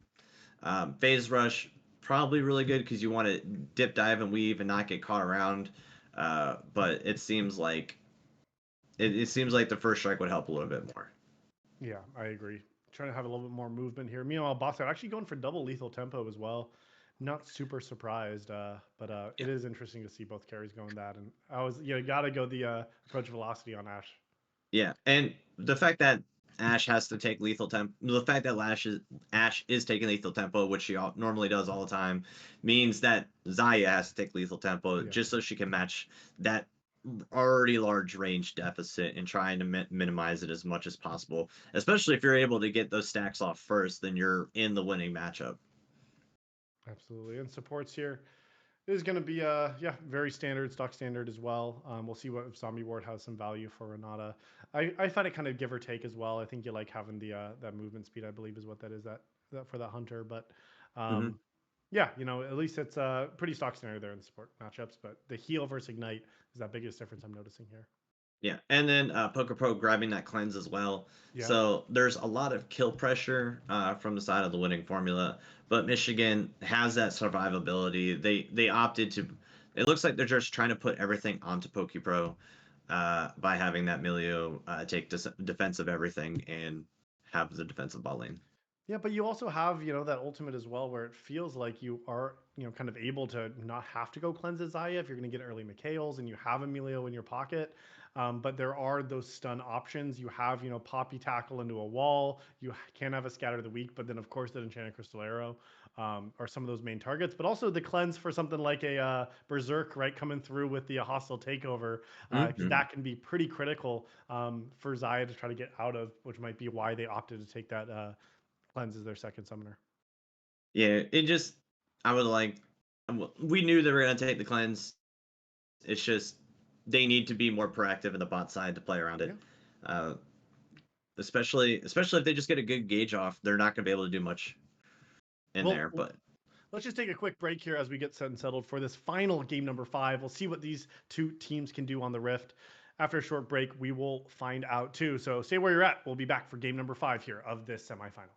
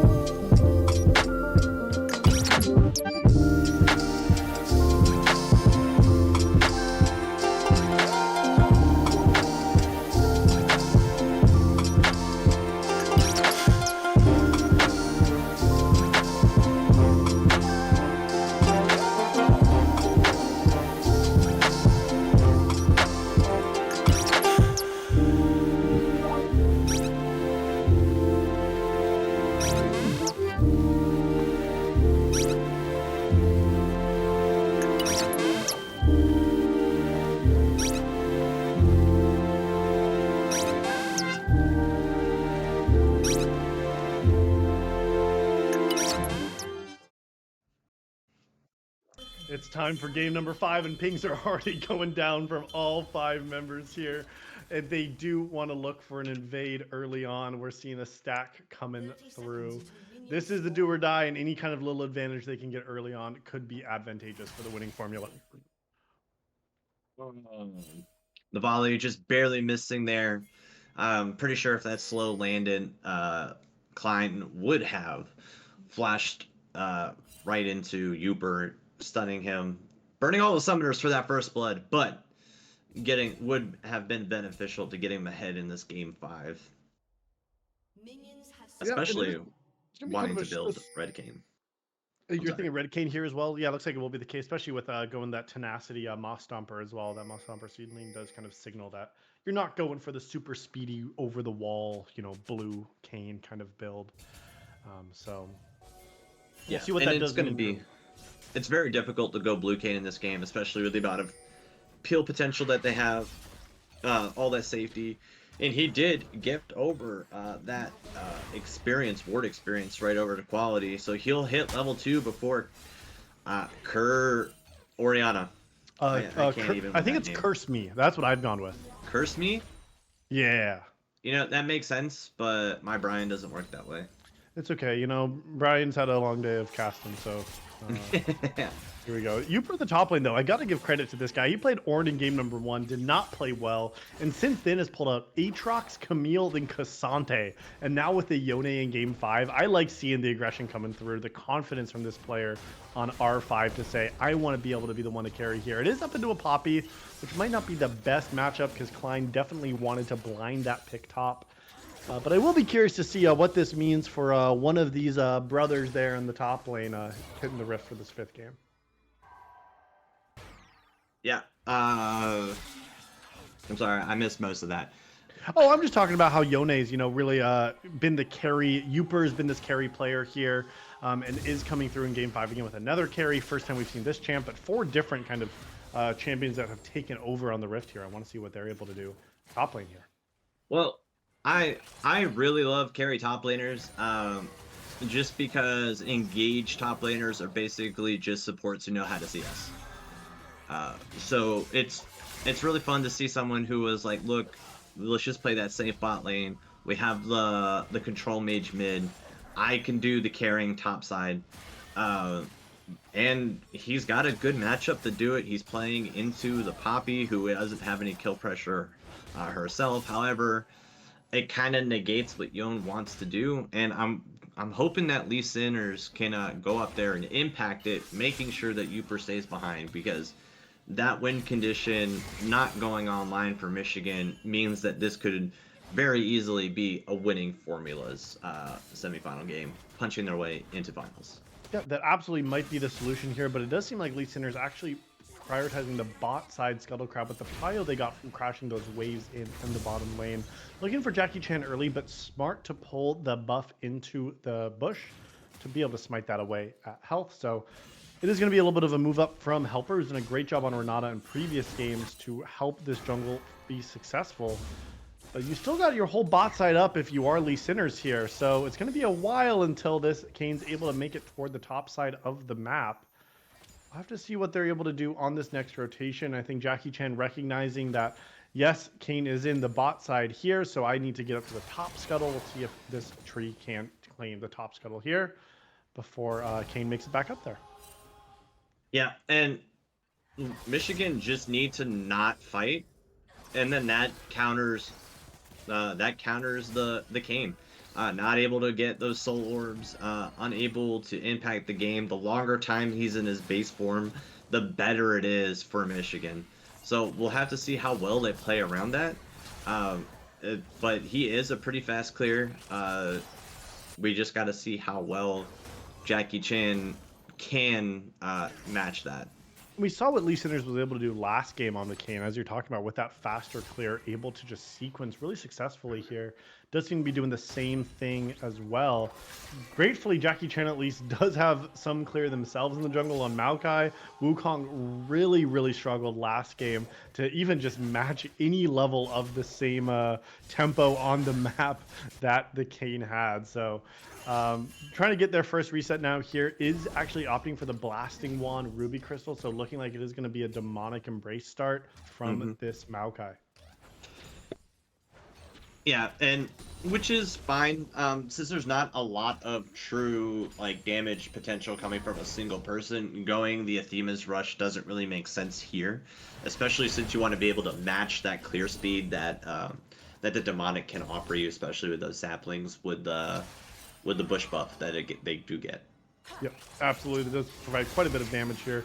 Meanwhile, level 6, actually, Uper is going to be the first one to hit it as well. Solo laners are getting their quality player as well as Curse Me. Both have their ultimates available. I want to see how they can maybe pair up with the jungler, try to make something happen. Kayn was hovering in the mid lane, but does just take that reset into base. Picks up a pickaxe as well as that cheater back for the Doran's Blade. So great to see that they're able to get some early damage on the map, but not doing so well in terms of the soul department on Kayn. Has not been able to get close to that evolve quite yet. Yeah, he hasn't even made an attempt for a gank, so this is going to be rough. But what we do have is a dragon. We have everyone around bot side right now. We'll see how this goes around it. The Jackie Chan has the ability to get a lot of that early vision, utilizing those saplings smartly. But we already see 2 pinks on the side, and the prio coming out of the bot side may just give the winning formula the push they need to safely go for the dragon. That might be the angle as well, and I think Lee Sinners is also trying to prioritize his level 6. Won't get there after this camp quite yet, but that is also a pretty pivotal point in this matchup in the jungle, because if you can get level 6 first, you can actually have some major impact around this first dragon. But as you said, this is the prio from the bot side. Helper continues to pressure aggressively, but Helper's actually going down low in the bot side already, maybe training a little bit too aggressively here. Feng Hua on the Melio is going to be able to keep Poke Pro alive. Doesn't matter, you got the wave crash, and you can move up with this plant to go ahead and move over to this first dragon. And Renata's extra damage that you can get on the dragon is significant here. That's going to allow this dragon to looks like it's going to be claimed here by the winning formula. Yeah, and not to mention the fact that they were able to burn Feng Hua's heal, and unintentionally Quality was able, like, just through a really good wave manipulation for his back, was able to maintain prio unintentionally as Curse Me was under tower for that dragon fight. Now Curse Me is the one in trouble, but does land the 2-man command Shockwave. Is going to flash away, is going to stay alive. Jackie Chan now is going to try to get the kill, but Helper's still alive. Minions actually hitting them. Oh, and there's going to be the bailout. Will not bail out. First blood to Jackie Chan, and now the level 6 is through. There's going to be the Nature's Grasp. Flash on forward. Knocked back. Quality player in trouble too now. No kills going for winning formula, and 2 claimed, both by Maokai for Michigan B. That's a real shame for Helper. I've never seen someone get solo killed by minions before. And in Game 5 nonetheless, so everyone is watching it. Yeah, their Bryans are hurting a little bit too, it looks like. And oh, great flash away from Klein. Still got the hands there, seeing that that would have sealed his fate with that fate sealed ultimate from Yone. A great flash away. Someone's hands are still working, at least on the Rift. Yeah, and then with all the priority and winning that skirmish allows Jackie Chan to feel safe about getting this Rift Herald, no problem. Really good overall net positive play for Michigan, punishing the winning formula here as just being caught out of position. Maybe would have turned a lot differently if Helper didn't go down for free. But the fact that they were able to just flash get on Quality as well makes it really rough. But also good, Maokai has the gold, and he's the frontliner with a bounty, so like he's going to give over that money. And has a completed demonic now though too. Like this is where Kayn is actually greeting a lot. Lee Sinners in the enemy jungle. Like you cannot win these fights right now. Look at this damage even from just that one sapling. Oh, yeah. Okay, and Renata does miss the shield, but yeah, Lee Sinners, like, yes, you're trying to farm in the enemy jungle here, but you're not quite fast enough clearing to make that happen. So does just have to give up anything if it is contested now, because it's, yeah, pickaxe Doran's to a completed demonic. Like, you said it, this is the player with the gold on the side of this Michigan Beast squad. Yeah, but if I'm just trying to counter jungle as Lee Sinners, I understand my bot side is up, but that would also mean that Jackie Chan's top side is up, and you are faster, and chickens don't really take that long to go off. Especially as Kayn, right? Like, yeah, those are the sequences that you should be looking for. It's the quick chickens on the top side of the map when your mid lane is prio. Even especially now that the Herald has been taken, like before that came up, that would have been a good angle as well. But yep, instead it is going to be, you know, the Herald has been claimed from Maokai for a while here now, and looking to just see what the next play might be now that level 6s across the rift has come on in. But Klein actually in trouble under tower, does not have enough damage as they pop back. Yoper gotta be careful. Soul Unbound did not proc enough damage here, but Klein forced to run, and no teleport means they're gonna be losing this next wave under tower. Yeah, and he missed the extra ability that would have secured that kill. Yeah. A little bit of misplay on his part right there. But like you said, the fact that Klein has to move away, Uper in that carry potential, getting the summoners, able to push him on the wave tower, crash it, and getting plates while he's doing it, just creates so much pressure on the top side, which is exactly what Michigan want, because they have the weak-sided bot lane, which are surviving. The longer the Xayah Emilio doesn't die, the longer this team wins. Yeah, Xayah Emilio are happy just to farm up, but take a look at the disadvantage in the farm department. Like, yes, you're not dying, but the gold difference individually just in the bot side is about 500 gold, right? So even, you know, you're not dying, but 500 gold is a kill and a half, almost 2 kills separating these carries. But the advantage is that the coal is what Poke Pro is gone for here, so at least that's going to even up 300 gold when you cash in these last 24 stacks. Yeah, and the disadvantage in the bot lane is more than made up for in the advantage in the top side. Mm-hmm. You have the same, more or less the same go differential and CS difference. But the bot side just trying to crash it here, doing everything they can to keep Poke Pro down. But even with that prio, there's not a lot that they can do versus the one item Maokai. They don't have the damage to burst through him right now. There's not enough stacks on Syndra. Sitting at 56 right now of splinters that they need. So not even halfway to the 120. It's just not looking real good for them at this point. No. So giving away this dragon just would be the smart play. Yep, looks like the reset is going through from quality players. Still might use the teleport just to get Prio back again in the mid lane.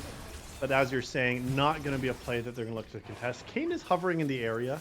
I might be looking for something, but decides not to. And yeah, quality player I think also wisely is choosing not to use this teleport out of base. Doesn't feel like they need to get Prio. Jackie Chan has had some questionable Rift Heralds. This one should crash in the mid lane because Orianna's going to get the wave crash. But now you're also seeing the disadvantage of not teleporting in is because you can't get first touch on the wave. You're actually going to allow this Herald just to get a free crash. So not a really great play because you've given that plate, but it's going to be all right. You know, you do give over a plate and just 30 seconds before those, they do fall. So still no towers claimed and just the one Herald and one Dragon apiece. So yeah, still pretty close game, but almost 1,000 gold separating these two squads early on. Yeah, I'm not a big fan of that Rift Herald either. It just seemed like uh-oh, I forgot I had this. Yeah, oops, and plates are about to fall. Yeah, but getting one plate, is that really... Like, even if the Rift wasn't going down, because it lasts for 5 minutes, right? So he had about another minute and a half ready to go. Unless I am mistaken about how long the Rift Herald sits in your... I think it dies a minute before. I could be wrong about that, but it's also maybe. Like when your team is losing Prio, right? Like you took the Dragon, you're looking for a reset, and then you drop the Herald. So yeah, it was on that, like, you're giving up your tempo for that, and then they're just gonna take the plate and get out of there. But it's not like they're actually pressuring anything with it. Yeah, especially because they had the prio beforehand. They weren't being pushed off the objective. Yeah. So that just seems like a macro misplay right there on the side of Jackie Chan.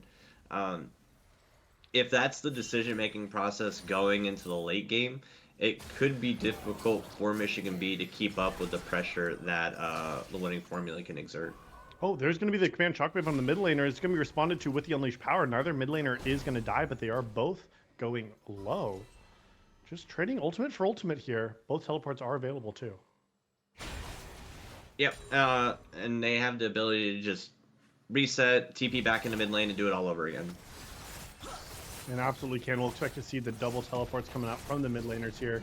Hey, now moving to the bot side, and the tower is going low. Helper looking to get the tip of the Bela, or the ultimate there is not going to be there, but Lee Sinner's now in the area. Teleport coming into the bot lane. It's going to be matched from Syndra. Teleports are used, but not to mid. They're to bot lane, looking to continue even more. Yes, you did not land the hostile takeover, but you at least pull Poke Pro's flash. as well as teleport from Curse Me come down to try to cover that play. Yeah, the Featherstorm and Flash being out, it was the perfect opportunity for BMW to there's the land. stun too. Fengwa just dead, 100 to 0. When did his Flash up? Yeah, just, I guess, didn't trust that the stun was going to land. Yeah, but able to secure the second Rift Herald was Jackie Chan, so they're just trading these towers for the mid lane, probably tier 1 and tier 2. You also have Uper with the amount of pressure and how low that top lane tower is. Trading 2 for 3 isn't necessarily worth, but they were able to get gold and a kill. So anything to get those splinters onto Syndra as fast as possible. It does make a difference getting those splinters once you can here, but there are towers now starting to fall across the rift. It's 2 for the side of this TWF squad, both in the bot lane. The winning formula has claimed both those towers. Meanwhile, only the one, and it's just been responding to the mid lane. But like you said, top lane tower also going low. Dragon's going to be the next objective. Klein has teleport, and Uper just used theirs, so it really looks like Uper is trying to pressure this top lane tower. Yeah, and if I were Klein, I wouldn't even be bothering with it. Dragon starts in a minute, that tower's going to die no matter what happens right here. Anyway, you can go and get the 4v5 fight you want because Uper used that TP. Yeah, if Uper overstays, then you can look to teleport to hold the inner tower if you need to. But like you mentioned, yeah, this was the timer where you wanted to see Klein moving to the 4v5 on the Dragon, because both these teams want to start playing for this third Drag. It seems to be pretty important. Some power spikes are coming in with having the Luden's Tempest ready to go for Syndra. Some of this damage is coming through, and they do get the pick right away, actually, onto Poke Pro. That cleanses incredibly late, and now comes the Nature's Grasp as the disengage. Poke Pro dishing out some feathers, does have the pull to do a little bit of damage. No one dropping below half health yet. Jackie Chan now actually forced to flash behind from BMW, and that's actually going to give the go-ahead for this winning formula squad to move toward this third Dragon. Yeah, but they have to be wary. Uper with that first roam, so that TP advantage doesn't really exist anymore. Because Klein would have to burn it to get back in time. But the fact that Michigan doesn't have the priority in any of their waves right now to contest this Dragon means that this could potentially be a winning formula starting that Hex Tech stack. Those look like they will be taking this Dragon and not even contested, which I do think is wise here. Felt like it was a little bit delayed. Lee Sinners seemed to be hovering around, maybe trying to get a pick, but like we saw the damage from those saplings, like it just deters this aggression if you can just defensively sap some of these bushes, where you really don't want to just be tanking a lot of those to the face if you are Kane, or really any of these players. Don't really tanky enough yet to deal with some of that chip damage. So they do claim the Dragon, can't push up for more. And now a minute until this Baron hits the Rift. This is a pretty even game state for both these teams. So what are we thinking about in the 19-minute mark? Who's got the scaling advantage? Whose kind of item spikes do you think we're looking for now at these next fights? Well, what's really going in favor of the winning formula is they got the 4 mythics already. So that means they're already getting some excess value that you're not being received out of Michigan B. But at the same token, the gold difference is in their favor. They're making that up. You have, due to the 2 kills that Maokai got, is a full item over Lee Sinners. This is completely different than game 1. Orianna opting for that Banshee's Veil was super supportive build pathing with a Banshee's and looks like a Seraph's coming out there as well. I'm surprised you don't go Crown at this point as well, right? Like, you have a Maokai, like, you have some of their magic damage. Even Yone does quite a bit of magic damage. I wouldn't have been, like, I almost would have liked to see a Crown here, because that would have stopped that burst potential. Yeah, I don't like Crown either. I think the 2 defensive items is probably a little extra. As well, especially because, like, while there is that burst, like, having 2 means you're no longer doing the same amount of burst to them. And as Orianna, that is your job. You're the burst. You're the burst. Like, yes, there's that AP damage that comes out of Maokai, but it's not enough to turn the tides, especially since you're looking at Poppy and Kane running plated steel caps. Speaking about running, is actually going to be running top side here, trying to get on Jackie Chan. Lee Sinners might be the first one in trouble, though. Is going to get the W there from Renata. Tries to keep on going. Does not have the evolve yet, even though Uber with a big ultimate is going to be responded to with that Umbral Trespass. Does get a kill, stays alive. Curse Me is here, but gets the two-man shockwave as well, but now forced to run with that phase rush. BMW throwing in the arrows to get a kill. A little fadeaway arrow is going to take down another kill, and BMW is still alive. Has the ghost popped? Wants even more. Only one member falling, but picking up two. The winning formula looks to push onto the top lane outer tower too. I'm just saying, Curse Me is cursing his team. If he didn't have the Banshees and another true AP item built for damage, he probably would have had the 2.5 people dead and not just Lee Sinners. And then sacrificing your TP and your flash for it, that's not really a worthwhile play. No, yes, it's nice to get at least a kill back, but like you're saying, that's a lot invested. Teleport, flash, ultimate, only getting one. Yes, you have a Banshees completed now, but this build is not one-shot potential. This isn't flash forward, shockwave, win a fight, right? This is get a couple of ball rotations, get some command shockwaves down, but then also you need to start getting, some of these command attacks down. Like, you have to get some ball movement. You have to get your level 5 dissonance down too, because you're not going to be one-shotting the team with just that one shockwave. No, and due to the fact that there is no more summoner spells on them, like, you're going to see Lee Sinner starting to grab a little bit more objective control, because they're not going to be able to fight. They're going to be able to pick out the Orianna. And because she doesn't have the damage, like, her poke potential is a lot lesser.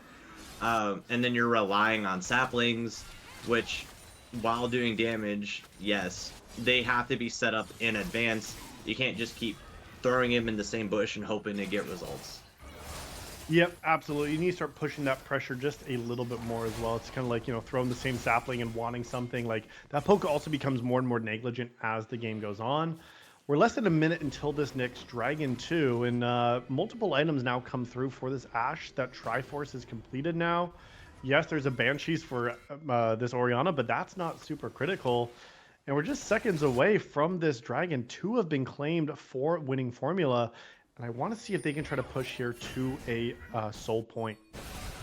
He's looking for something. Feng Hua with the feet. Actually dodging everything there. Does not have flash. Has to use the ultimate just to escape. Breath of Life is down now. I expect to see that this be a dragon maybe claimed here from this side of winning formula. We'll see if they can contest. Just that one ultimate is down. But Yone's top side has a teleport to join if they need. It's already been started though. Yeah, and he's bringing that teleport in, but the prio and damage is already here. Oh, look at that great Poppy ultimate to knock away 2. That's just a free dragon. Yeah, and it looks like they're chasing here, trying to go for something extra, but Michigan is just retreating. Yep, trying to stick around. Michigan B is trying to just at least get a little bit of damage in, but resets are starting to come through now. Lee Sinner's now onto the top side. Trying to get control of this Baron area now. Klein moving bot with a teleport available means they can join if something else happens, but resets across the map. It looks like it's just going to be a setup for some vision here in the top side. Yeah, and then Uper finishing that hull breaker, while I think is a really great pickup, because he doesn't have that TP anymore. He's not going to be useful anywhere, so just put him on a side lane and try and take some turrets. A good call there, but that also tells us as casters, and it tells the winning formula's teammates that they are not looking to team fight anymore as a 5-man. So that means most of that potential, that carry potential that Yone has built for himself with that CS lead and all the abilities that he can do, is going to be mute, because he's just going to be hitting a tank the entire time. Yeah. So what is the difference going to mean now? Klein does have teleport available, but can you turn this into anything? They've actually already started the Baron up now. Lee Sinners is going to be on this Baron with the Ashe. Actually doing quite a bit of damage here now. Yeah, with the Kraken and Triforce, like, they're just going to melt right through it. Down to 7,000 health. I think they at least know that it's happening here. Curse Me though, but what can you do? Jackie Chan is here over the wall. There's going to be Nature's Grasp. Does have Flash Smite available? Will they be able to get it? There it goes in. Does get it, but it's actually secured by the Ashe. Somehow they still get the Baron alive. Poke Pro now is going to be under target, but Lee Sinner's already dead. 2 knocked out of the fight. Klein is teleported in. Does want to find Feng Hua, but the rest of the team has disengaged. Everybody else has ran away. Klein by himself. Helper trying to do just that, but it looks like might not be enough. Does actually land the handshake and the stun. The arrow from downtown will not be enough. Helper now needs to run. Has to use the bailout to try to run away. There's gonna be the flash from Curse Me forward. Why are you using your flash for nothing once again? But they've done just that. Orianna now has to be the one running here. Quality players back flashes forward, gets the stun onto 2, kills the Melio now. There is going to be Curse Me also having to run. They get the Baron, they get the fight too off the back of it. Somehow Jackie Chan did not get that Baron. I am surprised that BMW snuck that away. Yeah, imagine being outsmited, both junglers being outsmited by the Ashe. Oh man, I thought Jackie Chan had that. I saw the Bramble smash into the smite, but it wasn't enough. I think it was literally like an auto between those two. Yeah, it was like I want to say 13 HP. Oh my god, that was the difference maker right there. And they have this advantage. They have this lead. Now they're going to be able to push it safely.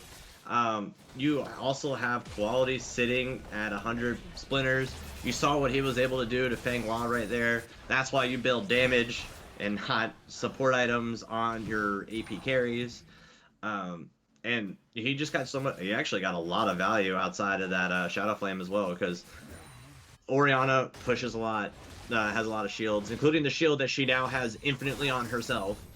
And she's going to be able to. She's actually giving Syndra all the damage potential. Hey, let me proc your Shadow Flame with my Banshees. Let me proc your Shadow Flame with my Seraphs. Let me proc your Shadow Flame with my command defense. Like, it's just insane to me that they're like literally, she's counter itemizing everything. Curse me, you truly are cursed. I think if you win this fight, your team's gonna be mad at you. Yeah, it does feel like maybe not the best itemization out of the Orianna here in this Game 5 situation. We talked about it. We didn't like the Orianna from the beginning of draft, right, Dobby? Like, this was already something we weren't a fan of. But it continues to not be showing up here in this 5th game. Yeah, like, oh, look, they first picked Syndra. What do I pick? The thing that is countered by her. Oh, speaking about getting countered, look at that Syndra damage going in. Lee Sinners is going to be the one to get the first kill here. Gratefully, that arrow misses because Mish B could have been in big trouble. That's what the B would have stood for here, but now Uper forced to run. Does have their ultimate, but is going to be stunned down again. BMW just free firing. Look at that. Getting in the way is going to mean that they're going to fall to Berserk. No cleanse was available. The campfire also not there. You could not have used the Breath of Life, meaning 3 have died. It was an even game state, and now all of a sudden they're going to be pushing in the inner tower. Yeah, Poker Pro also misplayed, didn't use his Feather Storm. I think his cleanse was up. He just didn't press the button. Yeah. But like, you use the Feather Storm, you live that 3 seconds, it allows that cleanse to pop up. Like, these mechanical misplays are costing them inhibitor. They're just gonna back away safety, get that. Dragon but there's Soul. a 2-man shockwave, but no damage once again from the defensive Orianna. Yeah, not only is there no damage, there's no follow-up because the damage is dead. The true damage is dead. And take a look at this Kayn as well, because Kayn just getting the soul while all this is happening. Yeah, he's just doing work down there, and like, you got to give props to Lee Sinner. Like, him flashing in front of that bait sealed to make sure that Uper could not get away. Extremely good awareness there of what needed to be done to keep that play ahead. And now you're in Game 5. You're a soul down. It's 3 stack versus a pokier team that are going to be able to get those the static shiv procs, if you will. Yeah. Yep.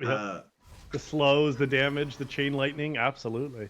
And the fact that your Ashe, who is going attack speed Ashe, now has like an additional 15% for free. Yeah. Extremely difficult for the side of this team. It really is hard for Michigan B now to recover. It does feel like, honestly, it's been their own detriment here in this game 5. It's been the micro misplays. It's been a couple of these macro misplays as well, whether it's the Herald usage or the movement around the map or getting picked off. That's really, really costing them the game and ultimately could be the series. It was dead even after that last Baron, and now all of a sudden it's almost 2,000 gold between these two teams. However, the base is still standing. An inhibitor has not been cracked open yet. Multiple items are completed now for every player, but critically it is the Ashe who is accelerated ahead of this Xayah. 2,000 individual gold just in the ADC department, and the advantage we talked about from Uper is not really paying off here in these team fights in the mid game. Yeah, he was able to get that bot tier 2, really good for him, high five, but they're just not doing anything useful. And you were talking about that 2,000 gold lead, but that's probably closer to 6,000 with those dragons and soul. Yeah, so they're absolutely. just super ahead based off all that. Orianna bought her first damage item in 15 minutes. Wow, And there not it only is. That's the difference maker now. It's too late. I guess it's fine. Kane did get the Spirit Visage, excuse me. I will take that back. I didn't see that. He just bought it. But, oh my goodness. Yeah, now the Baron is back alive, and you got to decide when are you going to try to take the fight, because the Baron's already been started now. There are 10 members all in this area. Klein is going to just take a little bit of that Baron damage here, but yeah, just going to disengage from there. Yone just looking for something with the Soul Unbound. Yeah, but they have no prio, and everything is exactly where, maybe not bot lane, but everything is where the winning formula wants it. The top's being pushed in. Wait, look at Lee Sinners. He's going to go into that ultimate now. They're going to look for the fight. There's going to be the massive ultimate from the hostile takeover. They have the stun, they have the airborne, they have the knockup. Yone's already dead. The other 4 members are full health, but are forced to run. That one pick might be all that they needed. They're going to turn right to the Baron.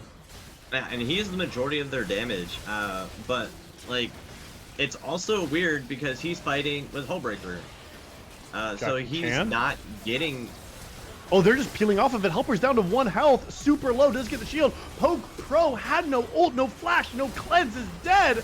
Double kill now to this Lee Sinner here. That's going to be another kill over. Curse me is cursed. The only one still alive. All these health bars are blinking, but they are still at above 0, meaning still alive, and the Baron looks like they'll be theirs too.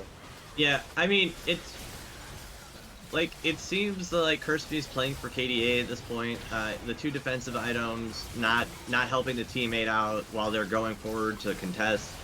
It just wasn't looking good for them, based off what they're going. Even Maokai's like, look, we don't have heal cut, so let me go buy Oblivion Orb for the team and like just do what I can, because he's the one doing AP damage. He's the one proccing the heal cut for them.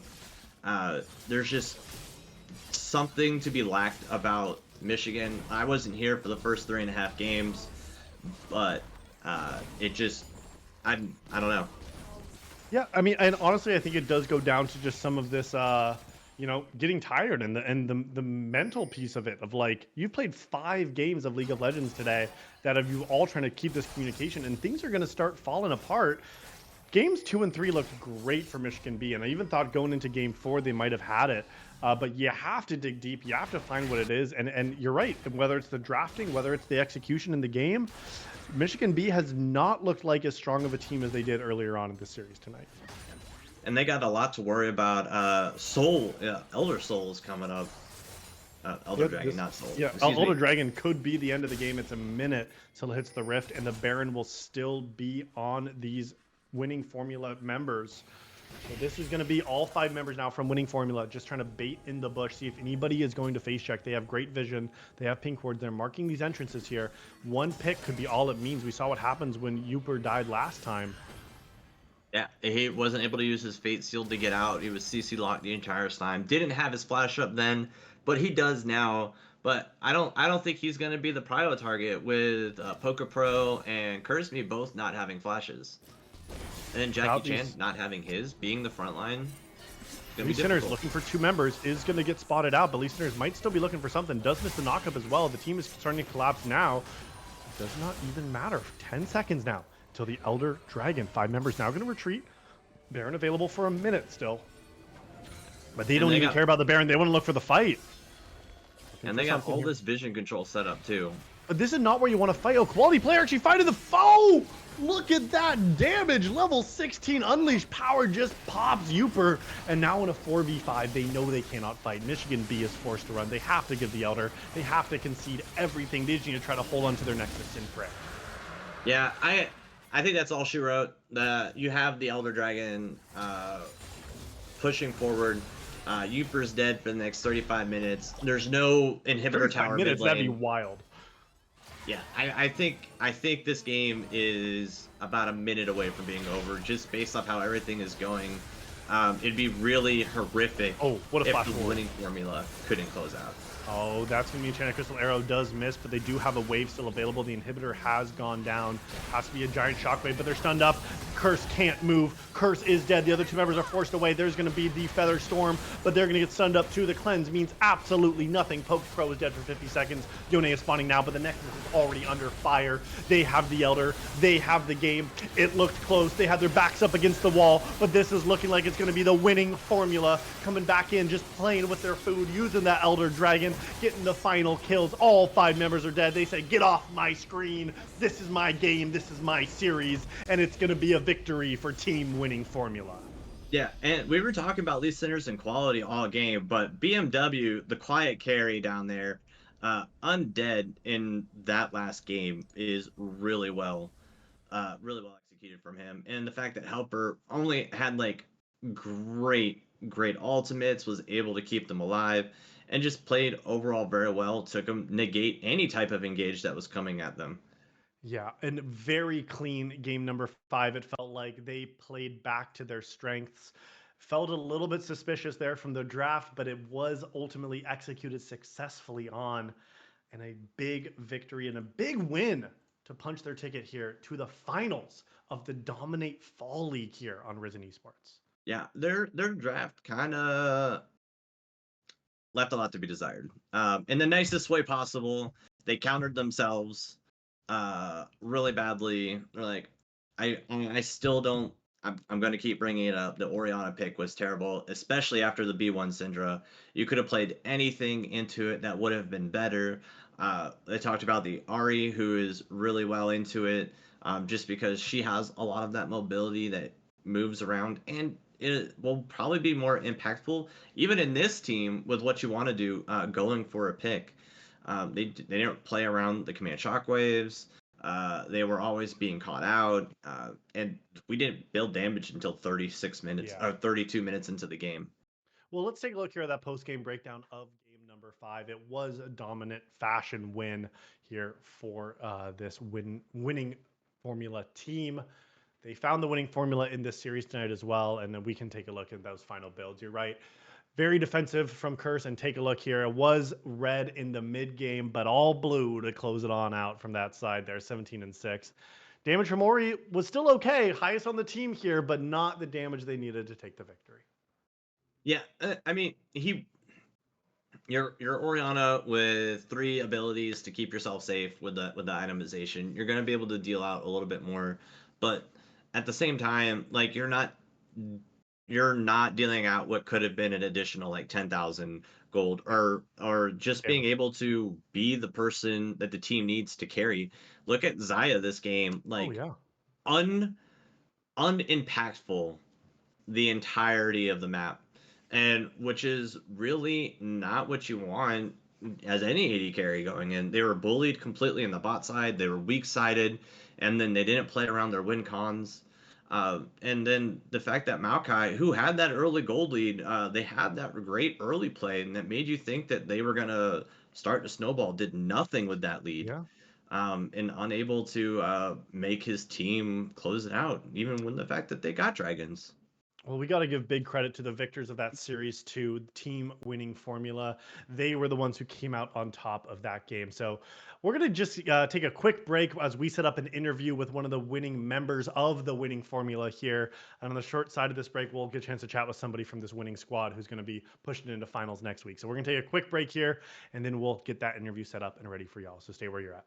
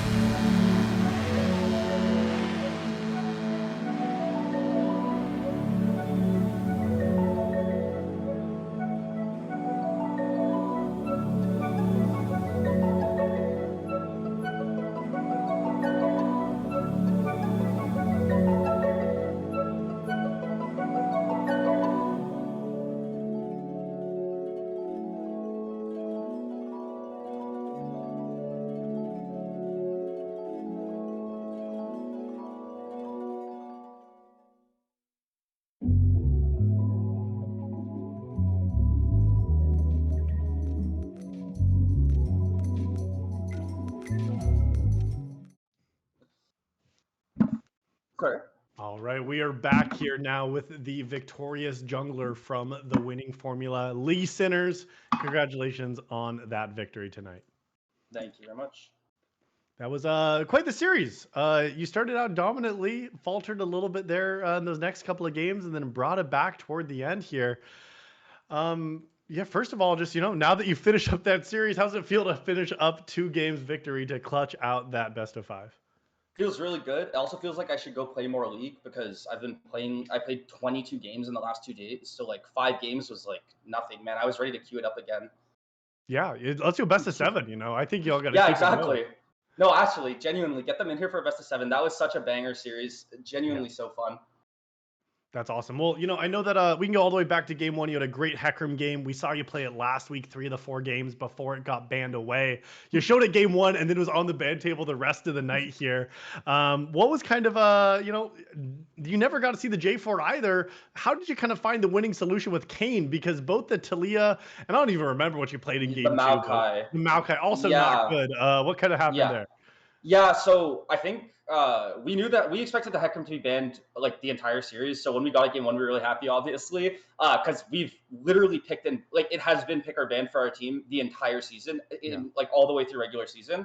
But yeah, the Jarvan too, I wasn't expecting to get that because I played a lot of Jarvan, and the Kane. Honestly, I don't know. Sometimes I just hear voices and they tell me to do things, and like I haven't played Kane in probably 2 full splits. But they had a lot of bruisers in game 4, and we just needed. I basically just told my mid laner that I wanted good 2v2, and I wanted to be able to play team fights and be like the carry. Because even the Talia game, we're picking it to stop the Rakan, the Aatrox engage and stuff, and then the game just got too out of control where I can't really get gold. And like our team really needs our mid jungle to be at least even or winning to function. And I think our mid laner was struggling a lot, especially against the Victor. That's why we kept it permabanned after, because he was really having a hard time. So we just kind of wanted something where I would be allowed to be the one like with the agency in the game. And then you saw what we did both games too with the Kane was like, if I'm gonna have the agency on Kane, like we were walking in there level 1 with Ashe. Like we are just straight, like we're gonna run you down. I'm taking like the fourth game, I'm just taking his entire blue side to start the game because like I felt after game 3 and the underwhelming performance on the Talia and the Maokai that like if we wanted to win the series, especially because we were going on red side on game 4 because they had side select, that like I needed to be the one to have the agency and pop off. And I knew I could do it. I think Jackie's a really good player. I played against him a couple times. We're buddies. But I think I just had his card in that series, especially the game 4 and 5, where I don't really think he had an answer into the Kane. And game 5 especially, we just decided to slam everything. We just slammed 5 comfort because we went in saying we're in comfort zone. Just pick what we want, and we just picked the Syndra, picked the Kane again, and it worked out. So, yeah, your proficiency on those champions was really well, especially in the game 5. But can you talk to me about like what the team comms were like after Michigan countered themselves with the Orianna R2 in game 5? Yeah, that's kind of honestly, that I agree that was really we kind of expected them to do it, but it was also really bad for them because I think as much as I had Jackie's card, I think their mid laner had our mid laner's card more than like anything in this series. He was really struggling in pretty much every game. Like not and I think when we saw the Ori, we were just so content to slam the Kane because they went Maokai Ori, and again they're giving me this like tank pick. They're never gonna have enough damage, and then Ori. As soon as the other big thing too is in the game, right? Like we see Ori go Banshees, and that's basically where we know we've won because like she doesn't want to get Asher like last game. She doesn't want to get Kane knockup, but we knew she wasn't gonna have damage till like 40 minutes. So we just forced Baron, we just forced like Elder, and we just end the game before she can hit that like point. Yeah. The series was anything but straightforward for y'all, though. At what point did you feel like you kind of had the momentum shift back? Because even game 4 felt like was really tight through it. Yeah. Where in the series did you really kind of get your comfort back? Because I was worried that going into game 4, y'all didn't even, I don't know if comms at that point were like saying, all right, we got to pull this out here. But so, where did that kind of switch? I think, interestingly enough, I think so. It was kind of different. I'm a very momentum-based player. When I started doing well in game 4, I was super calm, ready to take the series to game 5. Team took a little bit of convincing, a little bit longer to get there, especially mid. He thought he was really in game 4. So he was. I think him for like once he got into once we knew that game 4 was won, was basically the big momentum change. And Yep. we've played a lot. Like we've taken a lot of series like in our time in Risen to 5 games, or we've had a reverse sweep. We've been in this situation before. So even though like I don't think they were in there, I don't think they were necessarily like momentum swapped yet till like all the way till game 5. I think the fact that I'm really a calm voice for our team. So well, in a certain ways. But yeah, I think like I very much I did tell them that I dragged their ass to game 5 and I dragged their ass to finals because game 4 especially. No, when I look at the scoreboard at like 5 minutes and it's 1-5 and I'm just up like 40 CS, that was where I just had to be like, all right, deep breath, it's fine, just perform super well and we can still win. And then team ends up like, yeah, it's what happened. And team ends up like, if you remain calm, team ends up like remaining calm as well. Like they'll follow by example, hopefully at least, other than my mid laner. Oh, well, Quality, you heard it here. But how do you feel about BMW being the silent carry in the bot side? Don't really see a lot of big plays out of him, but he's always putting up numbers. So yeah, he's great. I mean, I love BMW. Genuinely the only AD carry player I know with no ego, which is the best thing for me. And the other thing too is like I thought BMW performed like immaculately, and I think our bot lane in general too was like we had, obviously it was not a clean series. We had our like stumbles and falls, but our bot lane like Helper and BMW the whole season and even in this series like they're super consistent and they're never really like they always want that win. And BMW, I actually was super down to let him do the interview because I thought he played super well. I thought he was like definitely up there for like I think he like definitely was the other carry this series. Like he was really playing well. But he told me that he just played 3 games of Ashe and ulted for me to carry the game. So he did not want to do it, but he said, it's fine, man. You go ahead. I played 3 games of Ashe. So you know that's his thoughts on himself. But Use I all think the he played hawk shots incredibly well. selfishly, you know, to help you get vision. And Yeah, there's some great cross map arrows there from game 4 and 5 that Yeah. he landed to really clutch that up. So that was The impressive to engages see. were huge too. That's what you don't even see from the scoreboard. Like he's getting damage, he's winning bot lane, and he's really helping me track and get those engages. I think the Ashe was also a huge part of game 4 and 5.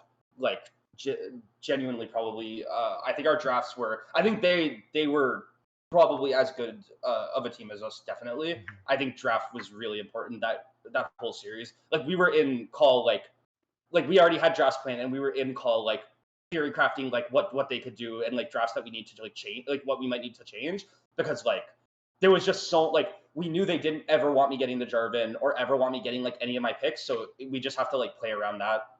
Mhm. Yeah, and I know this series too, compared to last week, you have actually had a different top laner come in, right? You had one of your subs Yeah. jump in. Klein did play top lane today. Zokoma played last week, but similar champ pools, right? Maybe didn't play out the Kled, but had a couple of Garen games this evening. How does playing Yeah. with a different person in the top lane island either affect comms, affect mental, affect kind of the team? And then what does that mean for next week as well? You plan to have Zokoma back? I think so we are planning on playing with Zoka. I'm like 95 to 99% sure next week, and he has played with us for all the regular split, but he just couldn't make it for semifinals. So we got one of our friends sub topped, and I would say it didn't really affect us mentally because like I don't know, if you're going in being like, oh man, we have a sub, they're not going to be able to like play the game, then like you're already just losing because like Sure. just bad mental. But yeah, I think our mental around it was really good, but we did definitely, Jackie Chan is really like something that I'm not really good at that he's really good at is like playing around top, diving top. On my teams, I'm more the carry. I leave top on kind of an island. But yeah, like game 2, game 3 especially, like we were really feeling the pain of like not having like our comfort top. Like I don't even think he was necessarily playing bad. He had so many ganks like thrown at him, and he's just under tower, and it really forced me in game 2 and 3 to like it wasn't even that like I don't basically we couldn't get ahead where we wanted to get ahead because I felt like I need to be top so we don't lose the game. Like game 2 and 3, I felt like Jackie Chan will be diving top, and it basically made it so I couldn't have the basically what I wanted in game 5, which is they have the agency that game because they're making the plays and I have to respond. When I have agency and I decide how the game goes, that's when we win. So I think that was like one of the biggest switches in draft. Was also game 5. I don't know if you guys, I mean, I know you guys saw, but holy shit, that me calling for the Poppy pick on 3 so we can just get a safe top laner. That was the thing, is we knew that like we were at a little bit like our top was we just hadn't even played with him. He's a great top, but it's like I don't think I've played with him before this. So like it was really just a thing of like, okay, how can we stop the bleeding and really play for our mid 2v2 and getting our bot lane ahead? And our comfort, because that's what works for us, is especially like me and Zohair, like me and Quality, we really like when we're allowed to play the game together and when we're allowed to be getting ganks off mid, that's when our team starts rolling. And when I'm constantly top trying to stop dives, that's like when we can't do anything. So, but he couldn't dive top like game 4 or 5, because game 5 we have tank Poppy, and game 4 I'm in his jungle farming his camps for the entire game. So he just can't like move anywhere. Well, that's great here. Well, yeah, congratulations again, Dobby. Anything else from you here before we kind of close this out? No, I'm good. I was excited to watch you play. Look forward to it next week. Yep. Finals will be a banger. Hopefully we go to game 5s again. But so congratulations again here, listeners, and to your whole team. You know, you definitely found the winning formula after you fought through, to make it here. So congrats again. Good luck next week in finals as well. I hope you guys dominate as well there.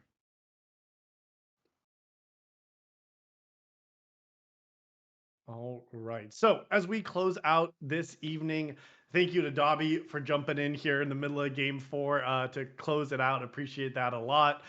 Feel bad for Quacks, who's sounds like his whole internet dropped down with the power going out. So that was a gift too. But yeah, thank you to Ryzen for having me on as well for this best of 5 this evening. And we got all 5 games, so that's always a happy thing. So for Dobby, myself, Llama, for Risen, the entire esports crew, to our incredible producer Chippy as well behind the scenes, just a huge thank you. Everyone watching in chat as well, hyping me up, hyping up these players, these teams, and one another. I just want to give a big thank you for being here this evening. Make sure you are here next week as well to watch the finals here of the Dominate League for fall 2023 here on Risen Esports. But for now, I will say thank you and good night.